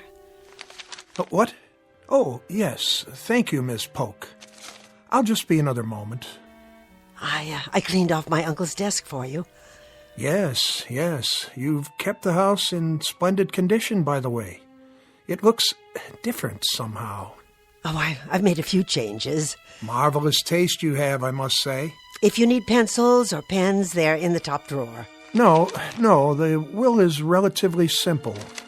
I only want to make sure I brought the latest amendments, signed and notarized. But I thought he drew it up years ago. It's been in the safe deposit box for as long as I can remember. The original copy, yes. Your uncle had me drafted shortly after you came to stay with him. He added a codicil or two later on, hence this revised copy. Oh, really? I wasn't aware of that. Assets, real property. Everything seems to be in order. No, there's no need to read it aloud, Mr. Schwimmer. If you can just give me the sense of it so I'll know how to dispose of his things. That, my dear, won't be necessary. I beg your pardon? That is the sense of it. What do you mean? The will very explicitly requires that you throw away nothing, that you keep everything as it was, intact. I see. The house, the furnishings, everything. It all goes to you in perpetuity. With the proviso, of course, that you remain here in perpetuity, as it were. Do you have any objection to that? Why, I have no other place to go, Mr. Schwimmer. This has become my home. Of course. So, the document is quite clear in its intent. Everything will remain in your name as long as you are on the premises. The same thing applies to the various securities in the cash account, which is quite sizable. It has been set up as a trust in your name. You're to draw all the interest accruing so long as you remain in the house. Where could anyone ever find a man with a heart as big as his? Quite so. Is there more? Well, the sense of this, Miss Polk, is that to qualify for your inheritance, there is one additional stipulation. What kind of stipulation? That you're to care for your uncle's latest experiment. Care for? That's odd. I don't understand it, Mr. Schwimmer. Which experiment? I have no idea. But it reads as follows. My beloved niece Barbara will be responsible for the well-being of my latest experiment. She will care for it, look after it, and see to its wants and needs. What wants and needs? A member of the law firm of Schwimmer, King, Bartlett, Kaplan, and Schwimmer will visit the domicile once each week to see that this stipulation is adhered to. In the event my beloved niece Barbara fails to comply with the provisions herein, I hereby give and bequeath all my property, both real and personal, to the State University. Now, the sense of that, Miss Polk... Tell me, Mr. Schwimmer, what is the sense of that? I gather it depends very much on the nature of your uncle's experiment, which he refers to only as it. I take it you have no idea what it might be? None at all, except that whatever it is, it's in the basement. Where are you going? Where do you think? To the laboratory. Oh, wait, you'll need the keys.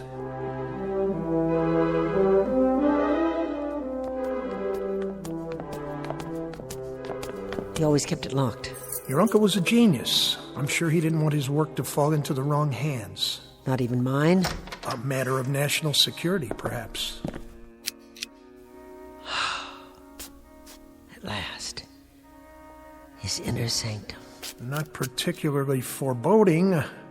I must say, it looks like any research lab at the university, with a few pieces of gear I haven't seen before. He was always ordering new parts, all the latest test equipment. And you don't know what he was testing? He chose not to share that bit of information with me. To protect you, I'm sure. But we'll know soon enough. What's behind that other door? Where? Against the wall, at the back of the room. I don't know. Do you have the other key? It must be the large one. How this relates to his will, though, I'm not at all sure. Now, this piece, this is interesting. Looks like a metal glove. I wonder what it does. I wouldn't touch it if I were you. Why, it's part of a mechanical hand with an arm attached. I said don't touch it. Sorry. Good Lord. There's something attached to the arm. It appears to be a complete metal figure of some sort in the shape of a man. It must be 8 feet tall. I think we better go now. How do you do? What? What are you? In your lexicon, I am a robot. I was created by the great scientist Simon Polk. You have activated my selecting and operating relays. You stay away from me. I mean you no harm. Please be patient with me. My program requires several days to function at maximum capacity. I bid you greetings. Hello, Barbara. Barbara. Now what? Barbara. Is that you, Barbara? Yes, it's me. Who else would it be? Are you going out, Barbara? It happens that I am. Why are you sitting here in the study with all the lights off? I do not like the light. This is a more restful mode while I program my circuits. Where are you going? To a concert. A concert? Do you know how long it's been since I went to a concert? No, I do not have that information. But I estimate the answer to be several years. Several? Try 20. What is a concert? It's a beautiful musical experience. Inspiring. But you wouldn't know anything about that. What is music? It's when people, real human beings, use instruments handmade out of metal or wood to create sounds that are pleasing to the ear. The human ear. They should use only metal parts. Wood decays. It does not have the durability of metal alloy. It is an inferior building material. Well, here's a flash for you, young Frankenstein. They use horsehair, too. Dead organic material for the string section. And you know something? It sounds absolutely heavenly. Not like some tin can that got left out in the rain. I see. Do you? I doubt it. I'm going now. If you need anything, like a shot of oil on the rocks, you can get it yourself. You mustn't leave. Are you telling me what to do? Mr. Schwimmer is coming tonight. A week has gone by. Isn't that correct? Yes, Mr. Schwimmer is coming. He'll be here at 8 o'clock after I'm gone. So you just sit tight. Good. Good? Good for what? He will check my condition. He will see that I am functioning properly. That's right. Maybe he'll give you a lube and an oil change while he's at it. You see, Barbara, I am like an infant. I mature gradually. Soon I will have all my faculties. I will be able to perform all my faculties and functions. I will be a whole being. Oh, how nice. How perfectly grand for you. You'll be a whole being. And then what? Or can you think that far? I will take on human attributes, those that your Uncle Simon saw fit to give me. Oh, that'll be an improvement, because he certainly didn't see fit to give you any human attributes so far. You look like something out of an old science fiction movie, or the Tin Man in The Wizard of Oz. You're a joke. Joke? Ah, I understand your meaning. Simon Polk was known for his sense of humor. He could have been a comedian. Uncle Simon? Oh, yeah. Hysterical. The crown prince of comedy. Bye now, Tin Man. Wait. This is interesting. This is very interesting. It is coming through now. What is? A craving. A new craving. A craving? As in hunger? For a machine that doesn't eat? Hot chocolate. A beverage made from dried cocoa beans and sugar. I would love a cup of hot chocolate.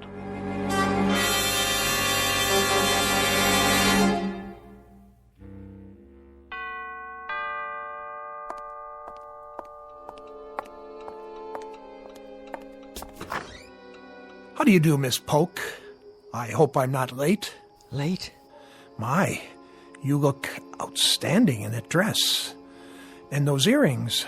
I've never seen you looking quite so outstanding. Were you going somewhere? No. I wasn't going anywhere. Not anywhere at all. And how, may I ask, is our young Master Polk doing this evening? Right this way. We've been waiting for you in the study.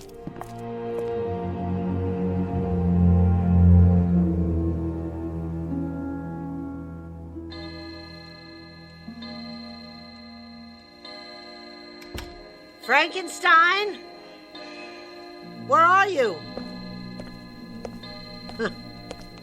Didn't even drink your chocolate, did you? No, of course not. And you spilled it, just so I'd have something to clean up. What are you doing down there? Hello, Barbara. I was looking through my laboratory. Your laboratory?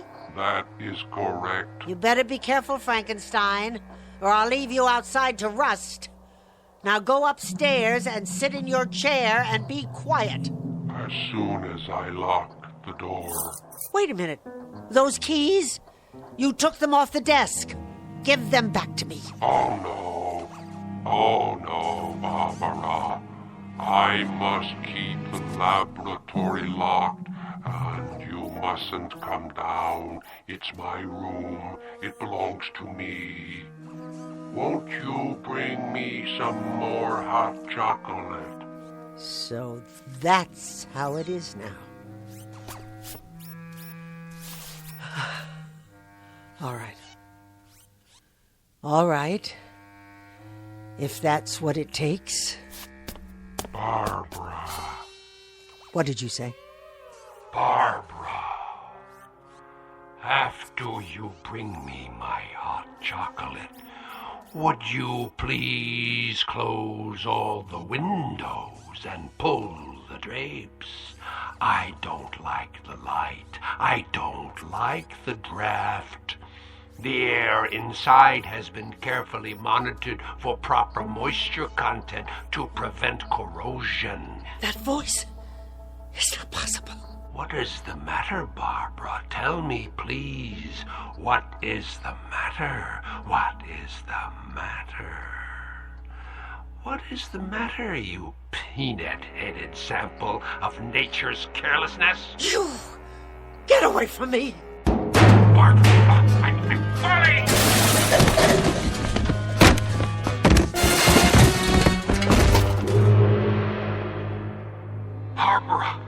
Barbara, my legs, they're bent.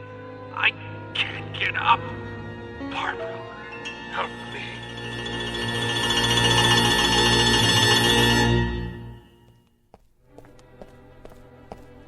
There you are. I was wondering where you'd gone to. I brought you some tea. Oh, thank you. That's lovely. But I'm afraid I can't stay. No? Another engagement, alas. Tell me, how are you, Miss Polk? I mean, really. Fine. Thank you, Mr. Schwimmer. Glad to hear it. It is rather quiet these days. Doesn't seem to say much, even after all these weeks. He makes his wants known. Pity about his legs. But he manages to get around, doesn't he? Indeed he does. Indeed he does. Well, I'll see you next week then. Yes, of course. And the week after. And the week after that. Take care of yourself, my dear. No need to show me out.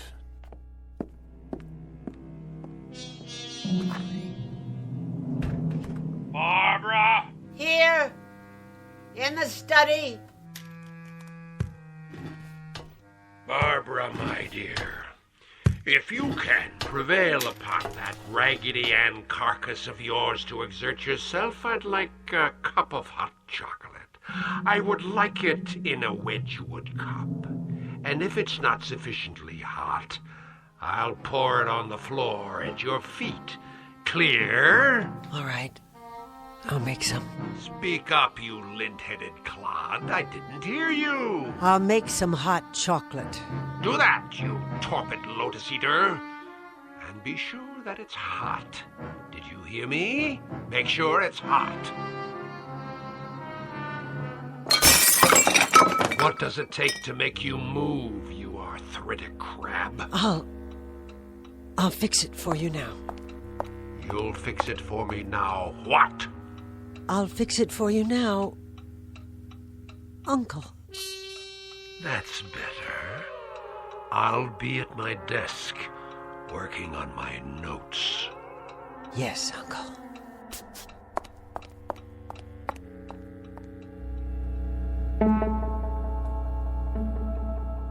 Dramatis personae, a metal man who will henceforth go by the name of Simon, whose life, as well as his body, have been stamped out for him by his maker, and the woman who tends to his needs, the Lady Barbara, who has discovered, somewhat belatedly, that not all bad things come to an end, and that once a bed is made, it may be necessary to sleep in it after all. This, our uncomfortable little exercise in avarice and automatons from the Twilight Zone.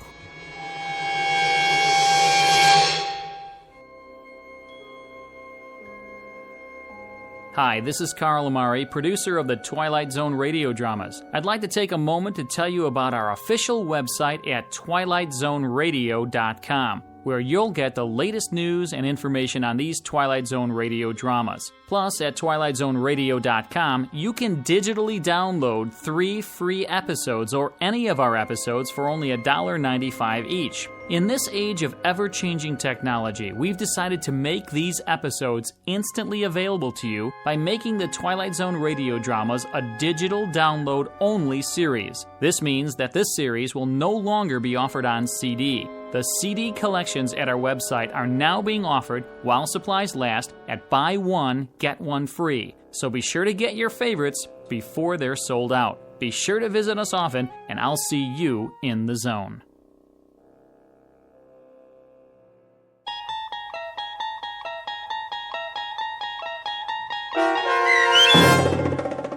Uncle Simon, starring Beverly Garland and Peter Mark Richmond with Stacy Keach as your narrator, was adapted for radio by Dennis Etchison and based on a script by Rod Serling. Heard in the cast were Turk Muller, Doug James, and Daniel Bryant. To learn more about the Twilight Zone radio dramas and to obtain audio cassettes and CDs of these programs, visit our website at twilightzoneradio.com. This copyrighted radio series is produced and directed by Carl Amari and Roger Wolski for Falcon Picture Group. Doug James speaking.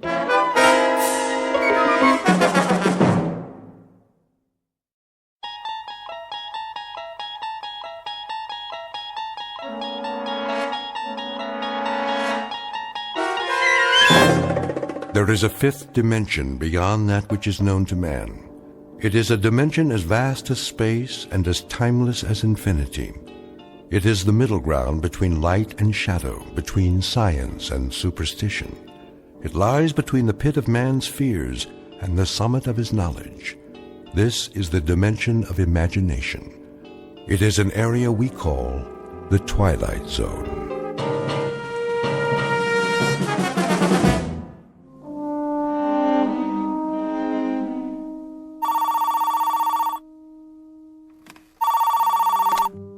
Yes. Sloan?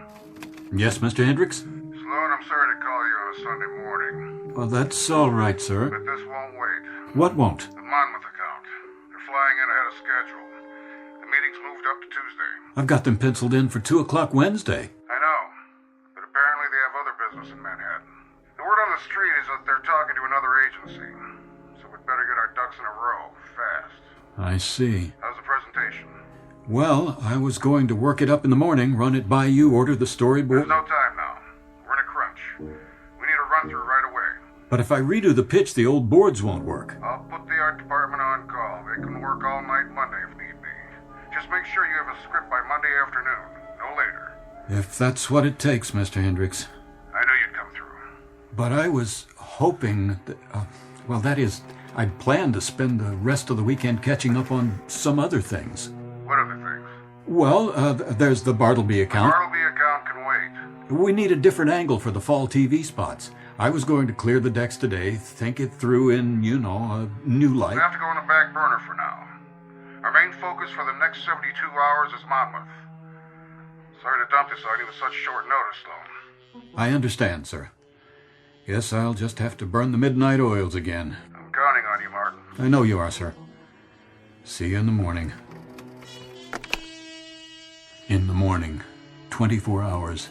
But not today. Not this afternoon.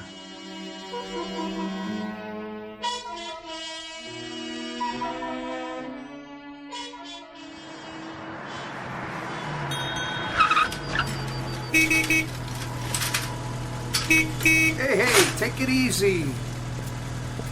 What's your problem, mister? How about some service? How about some peace and quiet? I'm sorry. Will you fill it up, please? Sure.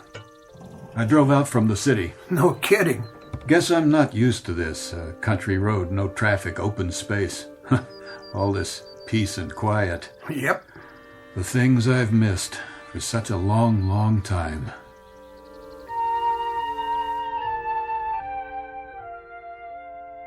The driver's name is Martin Sloan, age 36.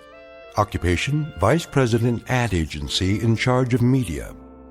This is not just a Sunday drive for Martin Sloan. Perhaps he doesn't know it yet, but it's an exodus from the pressures of a life that has taken its toll and no longer works for him. Somewhere up the road, he's looking for some much-needed sanity. But somewhere up that same road, he's about to find more than he bargained for.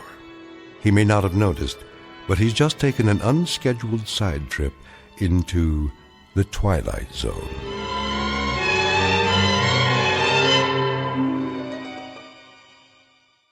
And now, The Twilight Zone and our story, Walking Distance, starring Chelsea Ross, with Stacy Keach as your narrator.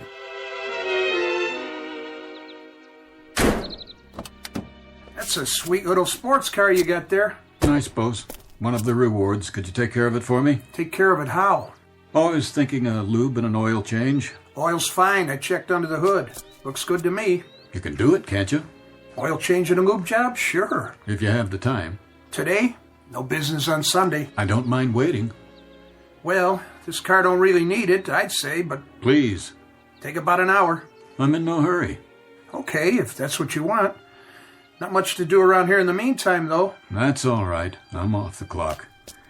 You know, this road looks familiar. Is that Homewood up ahead? Just like the sign says. How far? Mile and a quarter. I used to live there.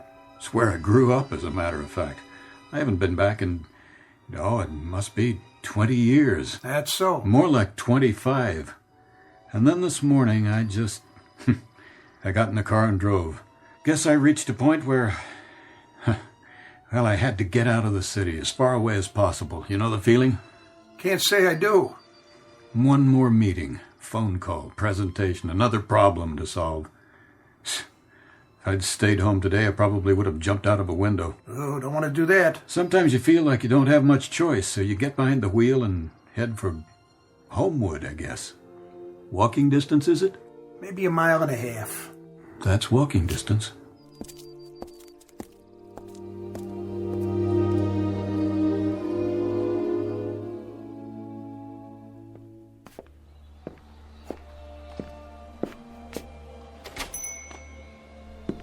Excuse me. Yeah? Wilson's Ice Cream Parlor? Same as always. Is the soda fountain open? Of course. I thought you might be closed today. 7 days a week. Hard to believe. We never close. It's amazing. It's our policy. Always has been. I mean the place. The whole thing. Even the stools look the same. So, what'll it be? I wonder. Yeah? You still make those great chocolate sodas? 3 scoops. I used to spend half my life in this drugstore. Really? I grew up here. The one thing I remember always ordering, that was a chocolate ice cream soda with 3 scoops. And it was 10 cents, too. No kidding. You know, you look familiar to me. As if I've seen you before. I got that kind of a face. It's been a long time. 20 years at least. That's when I left here. I wish I had $1 for every hour I sat at this counter.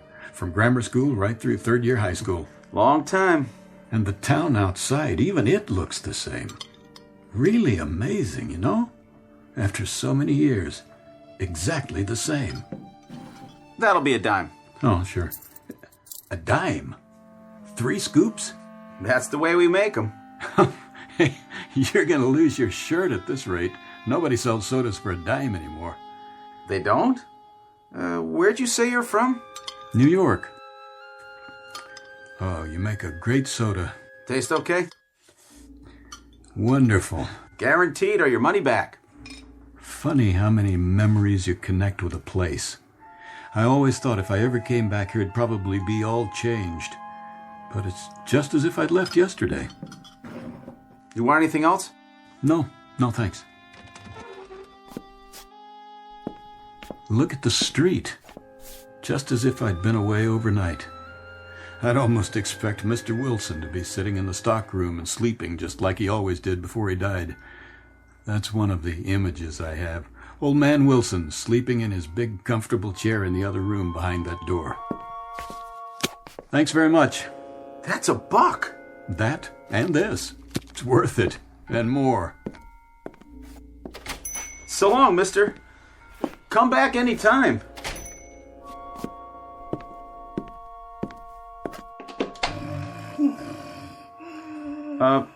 Mr. Wilson? Yeah. Oh, hello, Charlie. Just rested my eyes for a minute. Sorry to disturb you, but we're going to need some more chocolate syrup, Mr. Wilson. Oh, well, good. I'll order some this afternoon. Okay, Mr. Wilson. I'll get back to work now.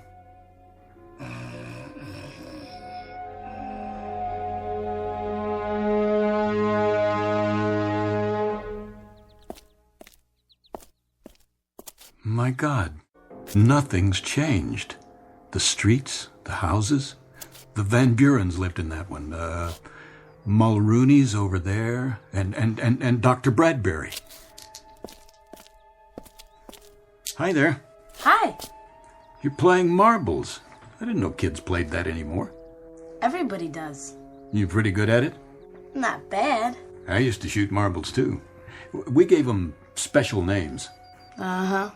Yeah, Aggies and the steel kind, the ball bearings we got off streetcars, we called them steelies. I know. The ones you could see through, they were clearies. You still call them names like that? Uh-huh. And see that telephone pole? Over there we used to play hide and seek. Right on this street.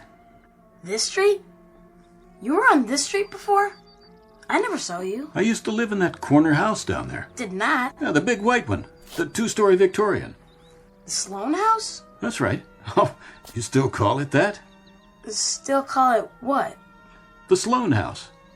My name's Sloan. I'm Martin Sloan. What's your name, son? You're not Marty Sloan. I know Marty Sloan, and you're not him. Huh, I'm not, huh? You want to check my driver's license? See? Right here in my wallet in black and white. Hey, where'd you go, son? I didn't mean to scare you off.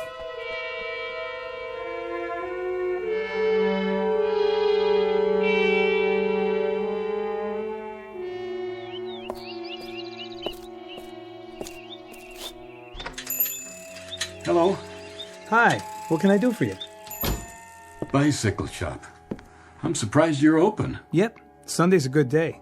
Kids come in, want me to fix a flat, always something. You know how it is. I do. I came in here once a week at least when I was a boy. Had quite a few flats fixed myself. You did, huh? What kind of bike? A Schwinn. My dad bought it for me on my 9th birthday. I thought it was the greatest thing going, better than a car. I fixed the dents, repainted it. I'll bet you did. Not the brakes, though. When those went, I always took it here. For reflectors, too, and new, what do they call them? Handlebar grips, the big rubber ones. You have any Schwinns? Over there. Old ones, new ones. You've got quite a selection. Some are collector's items. Looking to take one home? No, I don't have a son. For yourself, then. Some folks buy them for nostalgia nowadays. What are you doing to that one? Fixing the spokes. Gotta have them all in place to balance the wheel. You know, I haven't thought of that in years. What's that? Why, I used to take cards, ordinary playing cards, and clip one to the front wheel with a clothespin. Yep. And it made the greatest sound. Clickety-click. You got a deck of cards by any chance? Wait. Here's a business card. I'll hold it while you spin.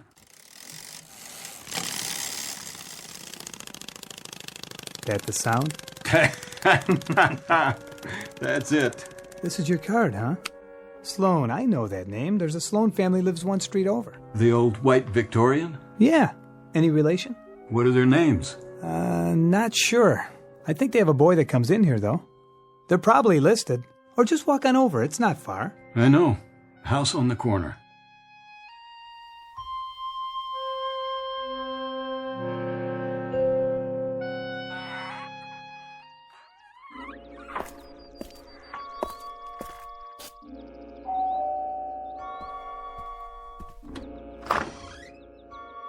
Yes? Dad. Who did you want to see? Dad, it is you. Who is it, Robert? And Mom. Is that Mom? Who are you? What do you want here? Why are you both here? How can you be? It's impossible. Who is it? What do you want, young man? Mom, don't you know me? Who? It's Martin. Martin? What in the world? He's a lunatic or something. Close the door. Wait a moment, Mom.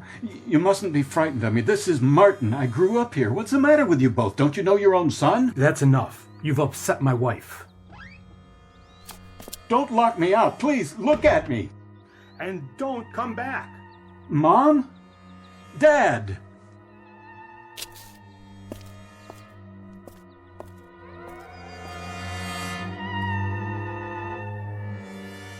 Robert? Keep the door locked from now on. And put this out of your mind now. Like it never happened. But who was he? Just some crazy person. Someone who lost his way and doesn't belong here. Who doesn't belong here at all.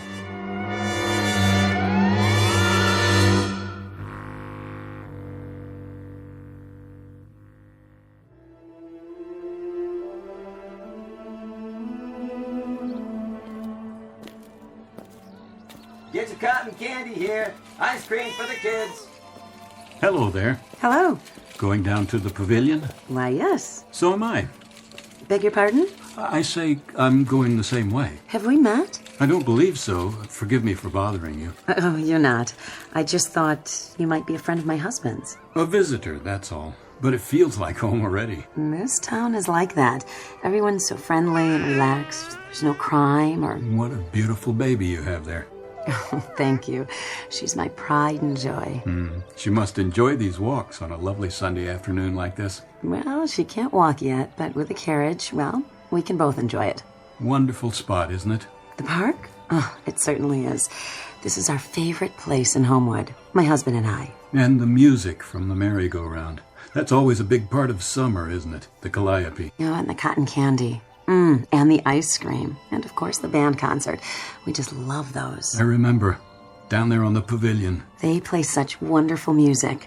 Sometimes they make dinner first, and we bring it here in a basket. It's like, I don't know, like a picnic when you were a kid.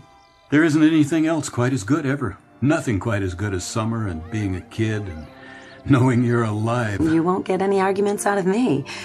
You say you're not from around here? Not exactly. But you sound like you know the park so well. What I mean is I used to be. I lived just a couple of blocks away. Really? You don't know how much I envy you. It must have been so lovely then. Oh, it was.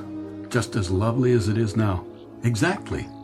I remember the calliope and the merry-go-round, those great hand-carved horses. No, they still have them. And the bandstand. I used to sneak away at night from my parents' house and come here and lie on the grass staring up at the stars, listening to the music.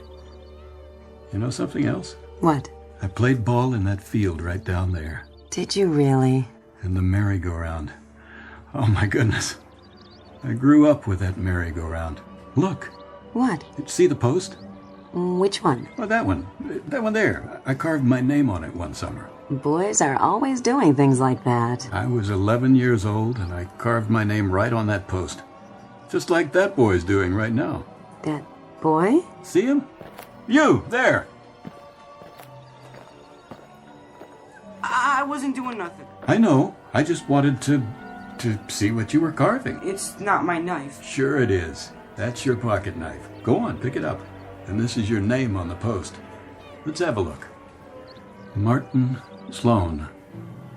But that can't be. You're... Yes, sir, but I didn't mean nothing, honest. Lots of kids carved their names here. No kidding. I'm not the first one. You're Martin Sloan. Sure, that's who you are. You have to be. That's the way I looked with that cap on my head. I gotta go. Martin? No, Martin. Martin, don't be frightened. Martin.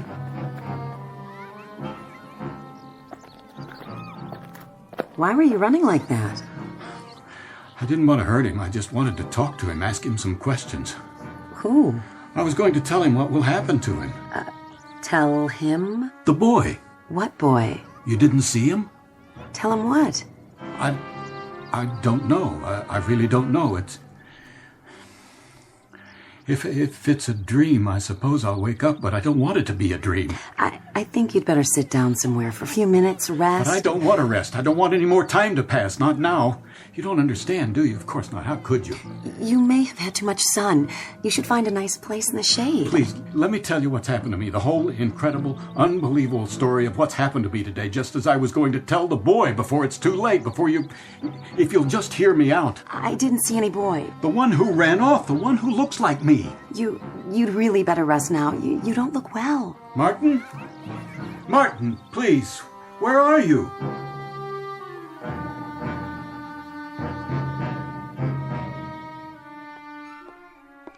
Robert, what are you doing sitting out here on the porch? Just thinking, dear. Of what? I don't know. Nothing much. Shall I sit with you? If you'd like.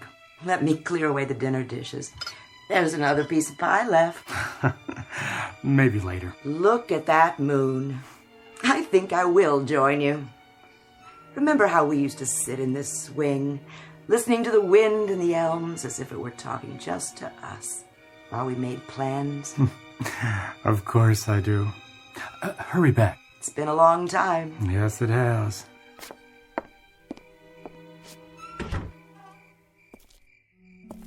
Who's there? Only me. Oh, so you've come back again.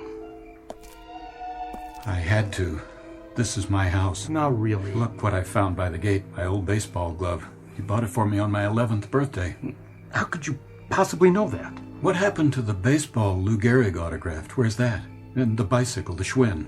You thought about buying it for a long time, years, and you finally did when I turned 9. The best bike in the world, Dad. Hope I told you that. The best. Who are you? Don't you know? What do you want here? I just want to rest. Stop running for a while. This is where I should be. I know that now. Don't you understand, Pop? It's taken me a long time to figure that out. I belong here.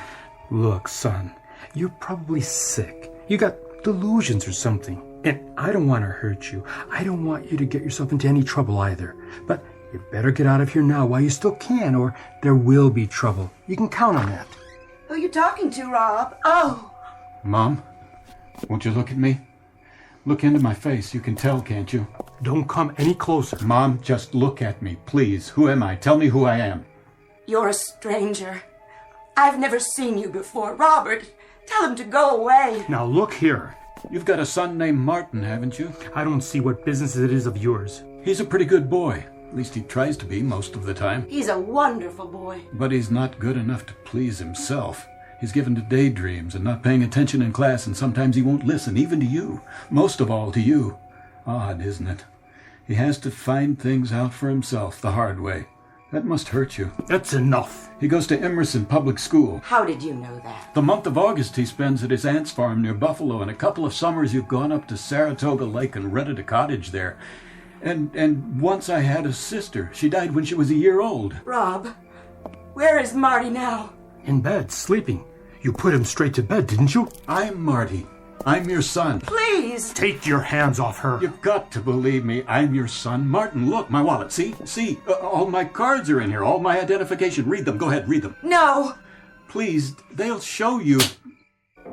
I didn't mean to. It's all right. I deserve that. I'll leave the glove where I found it. Good night, then. I'm sorry. I didn't mean to do that. Let him go.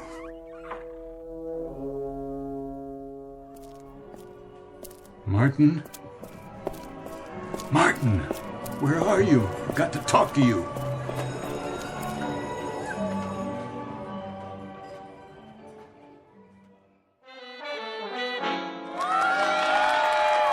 The band sounds good tonight. They always do. For the full moon. Get your peanuts over here.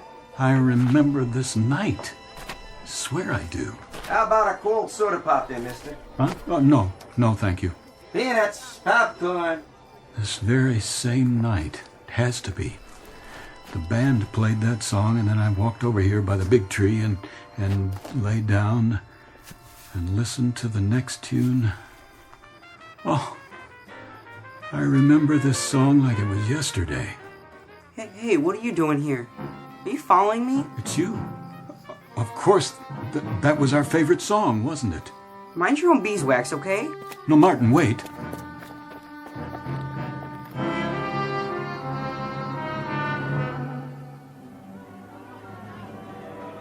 Last ride of the night on the carousel, right here. Let me through. Nope, son, not without a ticket, you don't. I got to. He's chasing me. Whoa there, wait your turn. You can't cut in line. Did you see a boy, 11 years old? Is that your boy? You best teach him some manners. I've got to stop him. Where's your ticket? Hey, you can't just jump on. It's already started.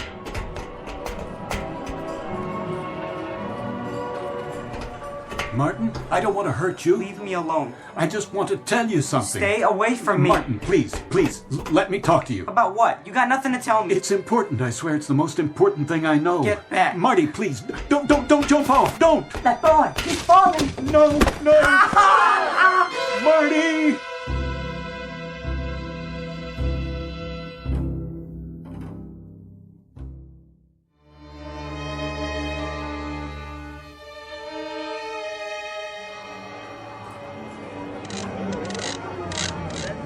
Stand back. The boy's hurt. His leg, he's bleeding. Oh, it's my leg too. We'll get him out. Lift him up. Be careful. His leg is broken. Somebody get him to a doctor. Easy. Take it easy with him. His cap. Don't forget his favorite cap. We've got him. Oh. I only wanted to tell you that this is a wonderful time for you, special time. Don't let any of it go by without enjoying it. There won't be any more merry-go-rounds after tonight, no more cotton candy, no more band concerts. I only wanted to tell you that this is the wonderful time. Now, here. That's all, Marty. God help me, that's all I wanted to tell you. That's it, folks. Park's closed. Everybody out. I'm going. Who's there? I can't see you with the lights off. I thought you want to know that my boy will be all right. He may limp some, the doctor says, but he'll be all right. I thank God for that. Here. You dropped your wallet by the house. Did you look inside? I did. And? It told me quite a few things about you. Nothing too bad, I hope. Driver's license, cards, the money in it. Seems that you are Martin Sloan. You're 36 years old and you have an apartment in New York. That's right. It says your driver's license expires some 25 years from now. The dates on the bills? Those dates haven't come yet either. So you know now, don't you? Yes, I know. I know who you are, and I know you've come from a long ways from here. A long ways, and a long time. I don't know why or how. Can you tell me? I'm afraid not. And you know other things, don't you, Martin? What do you mean? Things that'll happen. Things that haven't happened yet. Yes, I do. I wish I didn't, but I do. You also know when your mother and I... when we'll... Yes. Yes, I know that too. Do me a favor. Don't tell me. I couldn't. Grant me that grace. Martin, there's a saying. Every man is put on earth condemned to die. Time and method of execution unknown. That's a part of the mystery we live with. It must always be a mystery. Martin? Yes, Dad? You have to leave here. There's no place for you. No room. Do you understand? I see that now, but I don't understand. Why? I guess because we only get one chance. Yes. Maybe there's only one summer to a customer. The little boy, the one I know and love, the one who does belong here. This is his summer, Martin. Just as it was yours once. Don't make him share it. I guess I'll be going. I don't want to, but there's no choice for me. No choice at all. I see that now, too. Martin, is it so bad where you come from? I thought it was. I've been living at a dead run, Dad. I was so tired, and then one day I knew somehow, some way I had to come back. I had to get on a merry-go-round and listen to a band concert and eat cotton candy. I had to stop and breathe and close my eyes and smell and listen. Otherwise, I might just as well not be alive. But you are. Remember that. And when you go back to where you came from, maybe you'll find that there are merry-go-rounds and band concerts where you are. You've been looking behind you, Martin. Try looking ahead. I'll try. Promise? I promise. Goodbye, Dad.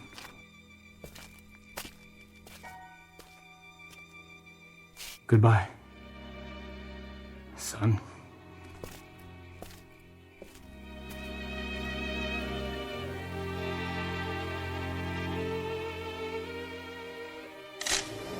What? Oh. Well, maybe one more ride to last me. If I can get this bum leg to work.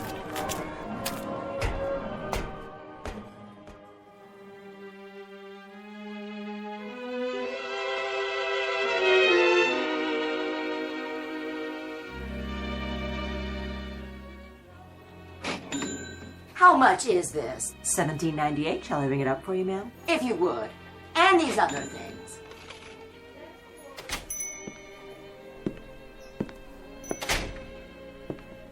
Afternoon, sir. May I help you? Is this Wilson's? Wilson's Drugstore, yes. And the soda fountain? Over there in back. Thank you, miss. Hi, something for you? What happened to Charlie? Charlie? I don't know any Charlie. He used to work here. I'm the only one who works here now. Do you make chocolate sodas? Sure do. How many scoops? As many as you want. 3? 3 will cost you extra. 50 cents. A whole 50 cents, huh? You got a deal. Coming right up. How's old Mr. Wilson? Who? Used to own this place. That was his office in the back room behind that door. Oh, he died. Long time ago. Must be 15... No, more like 20 years now.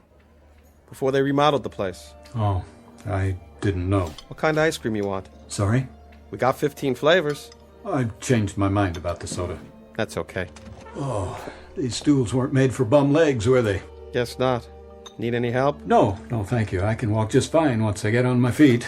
Get that in the war? No, as a matter of fact, I got it falling off a merry-go-round when I was a kid. Freak thing. Fell into the machinery. A merry-go-round? Over in the park. Oh, yeah. They tore that down a few years ago. Condemned it.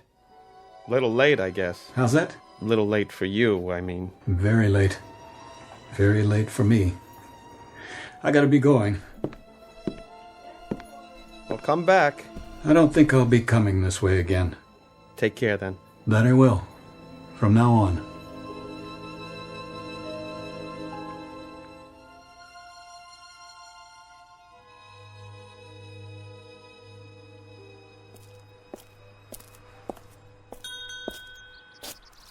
Oh, hi, mister. Wondered what happened to you. Nothing much. I just, took a walk. Thought maybe you weren't coming back. Was I gone that long? Not really. Just seems that way. Things are pretty slow out here. Did you finish with the red sports car? All lubed and ready to go. Thanks. I had some extra time, so I washed it for you. Thought you might like that. Yeah, that was kind of you. No charge for the wash, though. Of course there is. Will this cover it? Keep the change. Hey, thanks. You sure? I'm sure. Going on to Homewood? Not this time. Too bad. It's a nice place. I know, but I've got things to do. In New York. Maybe some other time. Yeah, some other time.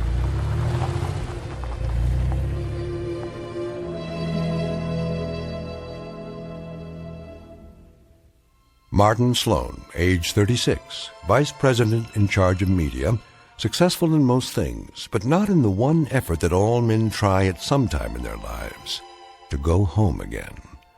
And, as with all men, perhaps there'll be an occasion, a summer night sometime, when he'll look up from what he's doing and listen to the distant music of a calliope, and hear the voices and the laughter of the people and the places of his past. And perhaps across his mind there'll flit a little errant wish that a man might not have to become old and outgrow the parks and merry-go-rounds of his youth. And he'll smile then, too, because he'll know it is, after all, just an errant wish. Some wisp of memory, not too important, really.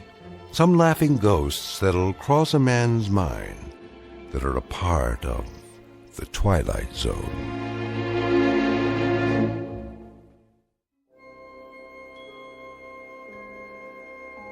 Hi, this is Carl Amari, producer of the Twilight Zone radio dramas. I'd like to take a moment to tell you about our official website at twilightzoneradio.com, where you'll get the latest news and information on these Twilight Zone radio dramas. Plus, at twilightzoneradio.com, you can digitally download 3 free episodes or any of our episodes for only $1.95 each. In this age of ever-changing technology, we've decided to make these episodes instantly available to you by making the Twilight Zone radio dramas a digital download-only series. This means that this series will no longer be offered on CD. The CD collections at our website are now being offered while supplies last at buy one, get one free. So be sure to get your favorites before they're sold out. Be sure to visit us often, and I'll see you in the zone.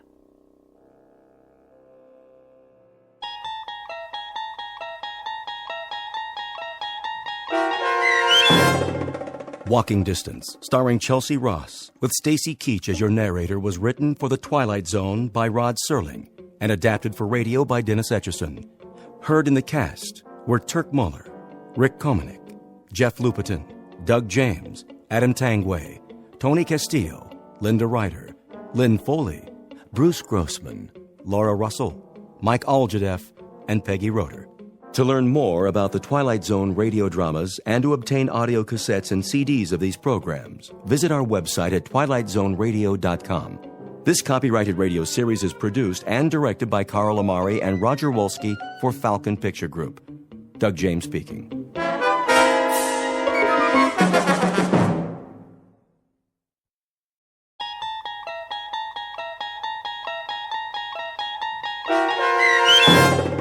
What You Need, starring Bruno Kirby and Bruce Kirby with Stacy Keach as your narrator, was adapted for radio by Dennis Etchison and written for The Twilight Zone by Rod Serling from a short story by Louis Paget.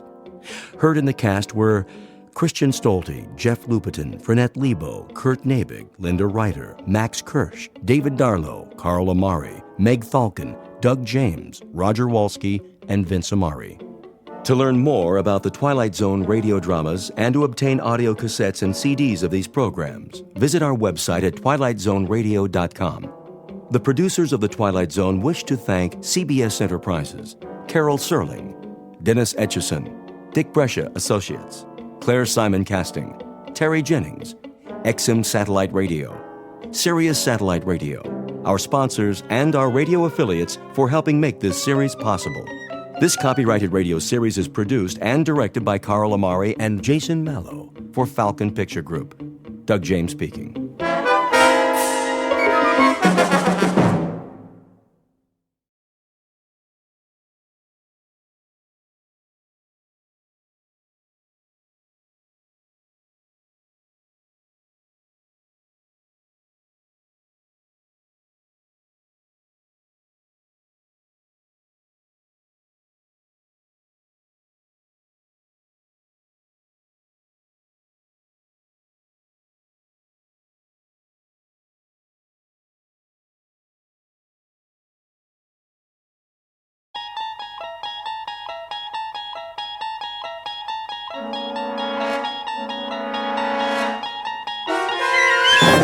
There is a fifth dimension beyond that which is known to man. It is a dimension as vast as space and as timeless as infinity. It is the middle ground between light and shadow, and it lies between the pit of man's fears and the summit of his knowledge. This is the dimension of imagination. It is an area which we call the Twilight Zone.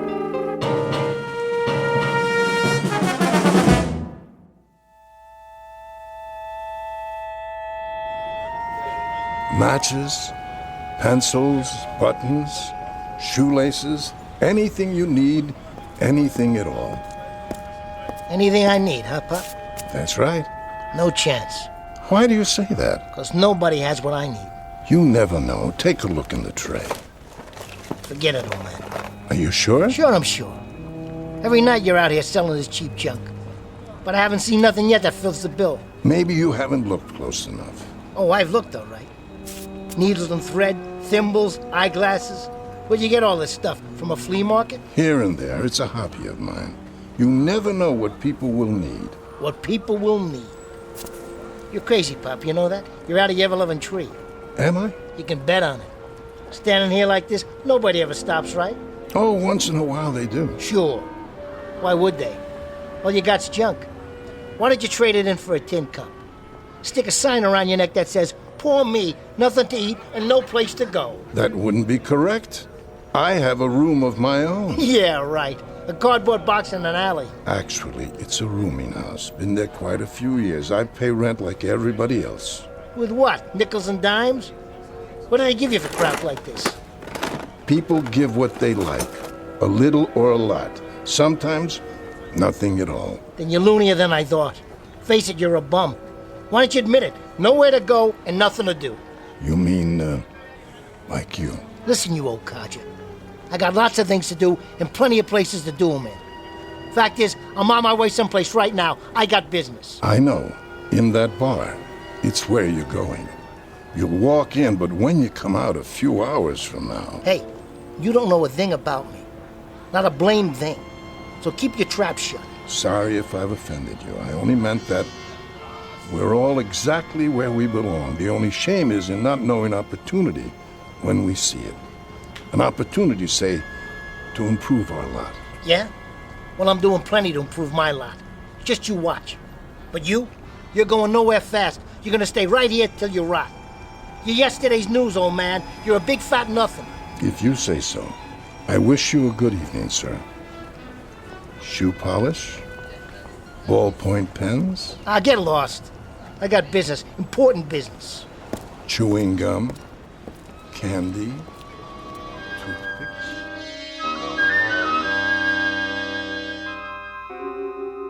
You've just met Mr. Fred Renard, age 36, who carries on his shoulder a chip the size of the national debt.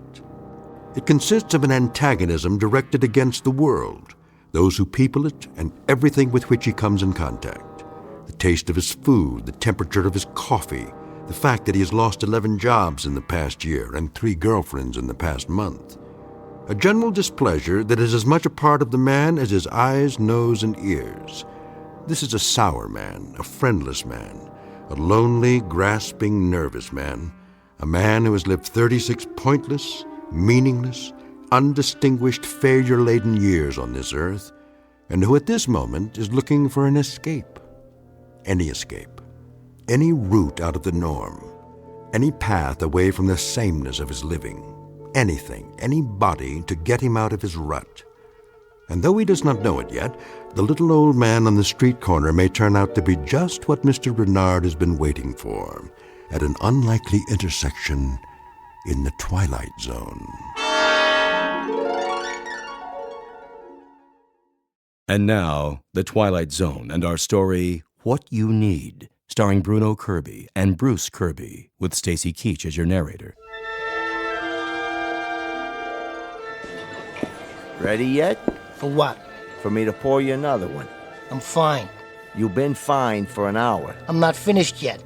Then how come your glass is empty? You got a time limit? Look, we sell booze here, mister. We don't rent space. Is that a fact? That's a fact, buddy. Tell you what, then. Yeah? Why don't you just go take a flying jump at the moon? All kinds. You mean all kinds. You okay, miss? Yes, thank you. I was just leaving. Take your time. Oh, that was a heck of a season. Darn right it was. We could have gone all the way. Yeah, you pretty near did. Boston had nothing in the outfield. New York... Forget about it. We had it all sewed up. How you doing, Lefty? Oh, I'm fine, Sal. Yep, all sewed up. Then they brought in that slugger from Cincinnati. Bring the man another beer. Oh, you don't have to do that. I know I don't, but it ain't every day I get to talk to Lefty Garrity. That was a while ago. Listen, the man wants to buy you a drink. You let him. Make it 2. 2 drafts coming up. Thank you kindly, fella. Don't mention it. Hey, Pop. Good evening, gentlemen and lady. Does anyone need anything? Anything at all? Not tonight, Pop. You, sir? I told you. Get lost. Ah, so you did. How about you, miss? Matches? Perfume? Really, I don't think so. A hair ribbon, perhaps? There's nothing wrong with the young lady's hair. Thank you. Why don't you give it a rest tonight, Pop? You might have a look just the same. I have a little bit of everything here. I guess I'll take some matches. You don't need matches, miss. I don't? I'll tell you what you need. Yes, I think I know exactly what you need. What is it? Cleaning fluid. Cleaning? Very good cleaning fluid, guaranteed. Removes spots of any and all kinds. I think you'll find it useful. I really don't... Believe me, miss, it's what you need. Well, I suppose I... How much is it? No charge. Here you are. There you go, 2 drafts. Thanks, Sal. You looking at me, Pop? He's okay. I know he is. I've seen him in here before. What have you got there? Oh, many things. Odds and ends. Things you need. Things I need? What do you think I need, Pop? That's always the question, isn't it? A cigarette lighter? Afraid not. I don't smoke. A pair of socks, perhaps? That wouldn't help me. What I need, well, you wouldn't have that. Tell him, Lefty. The old coot comes in here every night bugging everybody. Tell him what you need. Go on. And what might that be? A new left arm. A new arm, did you say? Lefty was quite a ball player in his time. Pitched for the Cubs. Then his arm went sour. Didn't it, Lefty? Didn't it go sour on you? Sure did. So that was what happened. I should know. I dropped a bundle on him at a Sunday doubleheader a couple of years ago. What do you do now? What does he do? Well, for starters, he comes in here 7 nights a week looking for his career. I keep telling him it ain't at the bottom of a bottle. Sometimes there are alternatives. Other things a man can do. Instead of pitching? Instead of baseball? Come on, let's get back to the socks and shoelaces, Pop. All right, give me one of each. That's more like it. I think this is what you really need. A piece of paper? Go ahead, take it. It's like a bus ticket. That's right. That's what it is. A bus ticket. A ticket to Scranton, Pennsylvania. Scranton, Pennsylvania. What's in Scranton, old man? I'm afraid I couldn't say. Coal mines. That's what they got in Scranton, Pennsylvania. They got nice, lovely coal mines. You can't pitch with that arm, Lefty. Maybe you can dig with it. Wonder who that is. Sal's place. Somebody's old lady, probably. Or a bookie calling to collect. If it's for me, I ain't been in. Got it? What? Yeah, he's here. Hey, I thought I told you. Lefty. Huh? You're wanted on the phone. Me? That's what the man said. Wants to talk to Mr. Garrity. You're kidding.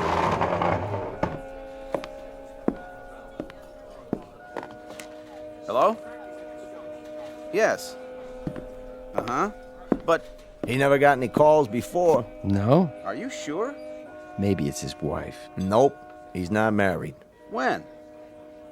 Hey, listen, if this is a gag... Right. I understand. Uh-huh. Okay, I'll be there. And, thanks. Thanks a heck of a lot. Wow. What do you know? Dead rich uncle or a horse come in?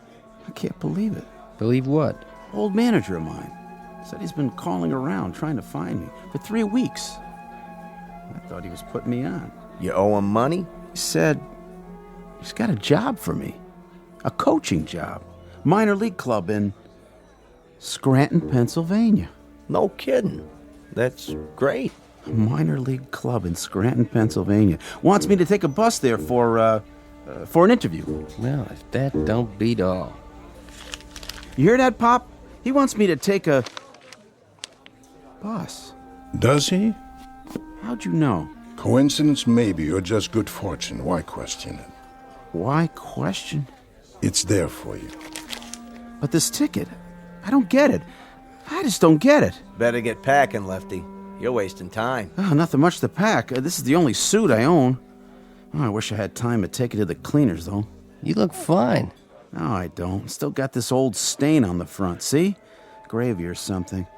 I'd like to look halfway decent when I meet the general manager. That's who's going to interview me. The general manager. Oh, I hate to look like a tramp. I can get a shave, but I don't have any other suits.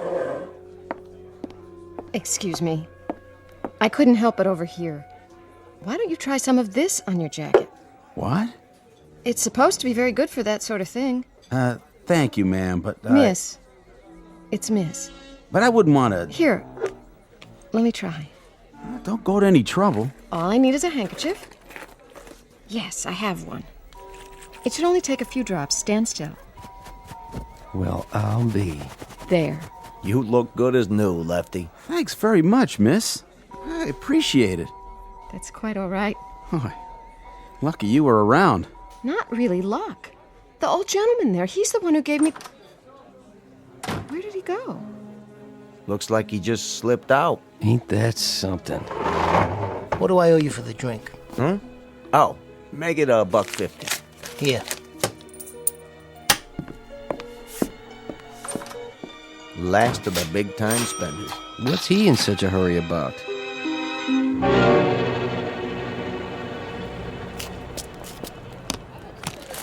Candy, breath mints, pencils. I saw what happened in there. Something for you after all?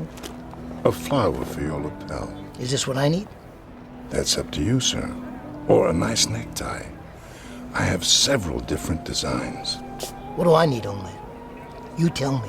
One needs different things at different times. What do I need now? What do I need tonight? It's late. You stay right here. What do I need?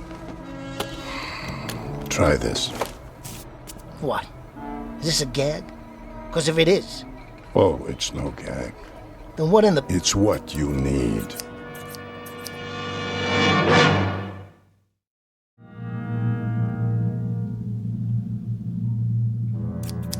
Scissors? That's right. I want you to level with me, old man. I mean it. I'll spread you out for 3 blocks. So bad, they'll have to scrape you up with a spoon. It's what you need. It really is. Go ahead, take it. So what do I need a pair of scissors for? You don't have to accept them, of course. The choice is yours. You're giving me a pair of scissors. Precisely. Let me get this straight. I'm gonna need these. But you can't tell me what for. I'm afraid not. Well, let me tell you one thing. What I need is something that'll do me some good. Like a tip on a horse at Belmont. One that's gonna finish in the money. Just give me the name, I'll do the rest. Sorry. I know nothing about gambling. Is that the truth? But you're asking me to gamble on this. A pair of scissors. What's it gonna get me? I couldn't say, but I do believe it's... What I need. I heard you the first time. Well, I'll tell you, Pop. I need scissors like I need a hole in the head. Say, what are you trying to pull? Pull? You help those people in the bar. But me? I get something to open my letters with. Something to cut a piece of string. Now you listen to me. These things will cut a lot more than that. Like your throat. Don't you forget it. If you think I'm some punk you can pull a joke on. No joke, I assure you. Nah, forget it. What am I wasting my time for? You're just a nickel and dime loser. I got better things to do. I got business, big business. Very well, then. If you're sure. Give them to me. You said they were mine, didn't you? I did. Yeah, why not? See you in the funny papers, old man. Perfume, lipstick, kitchen utensils, anything you need.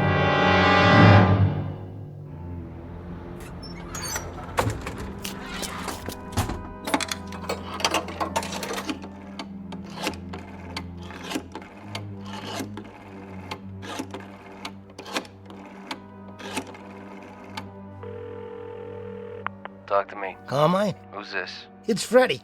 Who do you think? Freddie. Been a while, huh? Not long enough. I ain't got time for deadbeats. Hey, what are you talking about? I paid you off, every penny. Took you long enough. I always pay my debts. Say, listen, Carmine, I was looking at the racing form. What are you bothering me for? And I see a horse here looks pretty good. The 6th race tomorrow. Name of, let me see. Staunch Soldier. Yeah, that's it. Don't make me laugh. That nag couldn't steal a purse from an old lady. I don't know, Carmine. Says they're taking the weights off. Plus he's getting a drop in class. Sounds like a sure thing. So I was thinking, why don't you put a C note down for me across the board? What are you, a comedian now? What'd you say?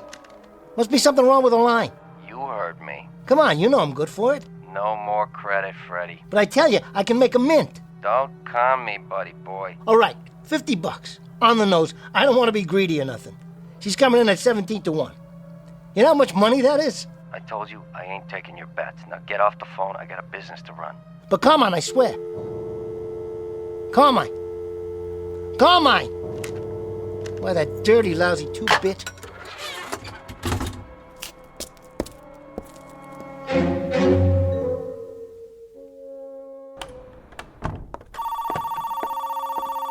Hotel Carlton. Yeah, by the week. Payment in advance. In cash. Same to you, pal. Mr. Renard. Yeah. About your bill? I'll settle up tomorrow. That's what you said yesterday. Hey, I got a big payoff coming in. Deal I'm putting together. Just got a little cash flow problem, strictly temporary. Mr. Renard. Give me till tomorrow afternoon. If I don't have payment in full... Don't worry about it, okay? 5 o'clock, the whole thing in cash. Till 5 o'clock tomorrow, then. At the latest. You got it. Come on. What's with this elevator? About time. 4th floor, you broken down old piece of... Hey! What? My tie? How did it get caught in the door? Can't reach the button. Stop this thing! Stop! Get this off of my neck. Something quick. Something to cut it with.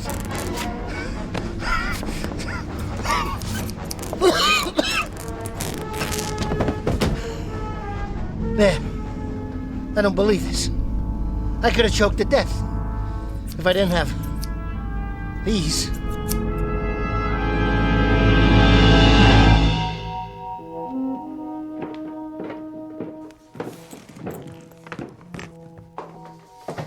Billy! Evening, Mrs. Rajado. Oh, hi there, Mr. Pettit. You see that boy of mine? No, I haven't. I'll tan his hide when he gets home, staying out all hours. I wouldn't worry. He's probably out playing. Friends are important, you know, at his age. At any age, in fact. He's supposed to be doing his homework. His dad's gonna have a fit. I'll keep an eye out.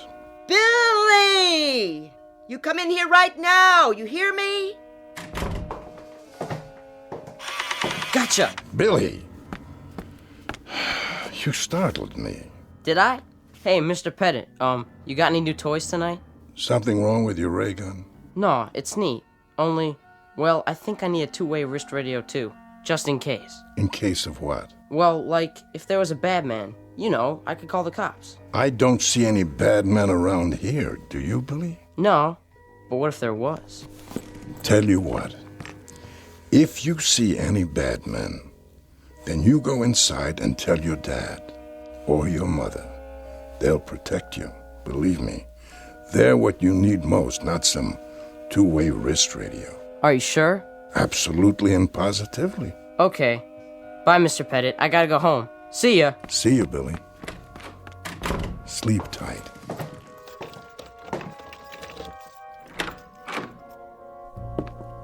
Now, where's that light switch? You! Is this what I need? A spool of thread? Who let you in? You gotta get a new lock on your door. I could open this one with a toothpick. How did you know where I live? No problem. I'm real good at figuring things out. You told me you had a room in a hotel. All I had to do was ask around. I'd appreciate it if you'd leave now. You missed this. Here, Pop. Nice button. Is this what I need? Please, just go. Sure thing. Only you and I are gonna have a little talk first. It's late. I'm an old man. Nice pair of scissors you gave me. I'm glad you like it. Now, if you don't mind... Saved my skin. You should have been there. Why? I was on an elevator, see? And my necktie got caught in the door. Ain't that the craziest thing? Couldn't reach the controls, so I had to use the scissors to cut it off before it choked me. How did you know? I don't know anything. I think you do. I asked you a question. How? What difference does it make? It might make a lot of difference. What have you got? A fortune-telling machine in here? Some crystal ball? No, nothing like that. But you can look ahead, can't you? See the future. Sometimes. Then you're an A-number-1 dummy. You got $1 million talent, and you dribble it away for nickels and dimes. You're a loser. Shh, please lower your voice. Now you listen to me, old man. Your losing days are over. From now on, you got yourself a partner. I don't need a partner. I don't need anything. I'm content, Mr. Renard. I may have a certain gift, but I use it sparingly. Yeah, on bus tickets and cleaning fluid. You got cheap taste. But your new partner, he's not satisfied so easy. And what would satisfy him? Are you kidding? What satisfies him comes from expensive shops. It drives long and low on 4 wheels, and it fits nice and soft around the shoulders and drapes easy and looks uptown. Luxury, Pop. Luxury. Go ahead. Concentrate. What's in store for tomorrow? Let's go, old man. What do I need? Very well. Here. What's this? A pen. A lousy, old-time fountain pen? I've been sitting here reading the paper, trying to pick a winner, and what do you give me? A leaky fountain pen that drips all over the sports page. Sorry about the accident. Hold on. Accident, huh? Is that what it was? An accident that a drop of ink falls right on a horse's name? If you say so, Mr. Rennet. Take a look. Ah, this is wild. This is really wild. Sorcerer's Apprentice. That's the horse. Sorcerer's Apprentice runs in the sweepstakes tomorrow. Does it? Hey, Pops. Hey, you're all right. A leaky fountain pen. That's just what I needed. See you later. Yes, I suppose I will. In fact, I'm almost certain of it.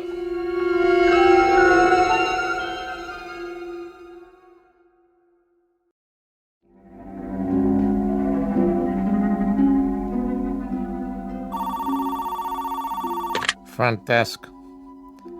Nah, we don't have room service. They got ice at the liquor store. Get it yourself. Likewise, buddy. Well, Mr. Renard. Hiya, Tony. Been waiting for me? I hope you got that back rent, because if you don't... I said 5 o'clock, didn't I? I need the whole thing, plus this week in advance, otherwise... Here you go. 20, 40, 60. Hey, your ship came in, huh? I told you, I'm a man of my word. Sure thing, Mr. Renard. Anything I can do for you, let me know. You get the evening paper yet? Right here, just came in. Let me see the sports section. Tomorrow's races. Here we go. I was wondering, Yeah. How about a tip? A tip? I mean, for the paper and all. You want something from the liquor store? I can get it for you. You want a tip? Here's one. Yeah? Don't play with matches. Why don't you take the elevator, Mr. Renard? Still works last time I looked. No thanks.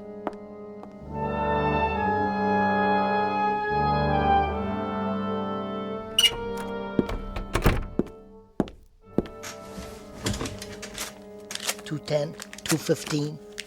Still got $220 left. It's gonna be $1 million. I'll parlay it all 7 races. Not just horses either. Prize fights, football, baseball, basketball, anything. Come on. Talk to me. Carmine. I got some bets to put down, starting with... Told you, Freddie, no more credit. Listen to this. Put your ear close to the phone. Get off the line. Hear that? Cash on the barrelhead. What you do, rob your grandmother? Me? I took a little ride out to the track. Hit a long shot, 23-1. Now listen, I got some business to conduct, big business. Better write this down. Starting with the first race tomorrow. Hold on. What are you, consulting your Ouija board? Are you kidding? All I have to do is take out my lucky fountain pen like this. Your what? Or should I say, my leaky fountain pen? Let's see what it drips on this time. I'm hanging up. Hold on, I tell you. This'll just take a minute. You gotta put the dough in my hand or it's no bet. So I'll stop by. Sure you will. Just let me give this a little shake. Hey, what gives? This thing's all dried out. What kind of a con is this? Try a magic 8-ball, Freddie. It works better. Must have had 1 drop of ink left. And now it's empty. Why, that old crumb? That crook? 1 shot and that's it? No way. This thing is worth millions. It will be. I'll beat it out of him. I'll take it out of his hide.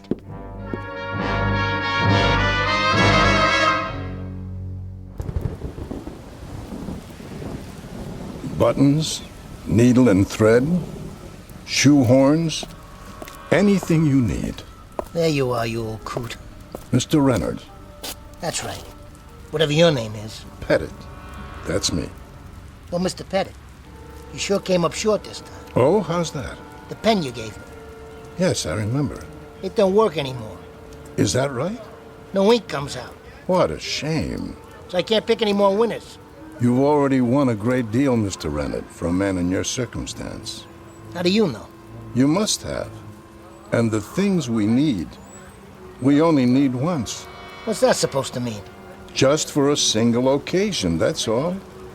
An egg, the hand of a clock, the book of matches, A rubber band, a harmonica, a piano key, whatever it may be.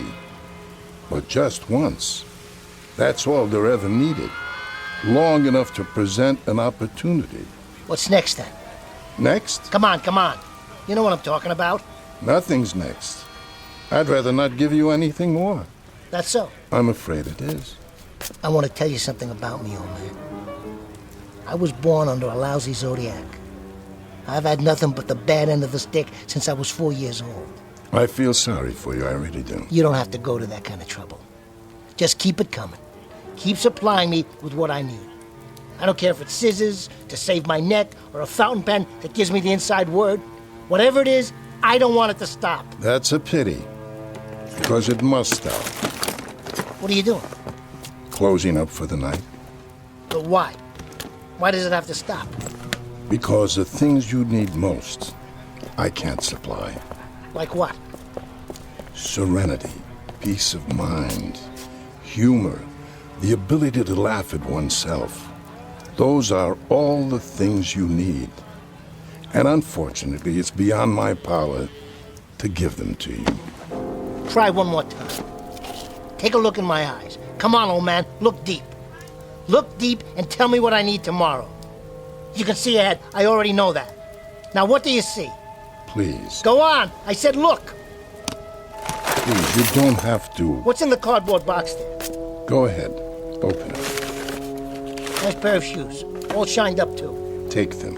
Is this what you've got for me? Yes, they're for you. Nice. They're tight though. Sorry. Too tight. And they're leather soled. I hate new leather soles. They're slippery.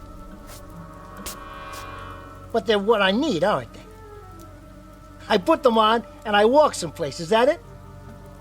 I walk someplace where I'll get what I need. Perhaps.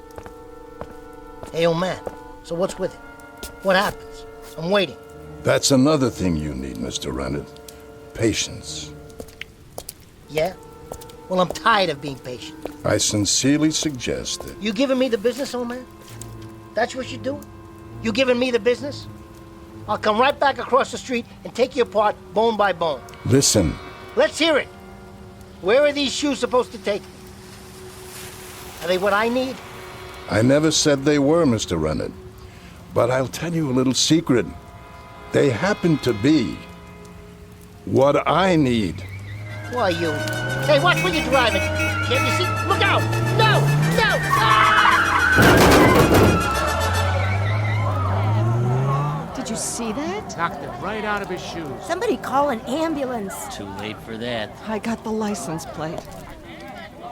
Mr. Reynolds, I looked in your eyes just as you asked. And what I saw was death.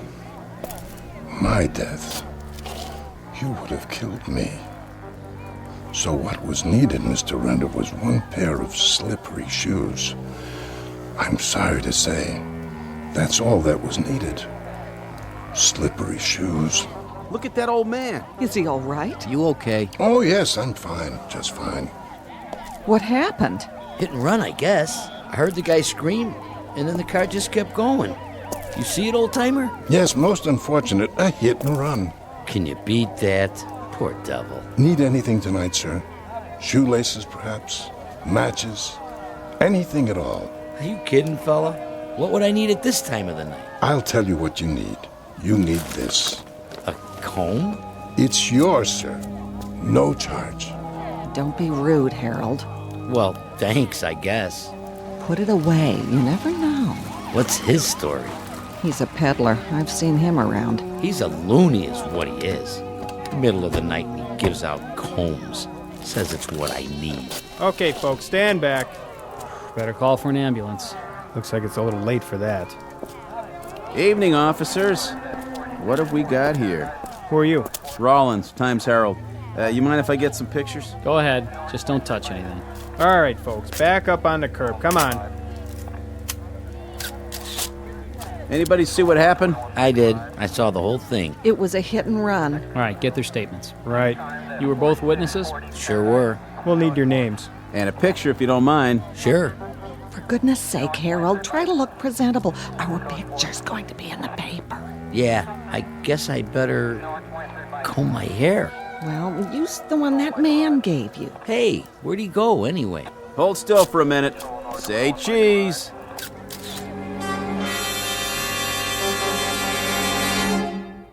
Street scene, night, a traffic accident, and a victim named Fred Renard. A gentleman with a sour face and a disposition to match, to whom contentment came at long last, after no small measure of struggle.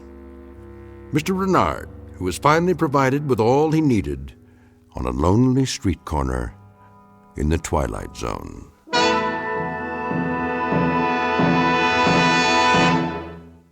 More from the Twilight Zone after this.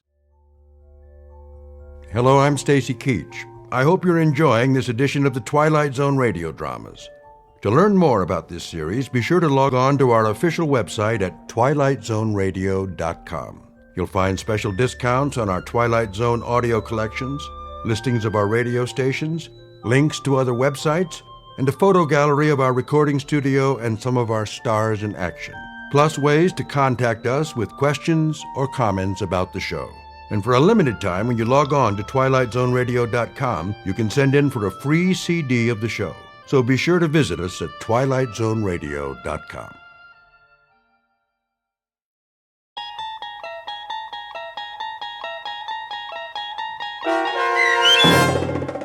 What's in the Box? Starring Mike Starr with Stacy Keach as your narrator, was adapted for radio by Dennis Etchison and based on a script by Martin Goldsmith.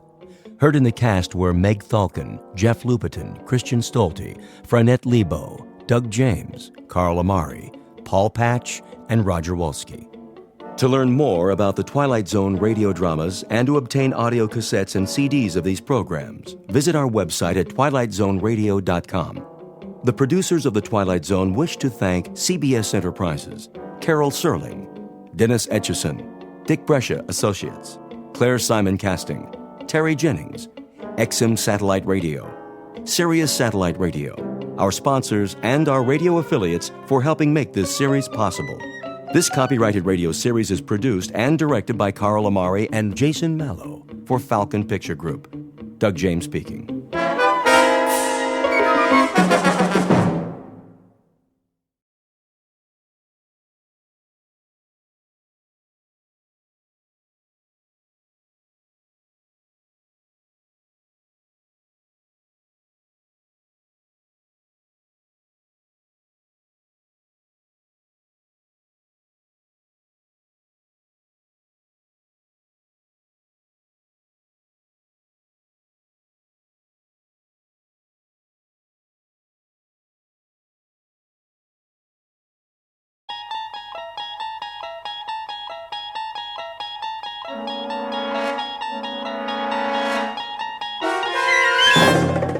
You unlock this door with the key of imagination.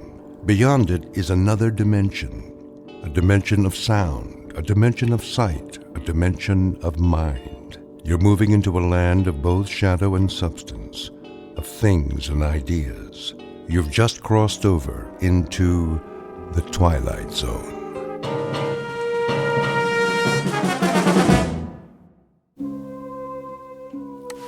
Okay, you know the drill. You talking to me, Copper? Well, I don't see anyone else here. Spread them so I can read you your rights. Set it and forget it. Just 3 easy payments. Coffee beans that are aged. Will you stop it? Turn that thing off. We'll have to operate on his brain at once. Scalpel. Watch it, nurse. It's the bottom of the 8th inning, and so far it's been a very tight game. Drop it! Drop it or I'll shoot! Take it easy, Phyllis. The repairman's coming. You did call him, didn't you? Of course I did. Now turn it down. I'm trying to cook dinner in here. I gotta keep it warmed up, don't I? Bring me another beer. Get it yourself and wash your hands. It's almost ready. Yeah. Acme TV Repair. Come on in. So, what seems to be the problem? Did you hear me, Joe? Dinner is served. In a minute. Channel change is messed up. You don't say. Keeps flipping all over the place, one thing after another. Well, let me take a look. Yeah, you do that. Shall I repair it here, or perhaps take it to the shop? Are you kidding? Tonight's a big match from the Garden. World Hardcore Tag Championship. You know, Mr. Britt, it may take some time. Just fix it, will ya? I gotta watch my programs. Okay, Joe, have it your way. If it's cold, it's not my fault. I'm coming. Go ahead, pal. I'll check back with you. Most certainly. Mind if I turn the sound up? A man's gotta do what a man's gotta do. Just keep it down to a raw, huh? The wife. You know how it is. Yes, I do. Your wife, that's all I hear. Easy. I said I'm taking care of it. Huh? Why don't you just tell her about us? Don't worry, I'll tell her everything. When the time's right. If you were any kind of a man, you'd do something now. You'd get rid of her. Wait a minute. What kind of program is that? Oh, that's Channel 10. But I don't get Channel 10. There's no such thing. Portrait of a TV fan. Name, Joe Britt. Occupation, cab driver. Married to one Phyllis Britt, long-suffering companion in a lower-middle-class apartment. His one consolation is the time he spends in front of his television set, watching various sports, crime, courtroom, and medical shows. His nightly escape into a world of fantasy and high drama. But tonight, Mr. Britt is going to watch something not listed in his local newspaper, a special broadcast designed for the cabbie who's seen everything.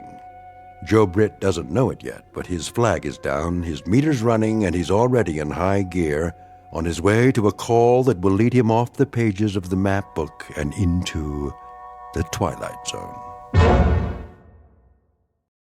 And now, The Twilight Zone and our story, What's in the Box? Starring Mike Starr, with Stacy Keach as your narrator.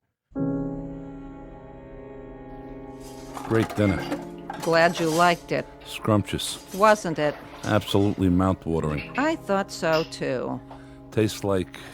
Yeah, go ahead and say it. Like what, Joe? I got it. Fiberglass. Well, keep on being late. What do you expect? Not much from you. Yeah, the feeling's mutual. I'm telling you, I'm getting sick of it. Where'd you get this slop? The Lucky Dog pet store? You're getting sick of it. How do you think I feel? I don't get a man coming home to me at night. I get something left in the cab that's all used up. Nice, Phyllis. Real nice. Tell the whole world. We got company, remember? Oh, yeah. The TV repairman? Better hope he gets finished pretty soon, Joe, so you can watch your programs instead of having a conversation with your wife. We're having a conversation right now. Sure we are. It ain't my fault I'm pulling long hours. Yeah? Whose fault is it? The man in the moon? I already told you. Guy hails me when I'm heading into the garage. Had to haul him all the way up to Yonkers. Oh, give it a rest, Joe. I heard that one before. The other day it was Yonkers. Yesterday it was LaGuardia. You don't fool me one bit. Just tell me. Who's the girl? What girl? The one you've got on the side. You're crazy. Yeah, and you're a louse. You don't have nothing left by the time you get home. You gotta be giving it away someplace else. Yeah, I got so much extra energy. Where would I get it? Not from this food. You get what you pay for, Joe, and you're slipping way behind in your payments. Give me a break. I'll give you a break in your head is what I'll give you. If you're cheating on me, Joe, I swear. Can it, Phyllis? The guy out there's getting a free show. Free? How much are you paying him? $10 an hour? 20? And for what? So you can watch your stupid TV. I got a suggestion, Joe. Why don't you sleep on the couch tonight so you don't miss the late show? That's it. I'm going in the other room. Well, don't let me stop you. Take the whole six-pack. As soon as he gets done, you better hurry up. It's getting late. The main event's coming up. Goat Boy and Old Crow versus Dude Love and Rob Van Dam. I know what's going on. You think I don't? You can't even look me in the eye anymore. You're so guilty. Phyllis, for the love of... Well, don't jump off any building on my account, Joe. One of these days, I'm going to even up the score. Make it a real tight ball game. What's that supposed to mean? Freddie Broom. You know, that good-looking butcher? He's always given me the once-over. I can feel his eyeballs rolling over me like ball bearings. You'd think I was the Queen of Sheba. What are you trying to do, start a fight? Well, I got no fight left in me. Once that joker gets fiddling with the TV, all I want to do is watch wrestling and flake out. I'm pooped. Yeah, I'll bet you are. You drove to Yonkers. For all I know, you even went twice. You shouldn't drive so much, Joe. You'll ruin your health. How's it coming, Mac? Well, Mr. Britt, you've got yourself a little problem here.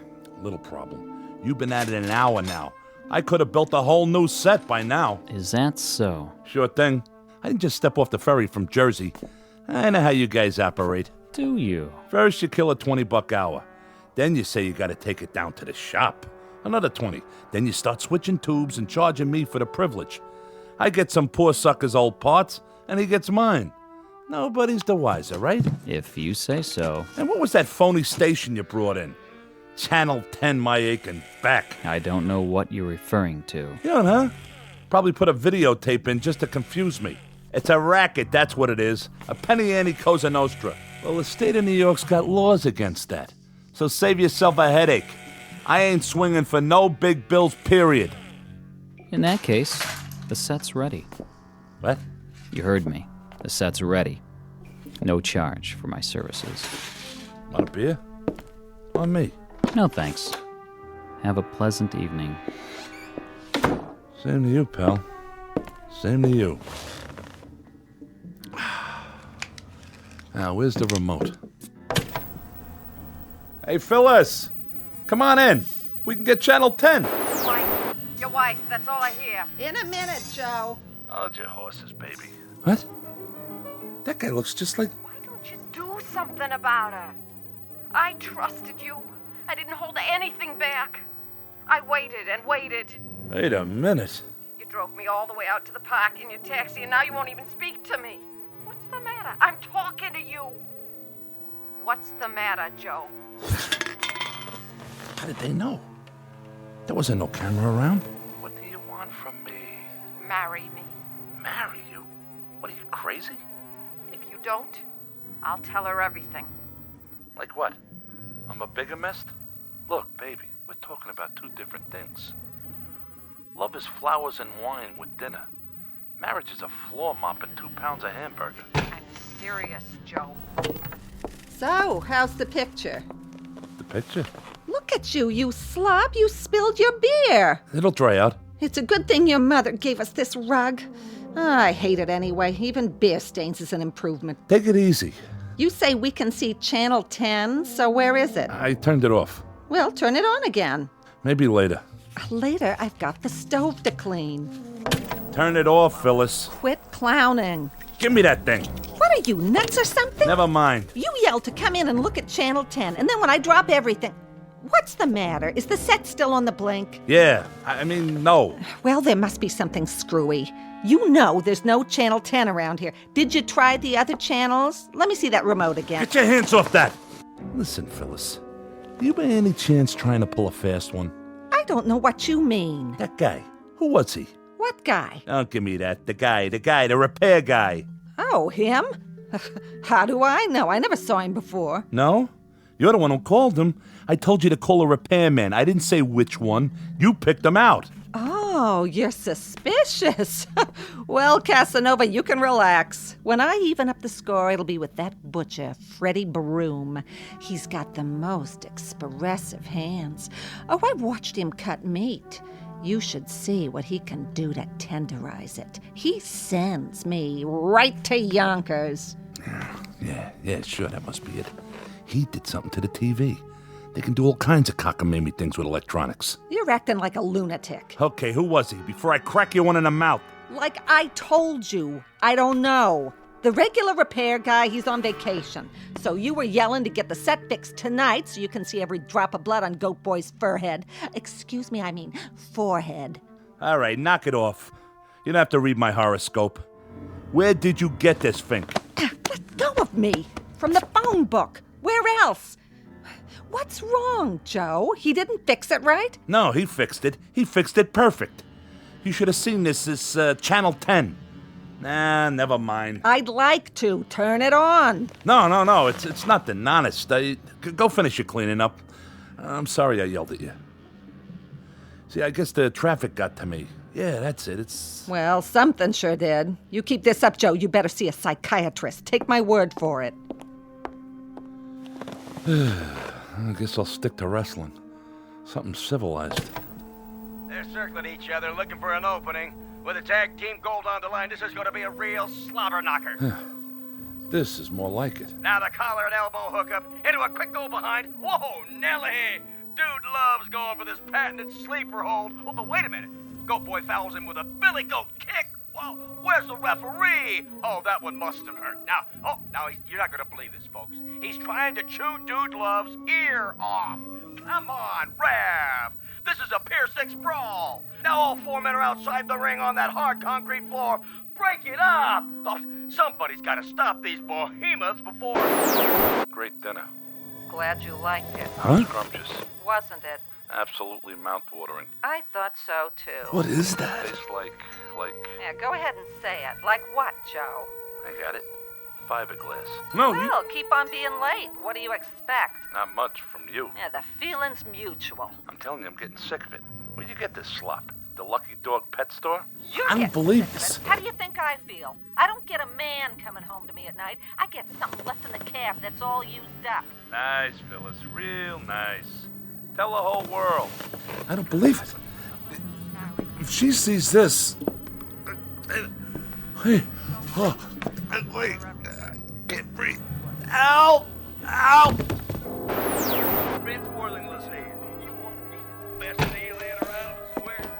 Joe, I'm all finished. Let's watch something together for once. Even your wrestling, for a while at least. Joe? Joe! Talk to me, Joe!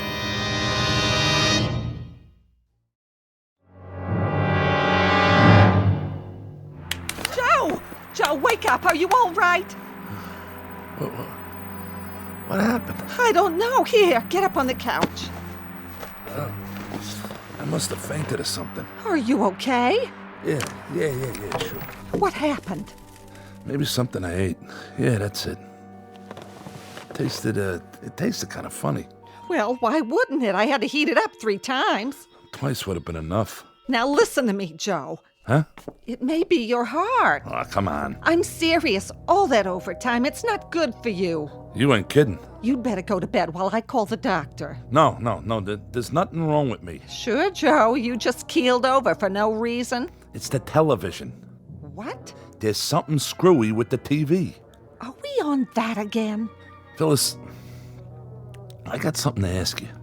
I'm listening. Here, put your feet up. You want some hot chocolate? This is important. Are you sure you never saw that repair guy before? I'm going to call the doctor.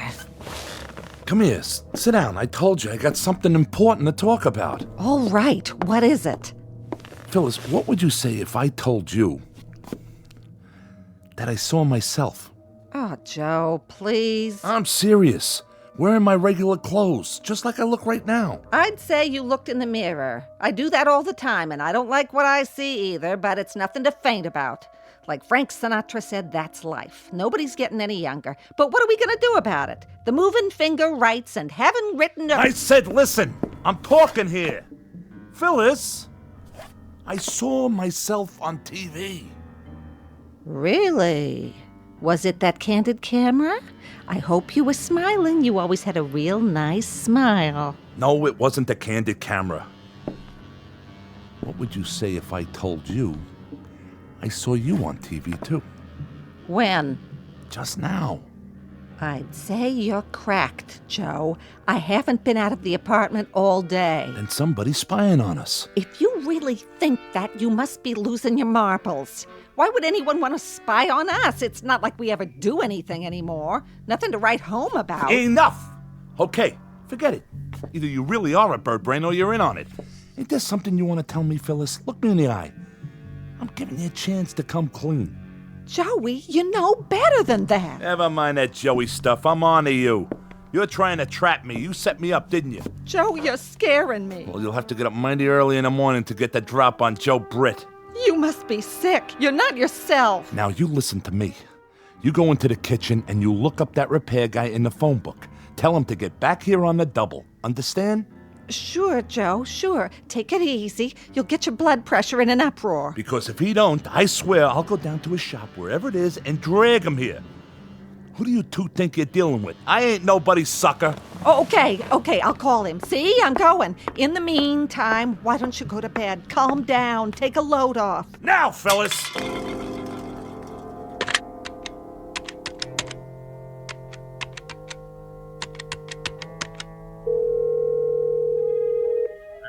Hello? This is Mrs. Britt. Yes, I think you'd better get over here right away. Calm down, she says.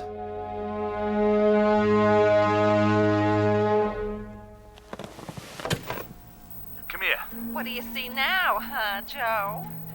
What do you see? I'm on to you. You're nuts. We'll see about that. Ha! Missed me. I'll kill you. What's that? Say it again, Joe, so the neighbors will hear. I have witnesses. I said I'll kill you. Oh, no, you don't. Not my mother's face. Stand right there. Put it down, Joe. It's an antique. Yeah? An antique, huh? What's it gonna be worth in a minute? You lousy, no good. Come to Papa. Get away from me.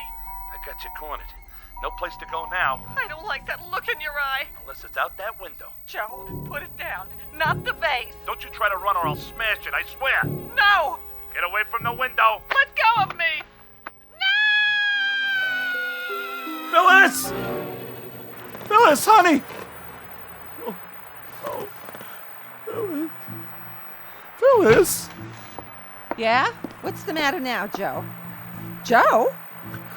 What's the matter? Can't you hear? Can't you see? Look! Look at what? The TV! What about it? On the screen! There's nothing on the screen. See for yourself. But I saw it, I tell you. You and me right here in this room. What are you talking about? Channel 10 again? I told you, Joe, we don't get Channel 10. It's a trick. It's gotta be. Somebody's playing a trick on me. Why? Why?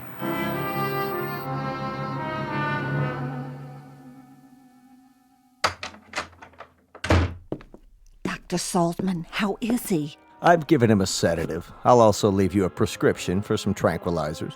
Is that all he needs? We'll just have to wait and see. Of course, it might be wise to seek more expert advice. I'm a family doctor. Psychiatry's not my specialty. However, his condition could turn out to be relatively simple. What condition is that, Doctor? I read an interesting study the other day. It might apply here. According to this study, it's possible for someone to suffer delusions, even actual hallucinations, because of what's called media overload, effects that are directly attributable to the electronic culture we live in.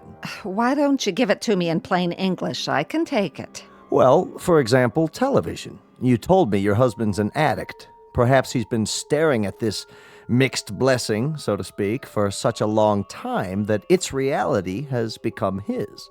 You mean he's turning into a TV set? No, nothing like that, but he may have reached a stage of confusion where he no longer knows whether he's watching the action or participating in it. You're putting me on. He's living a kind of waking dream, in other words. Mind you, that sort of thing isn't limited to the mentally ill. It can come in flashes for anyone who's exposed to large enough doses. I have on occasion found myself actually calling for sutures or sponges while watching an operation on television. Even a man like you. Never mind. Is that what's wrong with my Joey? He thinks he's one of those doctors on TV? In your husband's case, I gather he believes that he has, in some sense, already murdered you. What? Or rather, that he will. He no longer seems capable of differentiating between past, present, and future, between reality and fantasy. Yeah, like with his wrestling. In any event, we don't want this situation to develop further. I should say not. I'd like you to bring him to my office first thing in the morning. I'll order a thorough checkup, reflexes, blood work, and so forth. Sure, if you say so. Meanwhile, see that he gets some rest. I will. Thank you, Doctor, from the bottom of my heart. Glad to be of help. I'll let myself out. Oh, Dr. Saltman. Yes. Is this your little black bag, or am I just imagining it? Oh, yes, of course. Thank you. Perhaps he shouldn't watch any more television for a while. Oh, good idea. Think of it this way, Mrs. Britt. If you gaze into the abyss long enough, the abyss may begin to gaze into you. Isn't that the truth? Good night, and sleep well. Can you beat that? I wonder if I stare into the frigid air long enough, I'll turn into cold cuts. Wouldn't that be something, though? We'll give get back to our movie in a minute. Fitzworthington's here. You say you want dependable transportation? You need a second car so the little woman can get out of town on the weekend? Wouldn't that be something? Well, tell you what I'm gonna do. We'll get back to the news in a minute. You see this little baby right here? I'm gonna give it to you for nothing down. That's right, nothing, zero, not a penny. Walk in and drive it off with just your good name, a smile on your face, and the number where your little wifey can be reached while she's out of town. Come in your birthday suit. What do I care? How's that for a bargain? Oh, what's the use? That guy's on every channel. I might as well turn in. Phyllis? Hold your horses, Joe. Phyllis! I said keep your pants on. I'm just turning out the lights. Phyllis, where are you? Phyllis, where are you? Help! Hold on, Joe. I'm coming.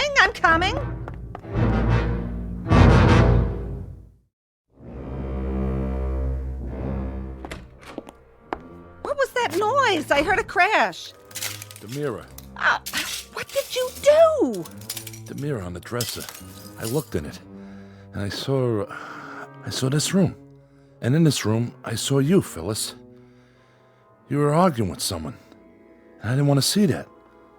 So I threw the water glass and broke it. I'll clean it up. Now lie back down. The doctor wants you to sleep. I can't sleep. You wouldn't be able to either if you'd seen what I saw. So, okay, stay awake. Only let's make a deal. What you saw, I don't want to hear about it. He told you? Yes, and what you saw on the TV before. But he said not to worry, just go to sleep, and tomorrow you'll be fine. Can I fix you something? It's okay. Phyllis. Yes? Phyllis, lean closer. I have to talk to you. Oh, no, you don't. What's the matter? Every time you start off like that, we wind up in a fight. And tonight, if you don't mind, I'm passing. Don't you worry about it. I got nothing to fight with you about. That's a relief. If anyone's to blame for us not getting along, it's me. Well, what do you know? The doctor shot some sense into you. Do you think so? Now, go to sleep. You're not well, Joe. You can't be. If you were right in the noodle, you'd never be talking like this in the first place. No, I mean it. I really mean it. Oh, Joe. You know, Phyllis, driving a cab is pretty lonely work. You're all by yourself for hours and hours. And in between times, people are yelling at you to slow down, hurry up, take Madison Avenue, don't take Madison Avenue, turn right, left, stop, go. And on top of all of that, they think I'm cheating them. Would you believe it? No, they don't. Who says that? So when someone finally comes along and smiles at you, calls you mister, well, maybe you go all to pieces and think the moon and the stars are your own private property, at least for the night. It feels like spring. And you act like a first-class donkey, kicking up your heels like you were 17 or 18. See what I'm saying? No. There ain't no point in drawing you a picture. I guess you get the message. Maybe you better spell it out for me. Well, seeing you dead like that, after you fell out the window, or at least I thought you fell out the window, because it was on the TV and all, it was an awful shock. And I realized, well, you know what I'm trying to say. Then say it. Okay, I'll give it a try. It took a shock like that to make me realize it's you, and not some. Sounds like you're trying to confess something. I just mean, it's you I love. You're the one.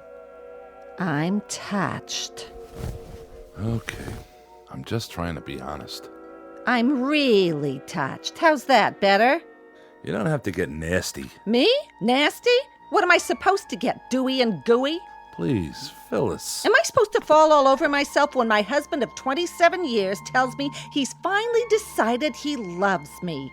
You don't know what love is. That's not the point I was making. What is the point, then? After charming the pants off the entire borough of Manhattan, he pins the blue ribbon on me? Which means I win one used-up nitwit. Easy credit, no money down. All mine to keep and feed and pamper and obey till death do us part. The only point you've got is the one on top of your head. Take it easy, Phyllis. I'll take it easy, all right. I'd take a butcher knife to you right now if you weren't so pathetic, lying there in bed out of your ever-loving mind. Who's out of his mind? You are if you think I'm gonna take your crap lying down. Well, at least you take something lying down. Yonkers, huh? Tell me another one. No wonder you're so short on the money every week. You've been blowing it on some cheap floozy. Cheap? Not everybody's cheap. Some people are expensive. You admit it. I didn't admit nothing. That's where our money's been going. You get out of here before I... You bet I will. This is one time I'll be glad to obey. To think of the years I gave you. Well, never mind that now. What are you doing? What does it look like? I'm packing my bags and moving on. You can't do that. Oh, you just watch me, Buster. I'm gonna drag you into court, Mr. Britt. You and your fancy woman, whoever she is. This is the thanks I get for trying to turn over a new leaf. So long, Joe. Thanks for the memories. I don't know what I ever saw in her. Will somebody please tell me? That woman wouldn't know sympathy if it jumped up and bit her on the behind. Get out of here before I throw you out! Order in the court. Phyllis? Your Honor, the prosecution objects to these interruptions by the defense. What's going on in there? May we have a sidebar, Your Honor? For what purpose? Who's in my living room? Approach the bench, but I warn you both, if this is a delaying tactic. Ugh, that TV again. I should have known. Your Honor, the defense is merely trying to establish the sequence of events. Or, should I say, to respond to the fantasy presented by the prosecution. Throw me out. I'd like to see him try. Now what are you doing? I'm taking my crystal glasses. They were a wedding gift, remember? Why? But no. You don't have to do that. Why, he says. Stay away from me, Joe. I'm warning you. The mood I'm in right now, you're lucky I don't tear you limb from limb, you dirty, rotten cheat. Order. This court will stand in recess. What did you have to turn the TV on for? On? It's been off for 15 minutes. Look for yourself. Channel 10. What do you want to do, drive me nuts? That'd be a short trip. We don't get Channel 10. Get it through your thick skull. You didn't see anything on the tube? No, I didn't, and neither did you. You've been faking it the whole time. Phyllis! I'll Phyllis you. It is the ruling of this court that Dr. Saltman's testimony be entered into evidence. He testified that, in his expert opinion, the accused was sane at the time of the crime, so the charge of murder 1 with special circumstances will stand. How can you stand there watching this? To what? You flapping your gums? That's not me! Who's not you? Joseph Britt, the jury has found you guilty. It is the judgment of this court that you be taken to the state prison where you'll be put to death in the... Oh no! Turn it off! Off! The set's already off.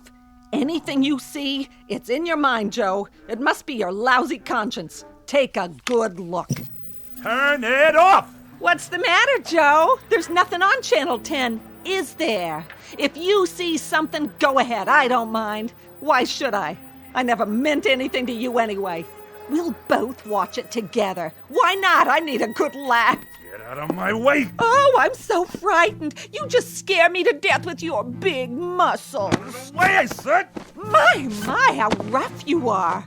Tell me what you see, Joe. It must be very upsetting. Lord is my shepherd, I shall not want.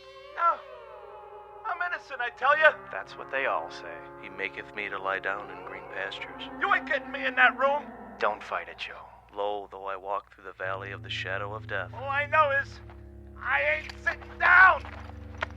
There's no use struggling. In all my years, I haven't seen a strap break yet. No! No! No! There. Now let's see this TV work. No more Channel 10 or anything else. Was it Lady Wrestlers, Joe? Or a burlesque show with fan dancers from Yonkers? Shut up! You shut up or I'll kill you! I swear I'll kill you! Come here. What do you see now, huh, Joe?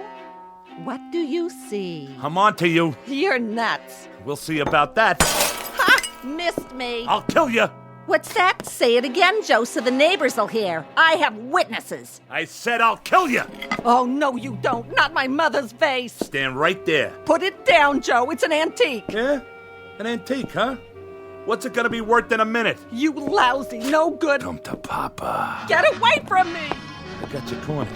No place to go now. I don't like that look in your eye. Unless it's out that window. Joe, put it down. Not the vase. Don't you try to run or I'll smash it, I swear. No. Get away from the window. Let go of me.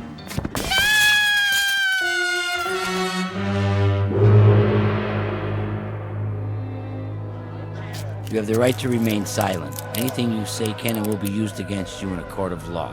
You can't afford an attorney. What happened? My wife and I were having an argument, and then... Keep walking. Get in the squad car. You ain't gonna give us any trouble now, are you? That's him. That's the man. I saw him push her. They were fighting. Stand back, folks. All right, break it up. Party's over. Excuse me, Mr. Britt? You, the repairman. You started the whole thing. Fix your set, okay? What did you do to my TV? It's your fault. Your fault. All right, move along. Oh, Mr. Britt, I can use you for a reference, can't I?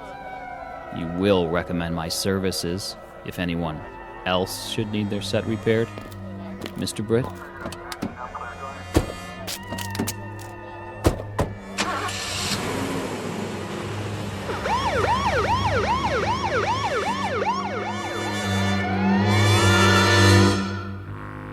Joe Britt, cab driver. Also a two-bit Romeo and star of Channel 10, who made his television debut just in time for the new season. But the series was cut short.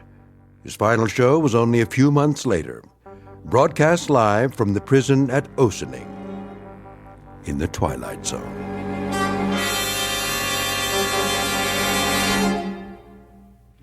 More from the Twilight Zone after this. Hello, I'm Stacy Keach. I hope you're enjoying this edition of the Twilight Zone radio dramas. To learn more about this series, be sure to log on to our official website at twilightzoneradio.com. You'll find special discounts on our Twilight Zone audio collections, listings of our radio stations, links to other websites, and a photo gallery of our recording studio and some of our stars in action. Plus ways to contact us with questions or comments about the show. And for a limited time, when you log on to twilightzoneradio.com, you can send in for a free CD of the show. So be sure to visit us at twilightzoneradio.com.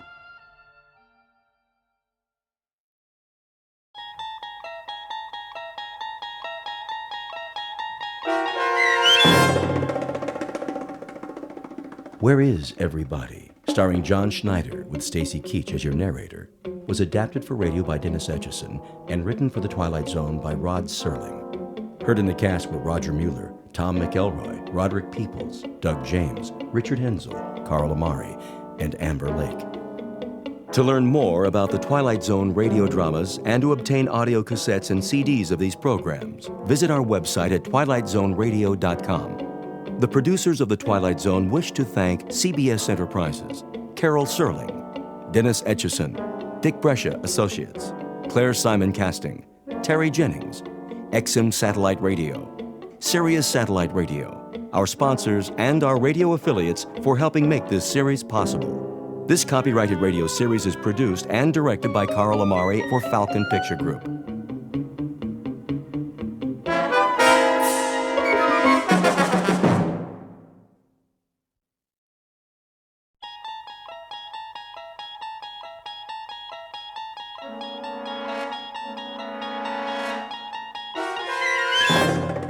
You unlock this door with the key of imagination.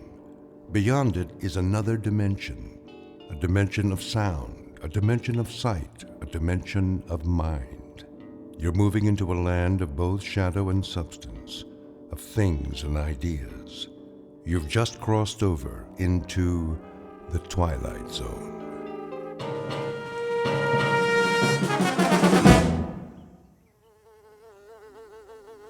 Get away from me. What? Where in the... When I woke up, I was sure somebody was watching me. I didn't know who it was, but I could feel someone very close by. I thought I could feel breath on my face, too, but it was only a breeze and a fly buzzing around my nose. I brushed it off and got up. I was outdoors, in a field, morning. The sun wasn't very high yet. I felt okay, not too hot, not too chilly. The only problem was, where am I? How the heck did I get here? I must have been dreaming. About what? Don't ask me, because I couldn't tell you. When's a dream not a dream? Whatever this one was, it must have been a doozy, because the last thing I remember is, well, that's just it. See, I don't remember much. Much. Make that anything. So, where to begin? As far as I can tell, this is the beginning. I mean, not the beginning, whenever that was, the Big Bang billions of years ago out in the middle of space or something, but it'll come back to me. It will, and all I have to do is give it some time. So bear with me out there, whoever you are. The one who is watching me, probably. I can promise you one thing, though. This isn't going to turn out to be one of those times when you only think you woke up, but you didn't because you're still asleep. I hate dreams like that. Now, I know what's real and what isn't, so do you. And this is definitely real. The mosquito that bit me, for instance, right on the nose, the bite is starting to itch like crazy with the sun beating down, but guess what? I'm clean out of calamine lotion. Wait a minute. I know this road, don't I? It looks like a lot of other roads, asphalt, telephone poles. I must have been driving, and my car quit on me, and I started walking to town, and I ended up spending the night out here. But if that's what happened, where's my car? Somebody could have dumped me out, I guess, after they hit me on the head and robbed me, and that's why I don't have a wallet and why I don't remember anything. Temporary amnesia. I hope I don't have a concussion. That could be why I've got this headache. Must be a sign along here somewhere. Pretty soon I'll see a house, a town, something. Or someone will come along. They have to. And when they do, I'll just stick out my thumb and hitch a ride. Don't have much of a choice. One thing, though, will somebody please tell me, where is everybody? A French philosopher once said, hell is other people. And for some, that may be true. Most of us need time alone, away from the pressure of everyday life. If you live in a city with noise and crowds and traffic, that's easy to understand. But what about the other side of the coin? We also need companionship, someone to talk to, a friendly voice and a familiar face. It's a dilemma that goes back to Adam, who found the Garden of Eden unbearable on his own. Enter one male human being. Age 31, height approximately 5'11". His name isn't Adam, though exactly what it is, where he is, and what he's doing here, even he doesn't know. At the moment, these questions constitute the central mystery of his life. But it's a beautiful day, and he's on a road that's bound to lead somewhere, back to the beginning or to a destination not yet in sight. The journey will take him through shadows as well as sunlight, and you are hereby invited to go along. Be forewarned, however. This is an excursion to an unknown land, a walking trip without benefit of compass or road map through a realm called the Twilight Zone. And now, the Twilight Zone and our story, Where Is Everybody? Starring John Schneider, with Stacy Keach as your narrator.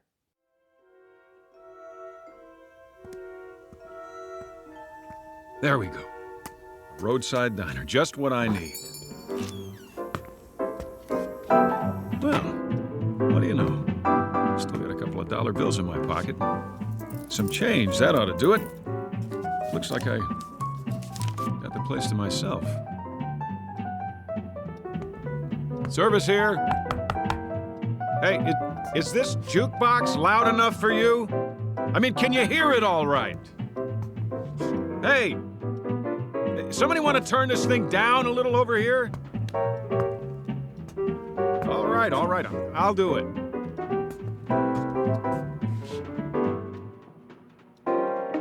Pretty early for this kind of noise. Ought to be a volume control somewhere. Maybe it's on the back. If I can slide it out from the wall. Easy now. Oh, look, I like music, same as the next guy, and all I'm looking for is the knob. There. Now, question is, who played the song in the first place? Somebody had to put a coin in the slot. Who's here? Somebody go outside for a minute? That it? Say, can you hear me? I see there's a town up the road. What's the name of it? Anybody know? Anybody? Like in the kitchen?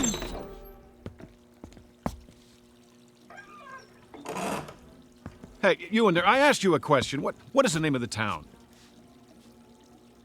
Hello?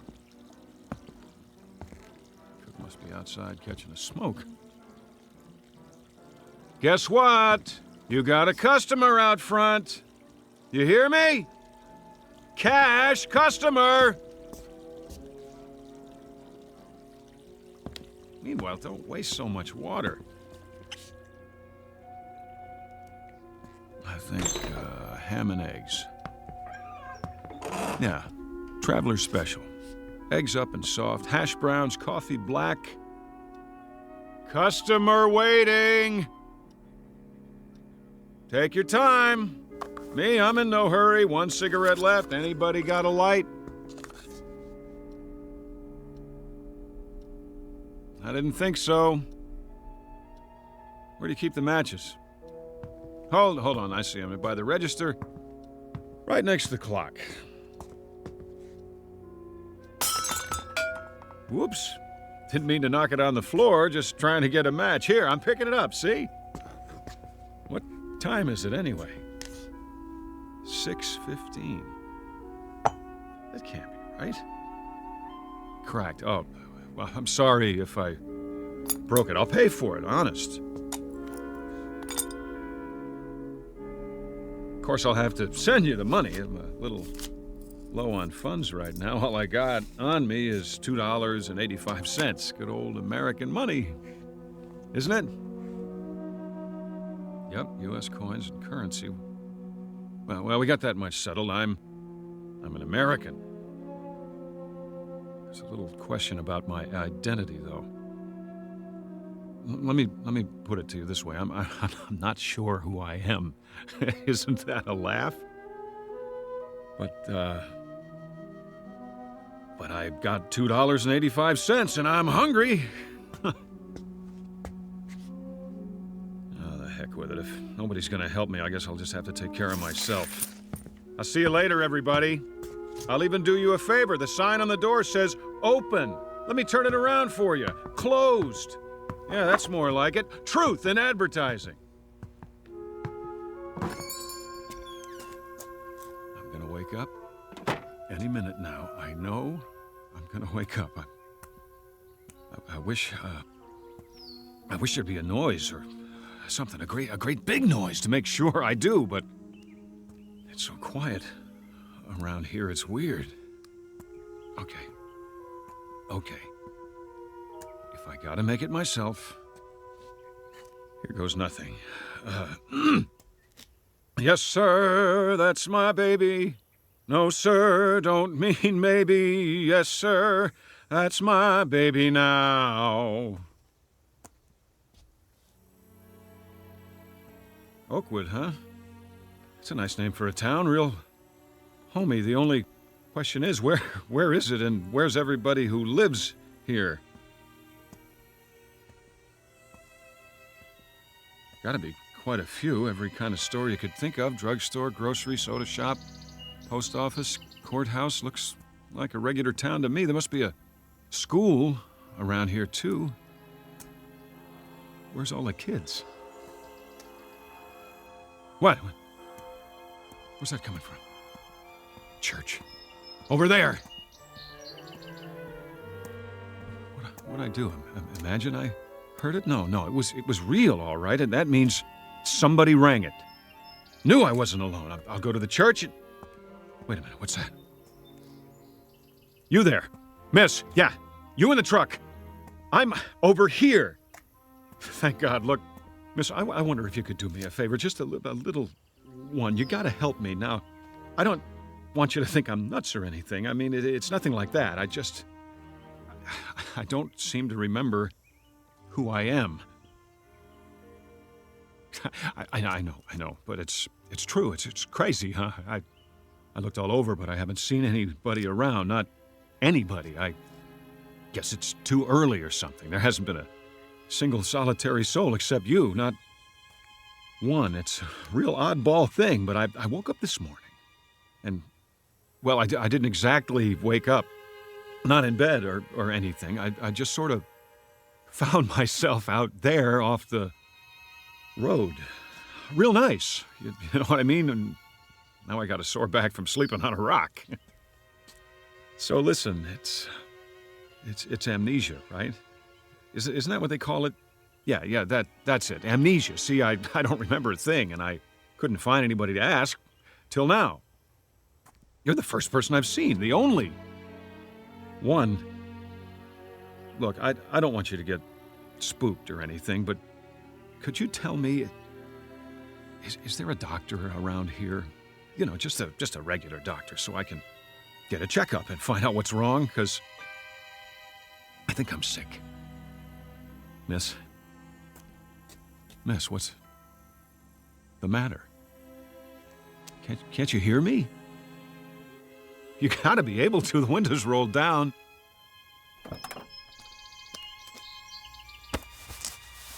What's the matter? Hey, you're wrong. It came off and... You're not even a real woman. You're a dummy. What's it say on the truck? Resnick's department store mannequins. Is that all? A bunch of mannequins? Here, get off the horn. Sit up straight. That's the way. Here's your arm back. I'm very sorry, madam. My profound apologies. I can assure you that at no time did I mean to disturb you. As a matter of fact, I've always had a thing for quiet women. Get what I mean, babe? Here's a kiss for that cute little turned-up nose. No, I'm sorry. I can't stick around and talk. I got a very important appointment. I'll see you in the funny papers, and don't you take any wooden boyfriends.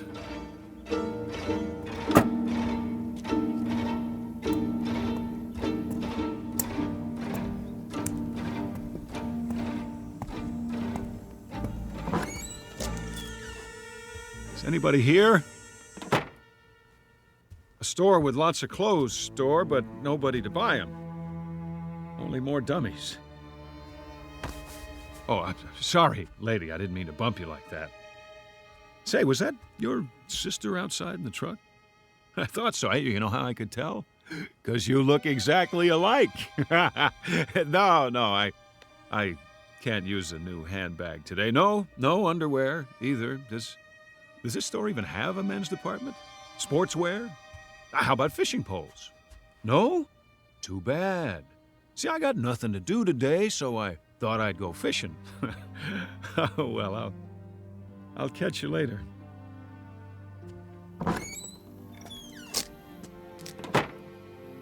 Let's see. What other kind of stores they have on this street? Whatever they are, I bet they're all empty as a tomb.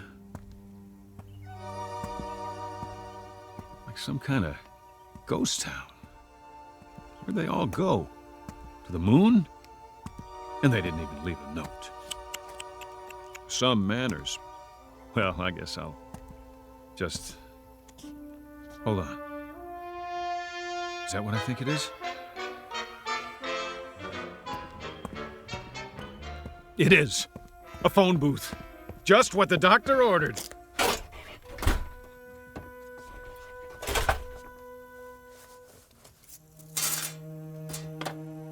It even works. We're in business.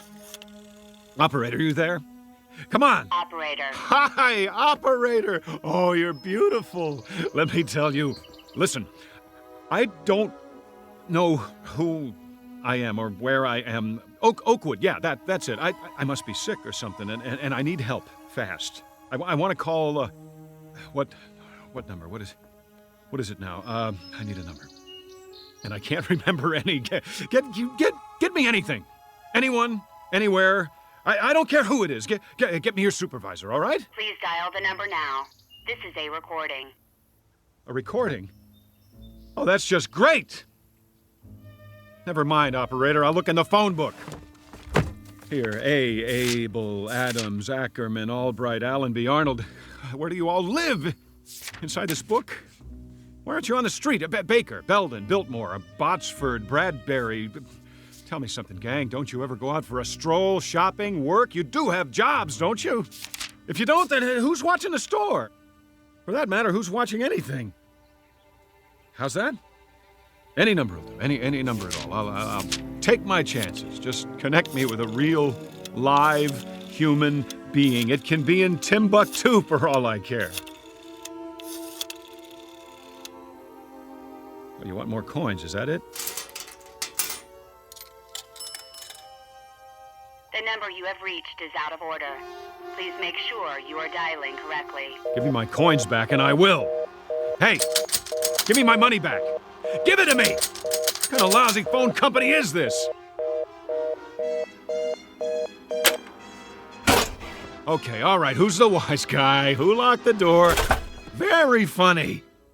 This is beautiful, trapped in a phone booth like a goldfish. Okay, you got me. Here I am. Everybody come see. That's it. Joke's over. Somebody want to give me a hand? How about it? No? And you asked for it. Oh! Oh, now I'm bleeding. Thanks a lot. For nothing. Some joke. I know you're out there watching me. I can feel your eyes. Well, whoever you are, I'm gonna find you. And when I do, you're gonna pay. You're all gonna pay, but good.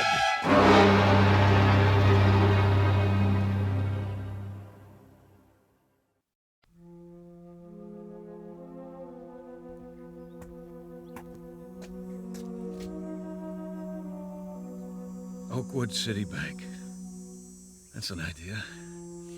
I feel like making a withdrawal. Hi! You got a customer out here? I'd like a loan. Yeah, that's it. About, $100,000. Maybe more. I don't know how long I'll be stuck in this jerkwater town. Better make it 5 or 6. How about $800,000? That ought to hold me for a while. What's the matter? Everybody on a lunch break? No sweat. I'll slip in behind the counter myself. Simple little transaction.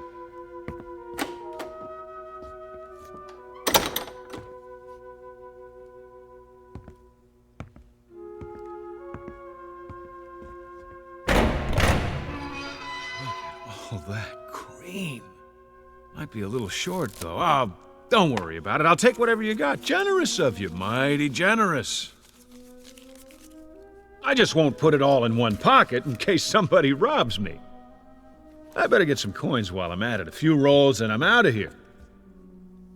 I got that feeling again. This feeling somebody's watching, trying to trap me. What? Open the gate. Where are you? Who's watching? There! I thought so! A TV camera on the wall. Pretty clever. Would you mind turning the alarm off, please? It's too piercing. Hey, you! Whoever's watching through that thing, turn it off, or I'll do it for you! Let's try that again. One more roll of quarters coming up. The pitcher winds up. He throws. There! Who said you could take my picture anyway?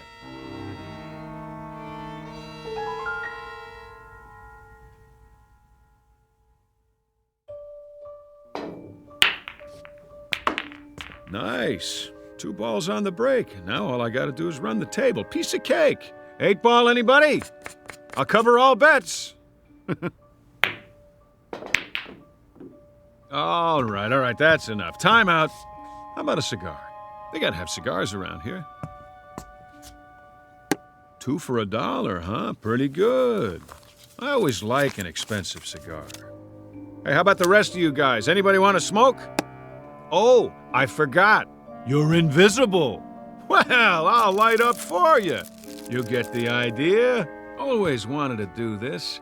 Light a cigar with $100 bill. Now that's what I call great taste. No big deal. Hold on. Where can I get a drink around here? Hey, wait up, fellas. I'll be back in a minute. And nobody touch the cue ball.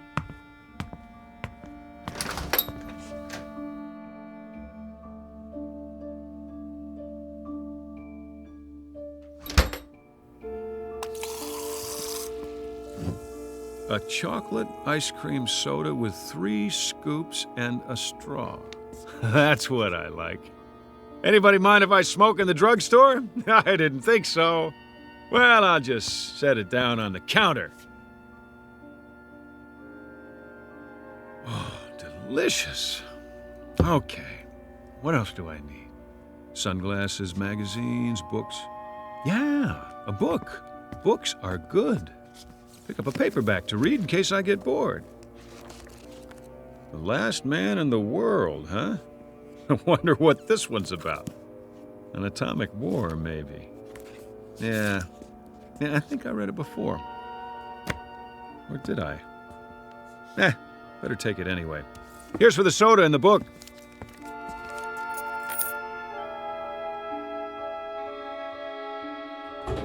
Yo!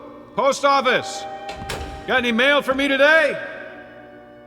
Might help if I could tell you the name. How about John Q. Smith, Anytown, USA? No? Check again. Please, Mr. Postman. Deliver the letter, the sooner the better. Oh, relax. I'm not going to go postal on you. Just give me some stamps. In case I think of somebody to write. Where's that coming from? Across the street? WGBN, the voice of the Midwest. Well, what do you know? This is where they broadcast from, right here in good old Oakwood. I know this station. I used to listen to it all the time. Never knew where they were.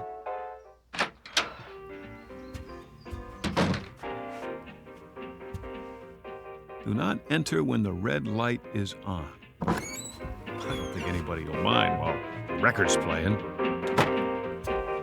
It really is a record. Look at that! Will you? Old-fashioned vinyl on a turntable.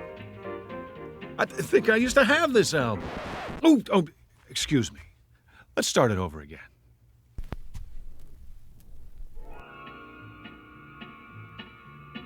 Somebody left a cigarette in the ashtray, still burning. Who? Who's here? The DJ? I remember the DJ on WGBN, Vern Stevenson. Yeah, that was his name, playing nothing but the best. Where are you, Vern? Can you see me? The booth's empty, but somebody can hear me. I know it. I feel it. Attention, listeners, all you people out in Radio Land, we interrupt this broadcast for a special announcement. We're all alone here, and we need to hear from you, so call in your requests. The number is...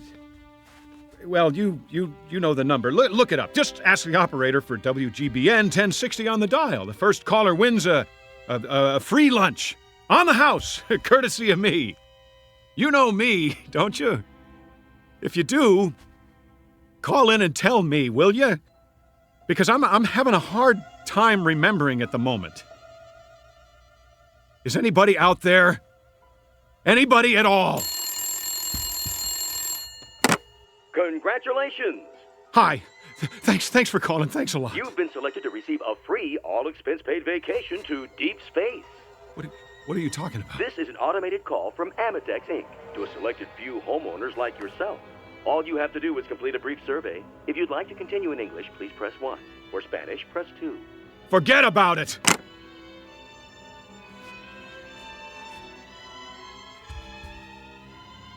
Wait a minute. The phone works. It works. All I need is a number. Any number. do I get an outside line? Extension 1, extension 2. None of the buttons work. Come on, I'm trying to make a call.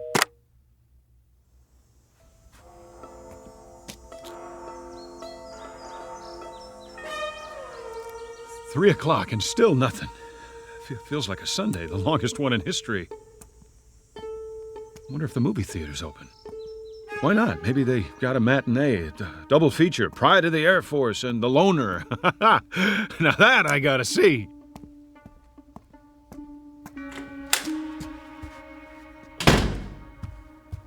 One, please. Oh, I get it. Self-service, huh? That's okay. I'll just reach in and take a ticket. Keep the change.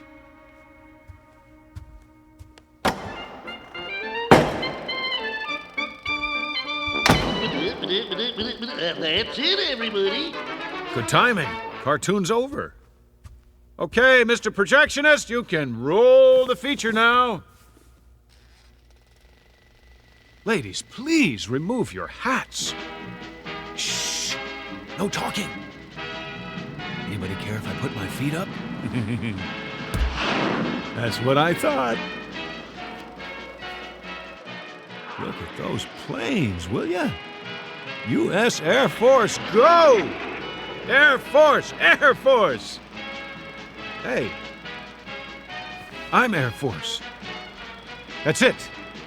You hear me? I remember that much. I'm in the Air Force. Can anybody hear me? You, up in the projection booth. You got an Air Force man in the house. Hey!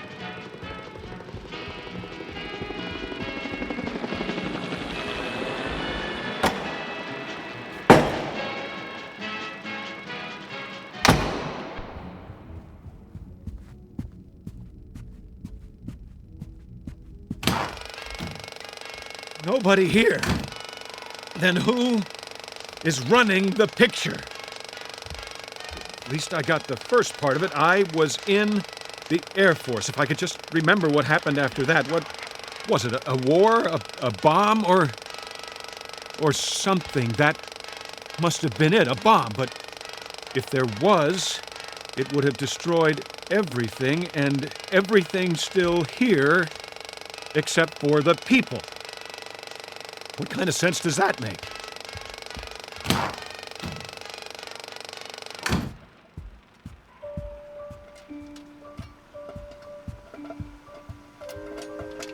Fresh popcorn. Who put it on? Nobody. That's who. It doesn't add up. No way. Phony butter. The smell's making me sick. Where's the men's room? I can't take this anymore. It's wearing me down. Just look at me. Look at the face in the mirror there. Buddy, I wouldn't know you. You'll forgive me. The face is familiar, but the name escapes me. See, I got a little problem here. You know what it is? I'm in the middle of a nightmare that I can't wake up from, and you're part of it. You and the ice cream and the cigar, the phone booth, the mannequin, this whole town, wherever it is, whatever it is, I just remembered something else. Scrooge said it. You remember Scrooge, pal? No, not Scrooge McDuck. Ebenezer Scrooge, what he said to the ghost of old Marley. I must have learned it in school. I think it goes like this. You may be an undigested bit of beef, a blot of mustard, a crumb of cheese, a fragment of an undone potato. There's more of gravy than of grave about you. Get it? That's what you all are. You're what I had for dinner last night. You must be, but now it's the next day and I'd like to wake up. I've had it. And if I can't wake up, at least I'd like to find somebody to talk to. That's all. Is that too much to ask? I guess it is. Me? I'm gonna have some popcorn. Plain. But I tell you true, if I don't find somebody today, you hear me? If I don't, I'm checking out of this world one way or the other. I'll get a gun, or whatever it takes, count on it.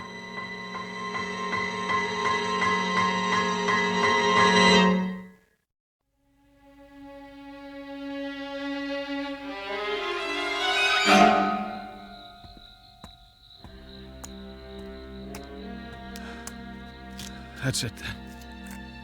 I sat through both movies, but it didn't help. No more than the drugstore, the pool room, the radio station, none of it. All one big fat joke. Give me my money back. Here goes. Give it to me. Oh! What a lousy phone company is this? I'm bleeding. Thanks a lot. Where are you? Who's watching? I'm in the middle of a nightmare that I can't wake up from. No! It's too much! Make it stop! Please! I need a gun. And one bullet. If nobody will help me, I'll have to do it. Where can I get a gun? The police station, that's it.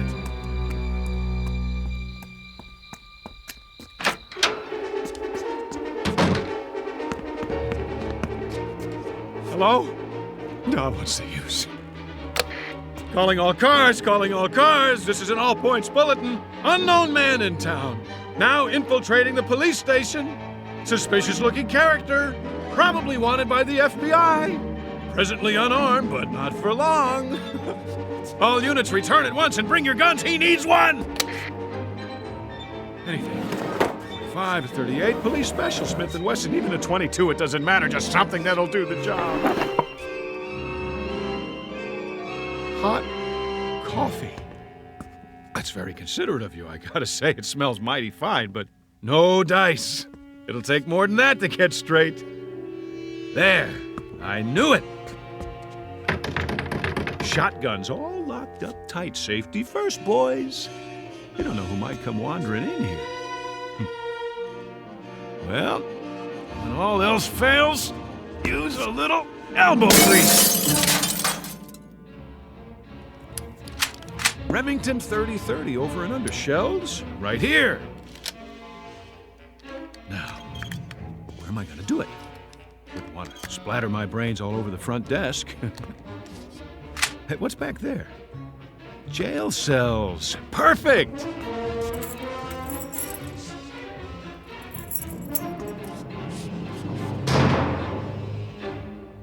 Sit right here on the cot and... How? I can't reach the trigger if I put the muzzle under my chin. Wait. Shoes off. I can reach it with my toe. This little piggy went to market. This little piggy cried, wee, wee, wee, all the way home. Oh, no. Wait a minute. You can't lock me in here. I can't stand to be locked up. I've got a thing about it. Wait. No. You can't do this to me. I'm trying to finish it for you. What more do you want? Give me a chance to do it my way, please. Please. Please. It's time to wake up. Time to wake up. That's it. Are you sure? Help him. He's had it. All right, clock him and mark the time. Now get him out of there. Come on, release the subject. On the devil. Yes, sir. Careful with the electrodes. Remove the tape from his forehead and chest. It's all right, Major. You're right. Get a stretcher. Medics, over here. Now watch his hand. He cut it on one of the dials inside. What?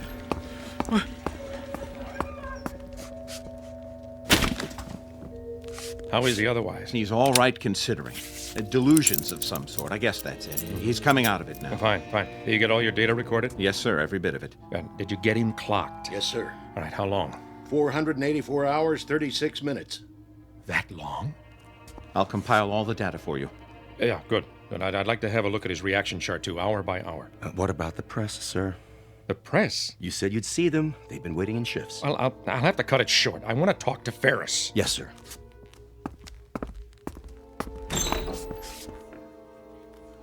The General will now give you a statement. Sir, do you consider the test run a success? Very much so. You mean there were no problems? I didn't say that, but nothing we can't handle. Major Ferris has been in that box, 6 feet by 5 feet by 5 feet high, for something in the neighborhood of 484 hours, which is roughly equivalent to our deep space mission before rendezvous. But we've had flights longer than that before. No, not solo, and not in a capsule that small. It's a one-man mission, in a nose cone too small for him to stand up or move around. They call it sensory deprivation. Isn't that right, Doctor? Yes. You see, gentlemen, the human body, and more importantly, the human mind, isn't ready for conditions of extreme confinement. It's a new experience.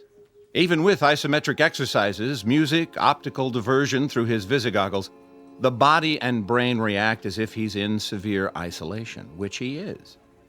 But man isn't a hibernating animal. We're not built that way. You might say that evolution hasn't kept pace with technology, so we have to adapt ourselves in new ways. Within limits, of course. That's what the flight simulations are about. To map those limits and see if we're ready. Then this was a simulated trip to the new 10th planet. Is that right? For all intents and purposes. Why not just send up an unmanned probe? Because our exploration platform is already in orbit there. What we need now is to man it, within a reasonable flight time, even with new, faster propulsion systems. As you know, there are still problems with suspended animation, problems we hadn't anticipated. Such as? The revival methods, ice crystals in the blood, and so forth. I'll make a background report available if you need it, gentlemen. Thank you. What were those wires attached to him? Electrodes. All of his reactions have been charted and graphed. Respiration, heart, blood pressure. What happened to him toward the end? Just before he pushed the button or whatever it was. We heard him shouting inside. Sounded like he was screaming. What happened to him was that he cracked. Doctor? We assume hallucinations of some sort based on the voice recorder. It's a common trick of the brain when there's not enough sensory input. So you see, there's a very real reason why humans can't bear to be alone. Solitary confinement is a tough sentence, whether it's the Garden of Eden or deep space. There may be a practical reason for human contact, even for love. A kind of survival mechanism to remain sane. How bad did he crack? I'll tell you something, gentlemen.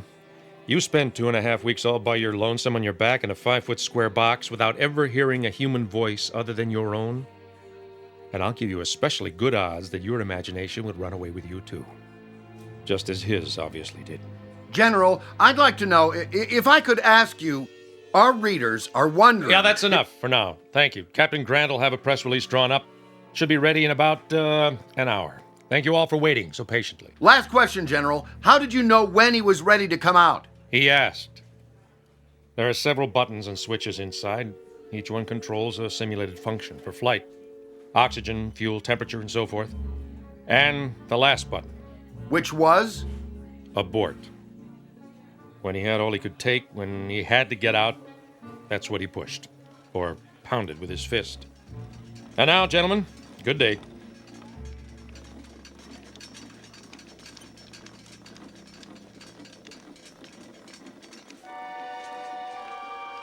How do you feel, son? I feel much better, sir. I'm sorry. No. Nothing to be sorry for. You did splendidly. Listen, tell me something, Ferris. What was it like? Where did you think you were? Someplace I don't want to visit again. A town without people. And you finally had to get out of that town, didn't you? I sure did. What was the matter with me? I went off my rocker, huh? It's a kind of nightmare, Ferris, that your mind manufactured for you to explain what you were going through. Then we don't have it licked yet, the trip, I mean? Not today, we don't. And maybe not tomorrow, but we will. I'm sure of it. You see, Ferris, we can feed the stomach with concentrates, we can supply recreation for the eyes and ears, we can pump oxygen in, waste materials out, but there's one thing we can't simulate. A basic need. Man's hunger for companionship. That's the one barrier we haven't licked yet. The barrier of loneliness. I don't need this thing. Better get a thorough physical first. Okay, but I can walk the rest of the way. Next time it won't just be a box and a hanger, will it? No, Mike. Next time you'll really be alone. Then tell the men up there. Tell them next time it won't be a dream. Next time it'll be real, and I'll be joining them, and so will a lot of others, one by one. Tell them to hang on for a while longer. Help is coming. It's on the way. What a remarkable young man. Yes, he is. Really quite remarkable. The barrier of loneliness, the desperate, palpable need of the human animal to be with his own.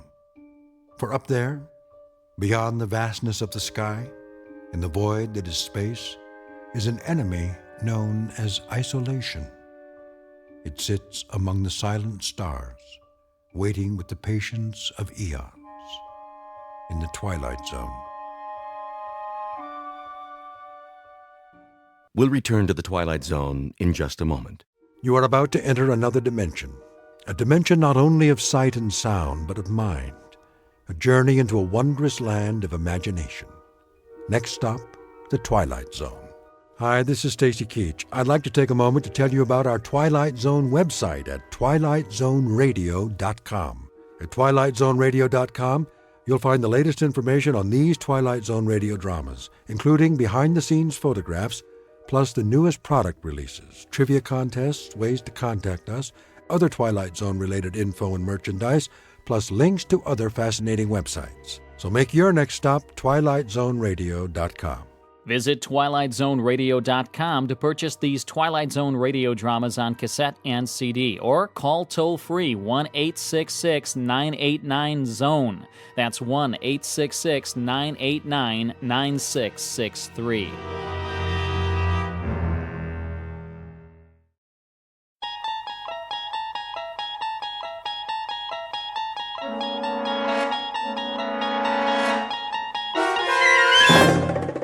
You're traveling through another dimension, a dimension not only of sight and sound, but of mind, a journey into a wondrous land whose boundaries are those of imagination. Your next stop, the Twilight Zone.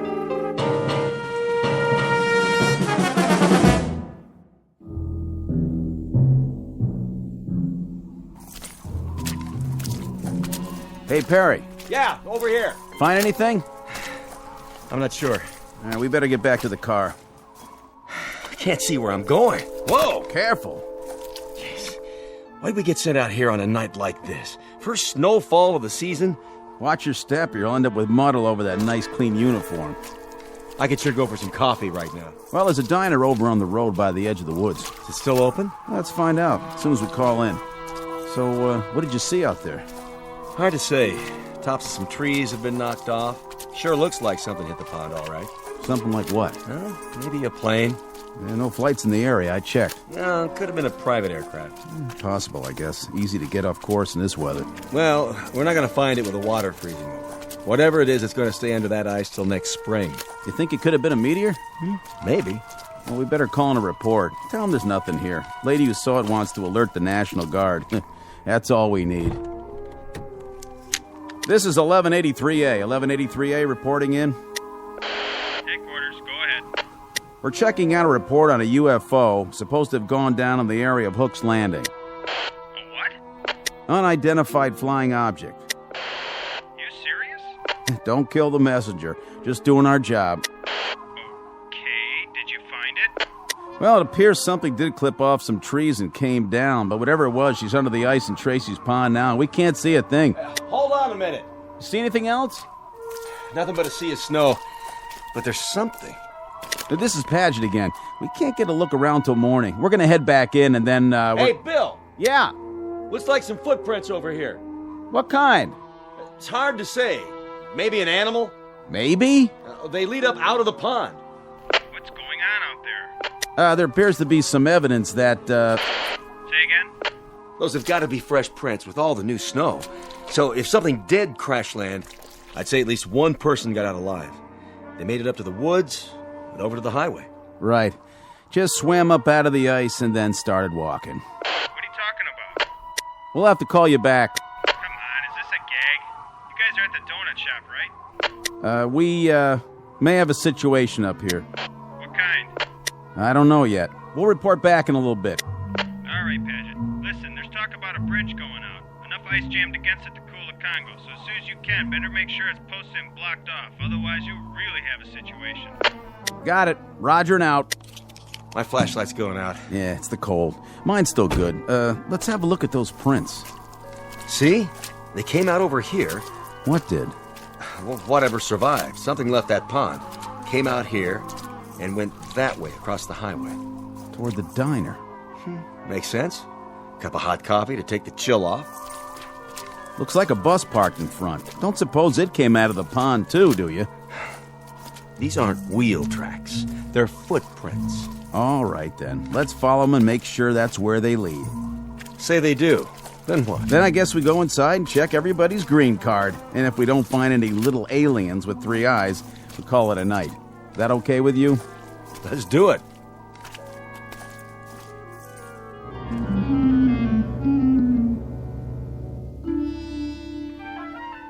Wintry February night. Order of events: 2 state troopers take a report from a frightened woman and note the arrival of an unidentified flying object. Then the checkout you've just heard, as the troopers verify the event but find nothing more enlightening to add, beyond evidence of some strange lights and tracks leading across the highway to a diner. You've heard of trying to find a needle in a haystack? Well, stay with us and you'll be part of an investigating team whose mission is not to find that proverbial needle. No, their task is even harder. They've got to find a Martian in a roadside diner. And you'll search with them, because you've just landed in the middle of the Twilight Zone. And now, The Twilight Zone and our story, Will the Real Martian Please Stand Up? Starring Richard Kind, with Stacy Keach as your narrator.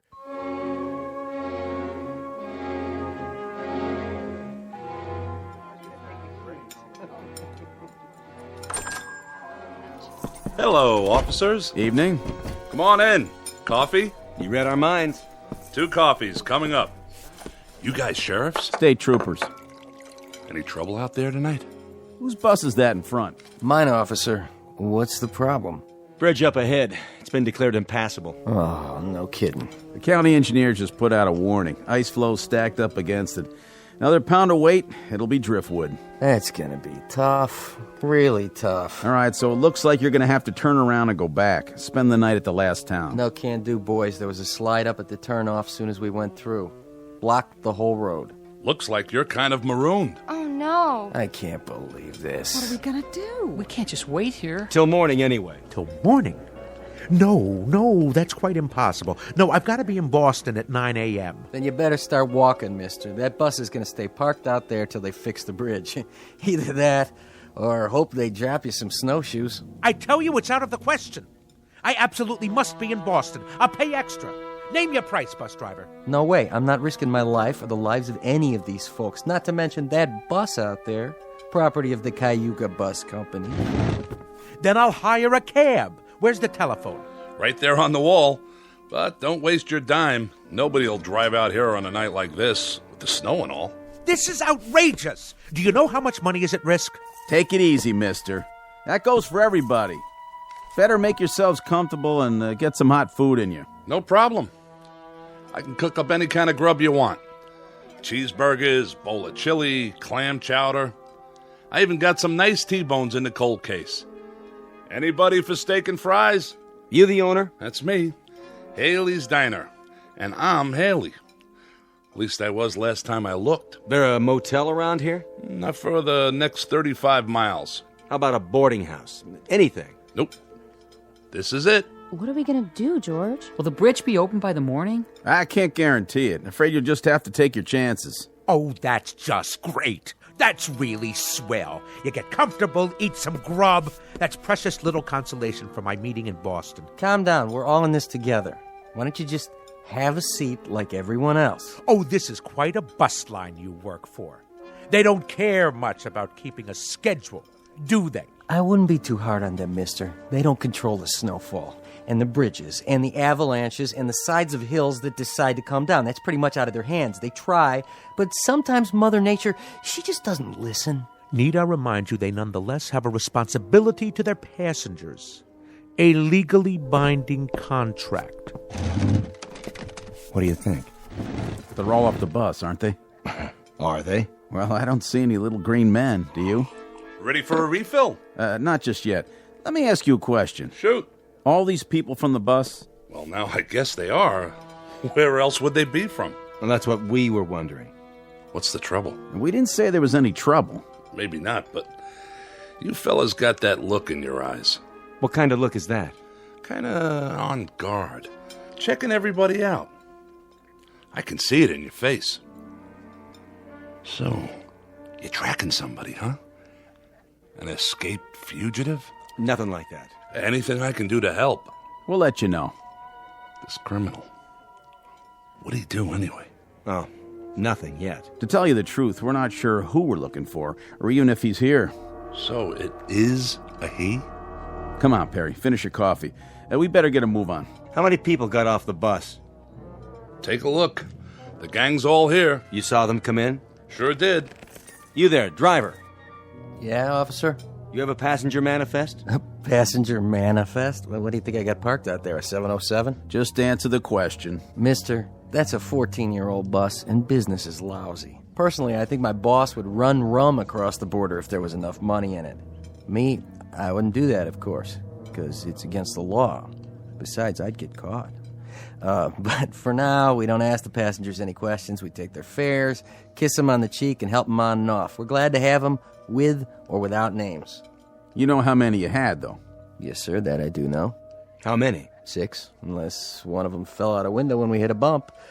I picked up 6, and I'm supposed to deliver 6. That's what they pay me for. And you don't have any kind of list? In that case, we might have a little bit of a problem. What's that? I count 7, besides Haley and the driver. Me too. So if nobody fell out, somebody must have jumped in. Wait a minute. The young couple in the booth. Those 2 retired folks. The lady at the table with the fake fur coat. This isn't fake, honey. It costs plenty. Sorry, miss. Then there's Mr. Boston Big Shot and the old guy at the counter. 7. You're right. It's funny. I know I only had 6. Anybody in here before the bus stopped? Nope. I haven't served anybody since 11 this morning. What a day, huh? Then the bus pulls up and these folks get off. You saw that? Yep. I saw them walk in, all together. Where else would they come from? Say, is this a trick question? They did. This place was empty when we came in. Then how do you account for 7 people? Well, that sure beats me. So that means one of them didn't get off. Which one of you people wasn't on the bus? I was. We both were. What's he talking about? We all were. What kind of interrogation is this? It's not an interrogation. Then what would you call it? A police grilling? A lineup? Or are you fishing for something else? Some unspecified crimes? We're simply gathering information. Well, if we're going to be questioned, I insist on the right to consult with a lawyer. Oh, that's a good one. Ain't that a good one now? First he wants snowshoes, then a lawyer. I didn't see you on the bus. No, that's really funny, because I didn't see you either. So I guess that makes one of us a liar, don't it? All right, everybody, hold it down. Nobody's in trouble here. We just need your cooperation. This is preposterous. What difference does it make who was on the bus, who wasn't? And whether there were 6 or 7 or 120? Easy, mister. And you, proprietor, you're supposed to be serving us. So we're going to get some food, or aren't we? Is this a diner or a Gestapo headquarters? What's it all about, fellas? Go ahead, tell him. You hear something fly over here tonight? Fly? You mean a plane? Anything. Nope, I don't think so. Why? Well, there was a call into Central about 2 hours ago. Woman said she heard something fly over, and then she looked out of her window and saw it go down. Down? From where? From up there. Up there? Unidentified flying object. What? Well, now that's something new. Unidentified flying object, huh? Nothing come down from up there except snow, snow, and more snow. That's all I've seen for the past 14 hours. Where'd she say it came down? Close to here. A UFO? Oh, that's a good one. Something did land in Tracy's pond. How do you know that? It left a lot of broken branches before it hit. And what? We found tracks leading away from the water, or rather the ice. Tracks leading where? To here. Let me get this straight. You mean somebody landed or crashed or whatever they did in Tracy's pond and then came here right into my diner? Oh, that's crazy. Nothing came in here since this morning. Nothing except... Except me and my busload. My 6 fares. I only had 6. But there's 7 in this room. That means one of these people. I don't like this. How do we even know you're state troopers? Easy, honey. They got uniforms. See their badges? I don't like this one bit. We're going away to get married, and now this thing happens. Sit down, Connie. It's gonna be all right, I promise. How can you, George? How can you promise? Relax, miss. There's no need for... I'm trying to understand what you're saying, officer, but I'm not sure I... Let the man talk. You're trying to tell us that there's one among us? We don't know which one, mind you, who landed in some kind of flying saucer and then joined us, infiltrated the group, and then slipped into the diner right alongside us? Do I understand you correctly? Came in here with us, but that's not possible. We would have seen him. Not necessarily. Do you remember who you were sitting next to? Why, I wasn't sitting next to anyone. I was all the way in back, trying to take a nap. Well, there you go then. It's snowing at dark, and we climbed out of the bus with our eyes closed because of the snowfall. Anyone could have come in with us, and we wouldn't have noticed. But you were all together on the bus. Some of you must have noticed who the other passengers were. That doesn't cut much ice. They loaded up in the snow down at Hook's Landing. How long ago was that? How long? Let's see. We left the landing 3 hours and 12 minutes ago. And to tell you the truth, I don't remember who got on. All I know is there was an even half dozen. Just like a real science fiction story. That's what she is. Like a regular Ray Bradbury. 6 humans and 1 monster, all the way from outer space. Wonder if it came from Mars or from Venus. Oh, why don't you keep quiet? What about you, fella? You wouldn't happen to have an eye in the back of your head, would you? I find you insufferable, sir. Do you know that? And you ain't no prize yourself. Well, what do you do now? Line us up for a strip search? Nobody said anything about a search. Good, because there's a little matter of civil liberties. Without reasonable cause, you have no right to ask anything beyond identification. And more than that, you're skating on thin ice, legally speaking. Very thin ice indeed, sir. Well, go ahead. I'm a dancer. I don't have a whole lot to hide.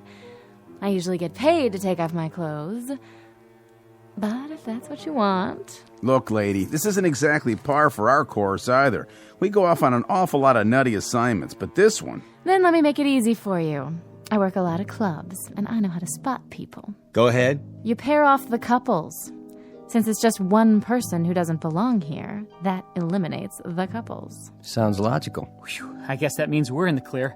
Cross us off. We're 2 of the humans. And us too. Yes, George. My wife and I were exonerated.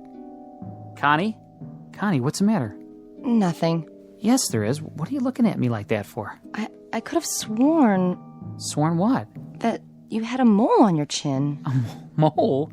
Connie, I've never had a mole on my chin. You did too. Honey, I did not. I can tell you what's happening now. We're all going to get so panicky that everybody and his brother will start picking up invisible clues from everybody else. This stuff is nonsense. It certainly is nonsense. If a husband and wife suddenly start to wonder whether the husband really is the husband or the wife is really... When did you start turning so gray? Now, wait a minute.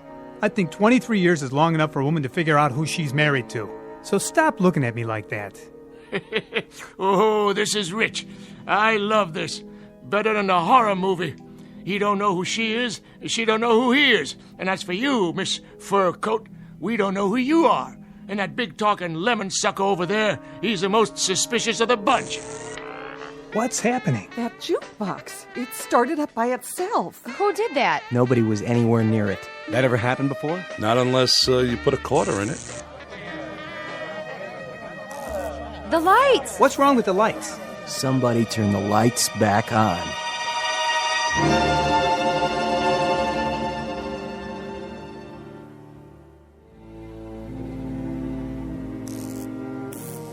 There's your lights again. Just gotta be patient is all. This happened a lot, does it? Not till now. Must have been the storm. Could have tripped a circuit breaker, I guess. Or a power outage, a line down somewhere. Only what? Why did it last a couple of seconds and then come back on? Unless What are you thinking? Unless someone caused it to happen. Where's your circuit box? In back. You want my flashlight? Everybody stay where you are. Leave your gun in your holster, Perry. I'm going to get to the bottom of this. We'll question each one of you one at a time. Now, see here. One at a time. Stay seated, everybody. You got a back door to this place? Sure do. How does it lock? Night latch and key. Why? Where's the key? Right here on my belt. Go back there and lock it. It's always locked. But if that certain somebody is really from outer space, they'll just go through the wall anyway, won't they? Check 'em for wings. Check 'em all for wings. Look under their coats. Might as well start with you, Grandpa. You got identification? I left it down there by the pond in my spaceship. Who won the National League pennant last year? What is this anyway? Some practical joke? If so, well, you've prolonged it beyond the point of human endurance. Yeah, human. Just answer the question. I understand. I get it. So keep your britches on. Pittsburgh Pirates won it, officer. And then they took 4 out of 7 from the Yankees. That's right. Sharp boys, those two. Real sharp. Didn't figure a Martian would know anything about the great American pastime, did you? You got identification, miss? No, I don't. As a matter of fact, I left my wallet. I left my wallet with my suitcase. And where's that? On the bus? I didn't give her a baggage check. I would have remembered. That means it was a carry-on. Was it? No. See there? You better strip search her pronto. It was shipped on ahead. What's your name, miss? Ethel McConnell. I'm a professional dancer. With how many legs? How many you got under that coat? I'm gonna belt you, Grandpa. She was on the bus. How do you know? Yeah, she's the only one I noticed. Thank you. But who noticed him? How do we know you're the same fellow who was driving the bus? There ain't nobody who's been exonerated yet, that's for sure. Look, let's cut this farce right now. That's what we're trying to do. Well, then let each one of us show our identification and put an end to it for good and all. This whole thing is getting out of hand. Then how do you explain the extra person in here? Very simply. The driver is mistaken. 7 people got on the bus, and he thought there were only 6. Is that possible? Not a chance in the world. I counted 6 heads before we took off, like always. There were 6 passengers. And what's your name? Olmsted. That's O-L-M. Hey! Who's doing that? Never happened before, I swear. Oh, I can't stand this. Connie, please, sit down. I mean it. I can't. Getting upset isn't going to help matters. What if it were invisible? Sit down, please. What if there were something in here from that pond? Oh, Connie. What if there were, but we couldn't see it? I said, sit down. Hey, I'll see to her, officer. Honey, calm down. Why is he taking his gun out? Easy, Perry. I think it's time for a look around. All right, folks. We may have a good laugh about all this in the morning, but for the time being, do the smart thing. Everybody just stay where you are. My partner's going to check the grounds. And please, nobody do anything foolish, like trying to leave. I'll be right outside the door.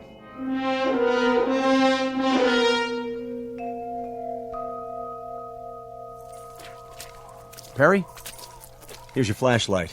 Back door's locked up tight, like he said, and there's no tracks back there. Whatever it was, it came in the front door, just like everybody else. This isn't going to work. What do you mean? We can't hold them here. We're not holding them. They can't go anywhere in this weather. Meanwhile, we're going to find out what happened. What if nothing happened? What if they're telling the truth? Look, add it up. 6 + 1 is 7. Is that nothing? Somebody could have remembered wrong. What about the tracks? You can't even see them anymore. But we did see them. We both did. Isn't that right? That's right. The question is, what should we do about it? We could have a group of innocent people in there. Well, if we do, we'll find that out, too. Hey, give me your flashlight again. What's the matter? What's that?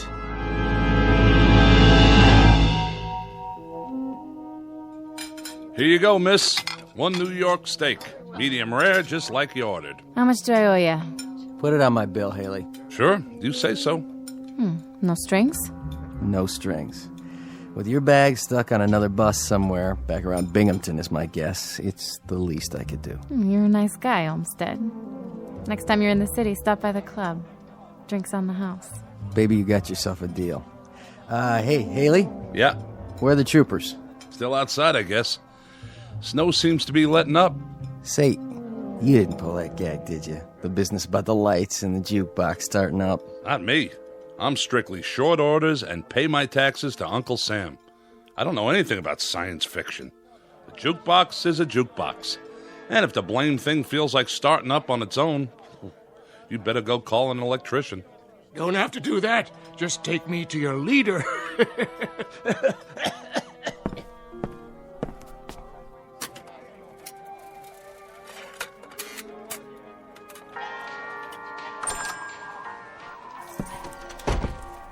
Snow's letting up, is it? Quite a bit. You can see the bridge now. And? Well, she seems to be holding up pretty well. I know that bridge. And what's more, I don't trust it. Well, then thank goodness it's not your judgment we have to concern ourselves with. Because if that bridge gets a clean bill of health, you're going to drive the bus across it. Mister, you may be a hotshot in Boston, Mass., but when it comes to bridges and buses, I got seniority. And I tell you, that bridge is so old that... There it goes again. Almost like a strobe light. They keep going on and off like somebody's throwing a switch. We're losing power. I'd say it's the whole area. Or it could just be right here. This is getting weird. Just plain weird. I wish whoever it was would play his cards right now and get it over with. Why don't they do something? What's the point of us all staying cooped up here and... Connie, sit down. I will not sit down. Take your hand off me, George. Oh, my. The young lady suffers from claustrophobia, I suppose. Isn't that just dandy for the rest of us? She's right. If this is some sort of a game, let him come out in the open like a man. That's right. It's because he's afraid. The human race is too tough for him, is that it? Well, I'll take him on. Even at my age. The point is, we're all kids in a closet here. What does that mean? We're all just as much in the dark. Nobody understands what's going on. But it happens to be a fact that if it was some kind of saucer that landed in the pond, and if he did come in here, I think it would be a real healthy idea if we pinpointed that particular somebody and kept him from leaving. That makes sense. But I think that girl might have the right idea. Maybe whoever it is invisible. Maybe he's just playing around, cat and mouse. Oh, please. That's utter nonsense. It's as good an explanation as any I've heard. But what if the thing doesn't show itself? Do we just sit around here holding our breaths? We may not have to. You mean you figured out who it is? Not exactly, but we found something in the snow outside that may be a clue. Really? And what is it? An alien spacesuit? No, just this. What is it? They look like scales of some sort. Oh, please, for the love of God. Look, it could just as easily be guitar picks dropped by some itinerant teenager. That's what I thought at first. But it turns out there are a lot of them outside, scattered in the snow. Mostly under the snow by now. They sparkle when they catch the light, like fish scales. Trail leads across the highway, from the pond, straight to here. So this is the first hard evidence we have. I'm sorry to tell you this, but I'm afraid it's true. Someone in this diner is not what they appear to be.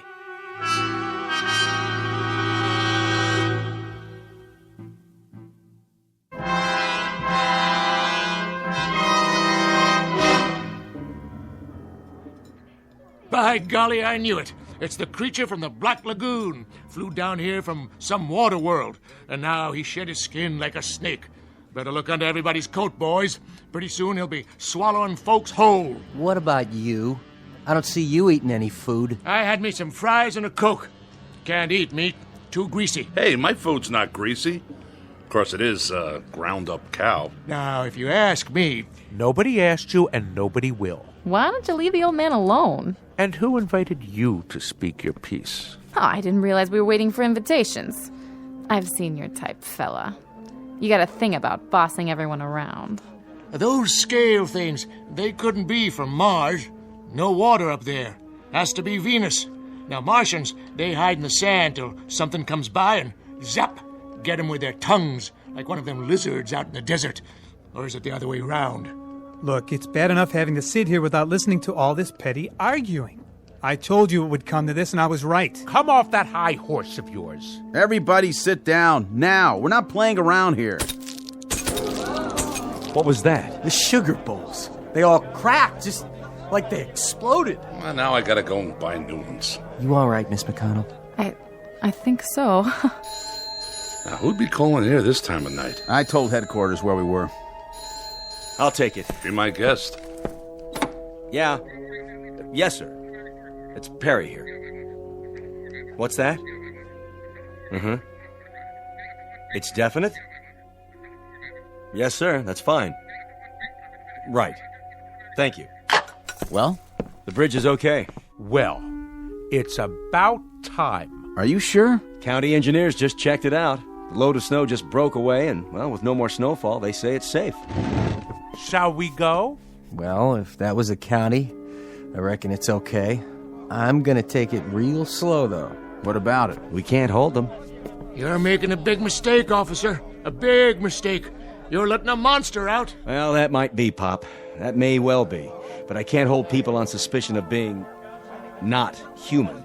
You can move them out anytime. Okay, folks, let's go. You're sure about the bridge, officer?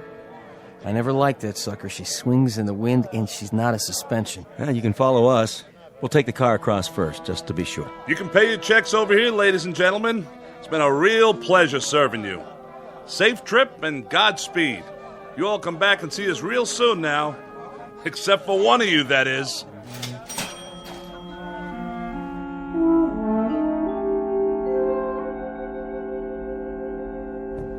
Yeah, that's it then. Just like that. What was it all for, anyway? Just part of the job, to protect and to serve. I sure hope they're going to make it safe and sound. I feel like we should follow them. Well, as soon as they cross the county line, they're out of our jurisdiction. All we can do now is lead them across the bridge and hope for the best. Whatever happens after that, it's out of our hands. Yeah. But I still got that feeling, you know? What feeling? Like I'm waiting for the other shoe to drop.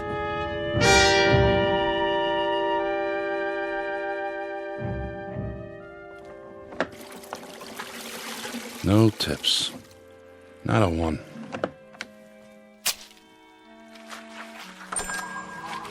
We're closed. I said we're all closed up. Didn't you see the sign? Coffee, please. Black. All right, one coffee. But that's it. Kitchen shut down. Did you burn yourself? No. I'm all right. But what I mean is, didn't you get on the bus? I saw you with my own eyes. Oh, I did indeed. Yes, I went on the bus. And you know something? The bridge wasn't safe. It collapsed halfway across. State trooper's car, the bus, kerplunk, right in the water. It's a terrible scene. In fact, nobody got out except me. Except you? Except me. Lucky, I guess. Very lucky, but... But what? You're not even wet. Wet? What's wet? What do you mean, what's wet? You landed in the river, but your clothes are all dry. An illusion is all. Just an illusion. Like that thing playing. That's an illusion. Say, how'd you do that? Or the telephone ringing. Hello? Hello? Nobody there. You see, just an illusion. A parlor trick is all. What's going on? What are you, some kind of magician? Me? Hardly. See? Nothing up my sleeves. I'll take my gloves off so you can be quite sure. Do you have a match by any chance? Your hands, you've got scales all over your skin. Well, what do you know? Before you faint dead away, I might as well tell you. The name really isn't Ross, and I wasn't really going to Boston. Actually, I've been sent down as an advance scout. You know, these, what do you call these? These cigarettes? Oh, they taste wonderful. We don't have a thing like this on Mars. No kidding. That, incidentally, is where I'm from. We're beginning to colonize, and my friends, who will be arriving shortly, I think they're going to like it here. It's a lovely area, so homey, so off the beaten track. Just the place to start a colony. Don't you agree, Mr. Haley? I don't mind. I have a little waiting to do myself. You see, Mr. Ross... excuse me.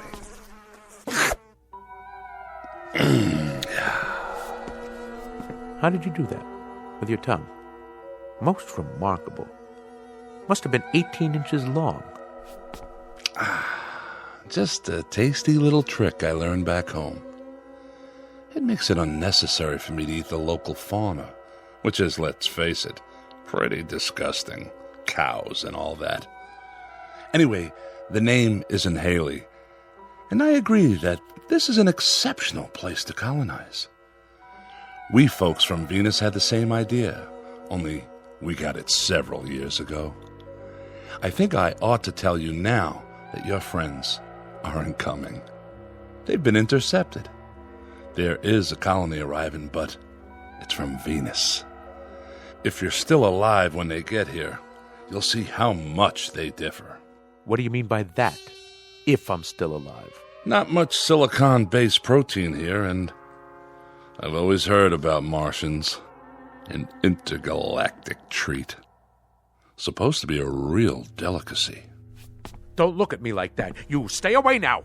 I'm just going over to the jukebox for the time being. I agree about what they call music. It helps to pass the time. Why don't you play some while we wait? All right, if you insist.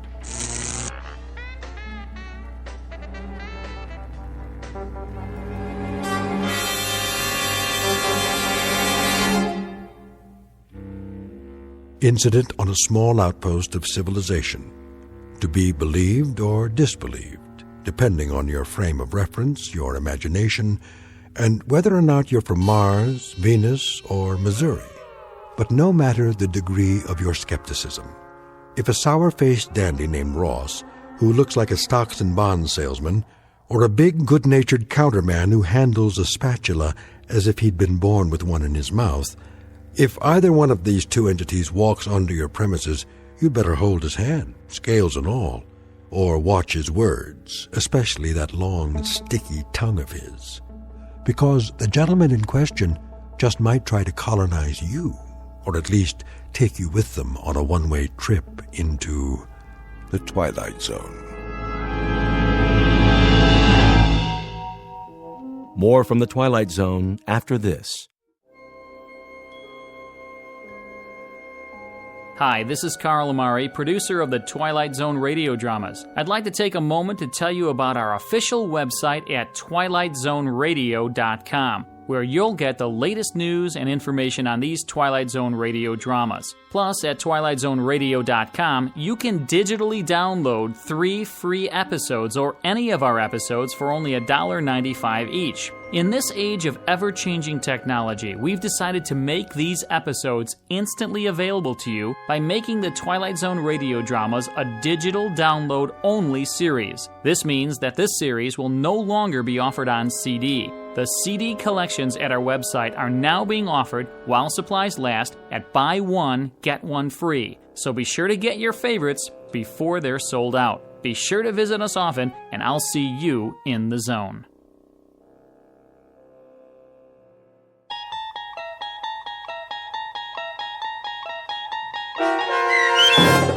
Will the Real Martian Please Stand Up, starring Richard Kind, with Stacy Keach as your narrator, was adapted for radio by Chaz Holloway and Dennis Etchison, and based on a script by Rod Serling. Heard in the cast were Mike Starr, David Darlow, Brooke Sanford, Doug James, Jeff Lupetin, Kurt Nabig, Meg Thalkin, Lynn Foley, Carl Amari, Sarah Marks, and Roger Wolski. To learn more about the Twilight Zone radio dramas and to obtain audio cassettes and CDs of these programs, visit our website at twilightzoneradio.com. The producers of The Twilight Zone wish to thank CBS Enterprises, Carol Serling, Dennis Etchison, Dick Brescia Associates, Claire Simon Casting, Terry Jennings, XM Satellite Radio, Sirius Satellite Radio, our sponsors and our radio affiliates for helping make this series possible.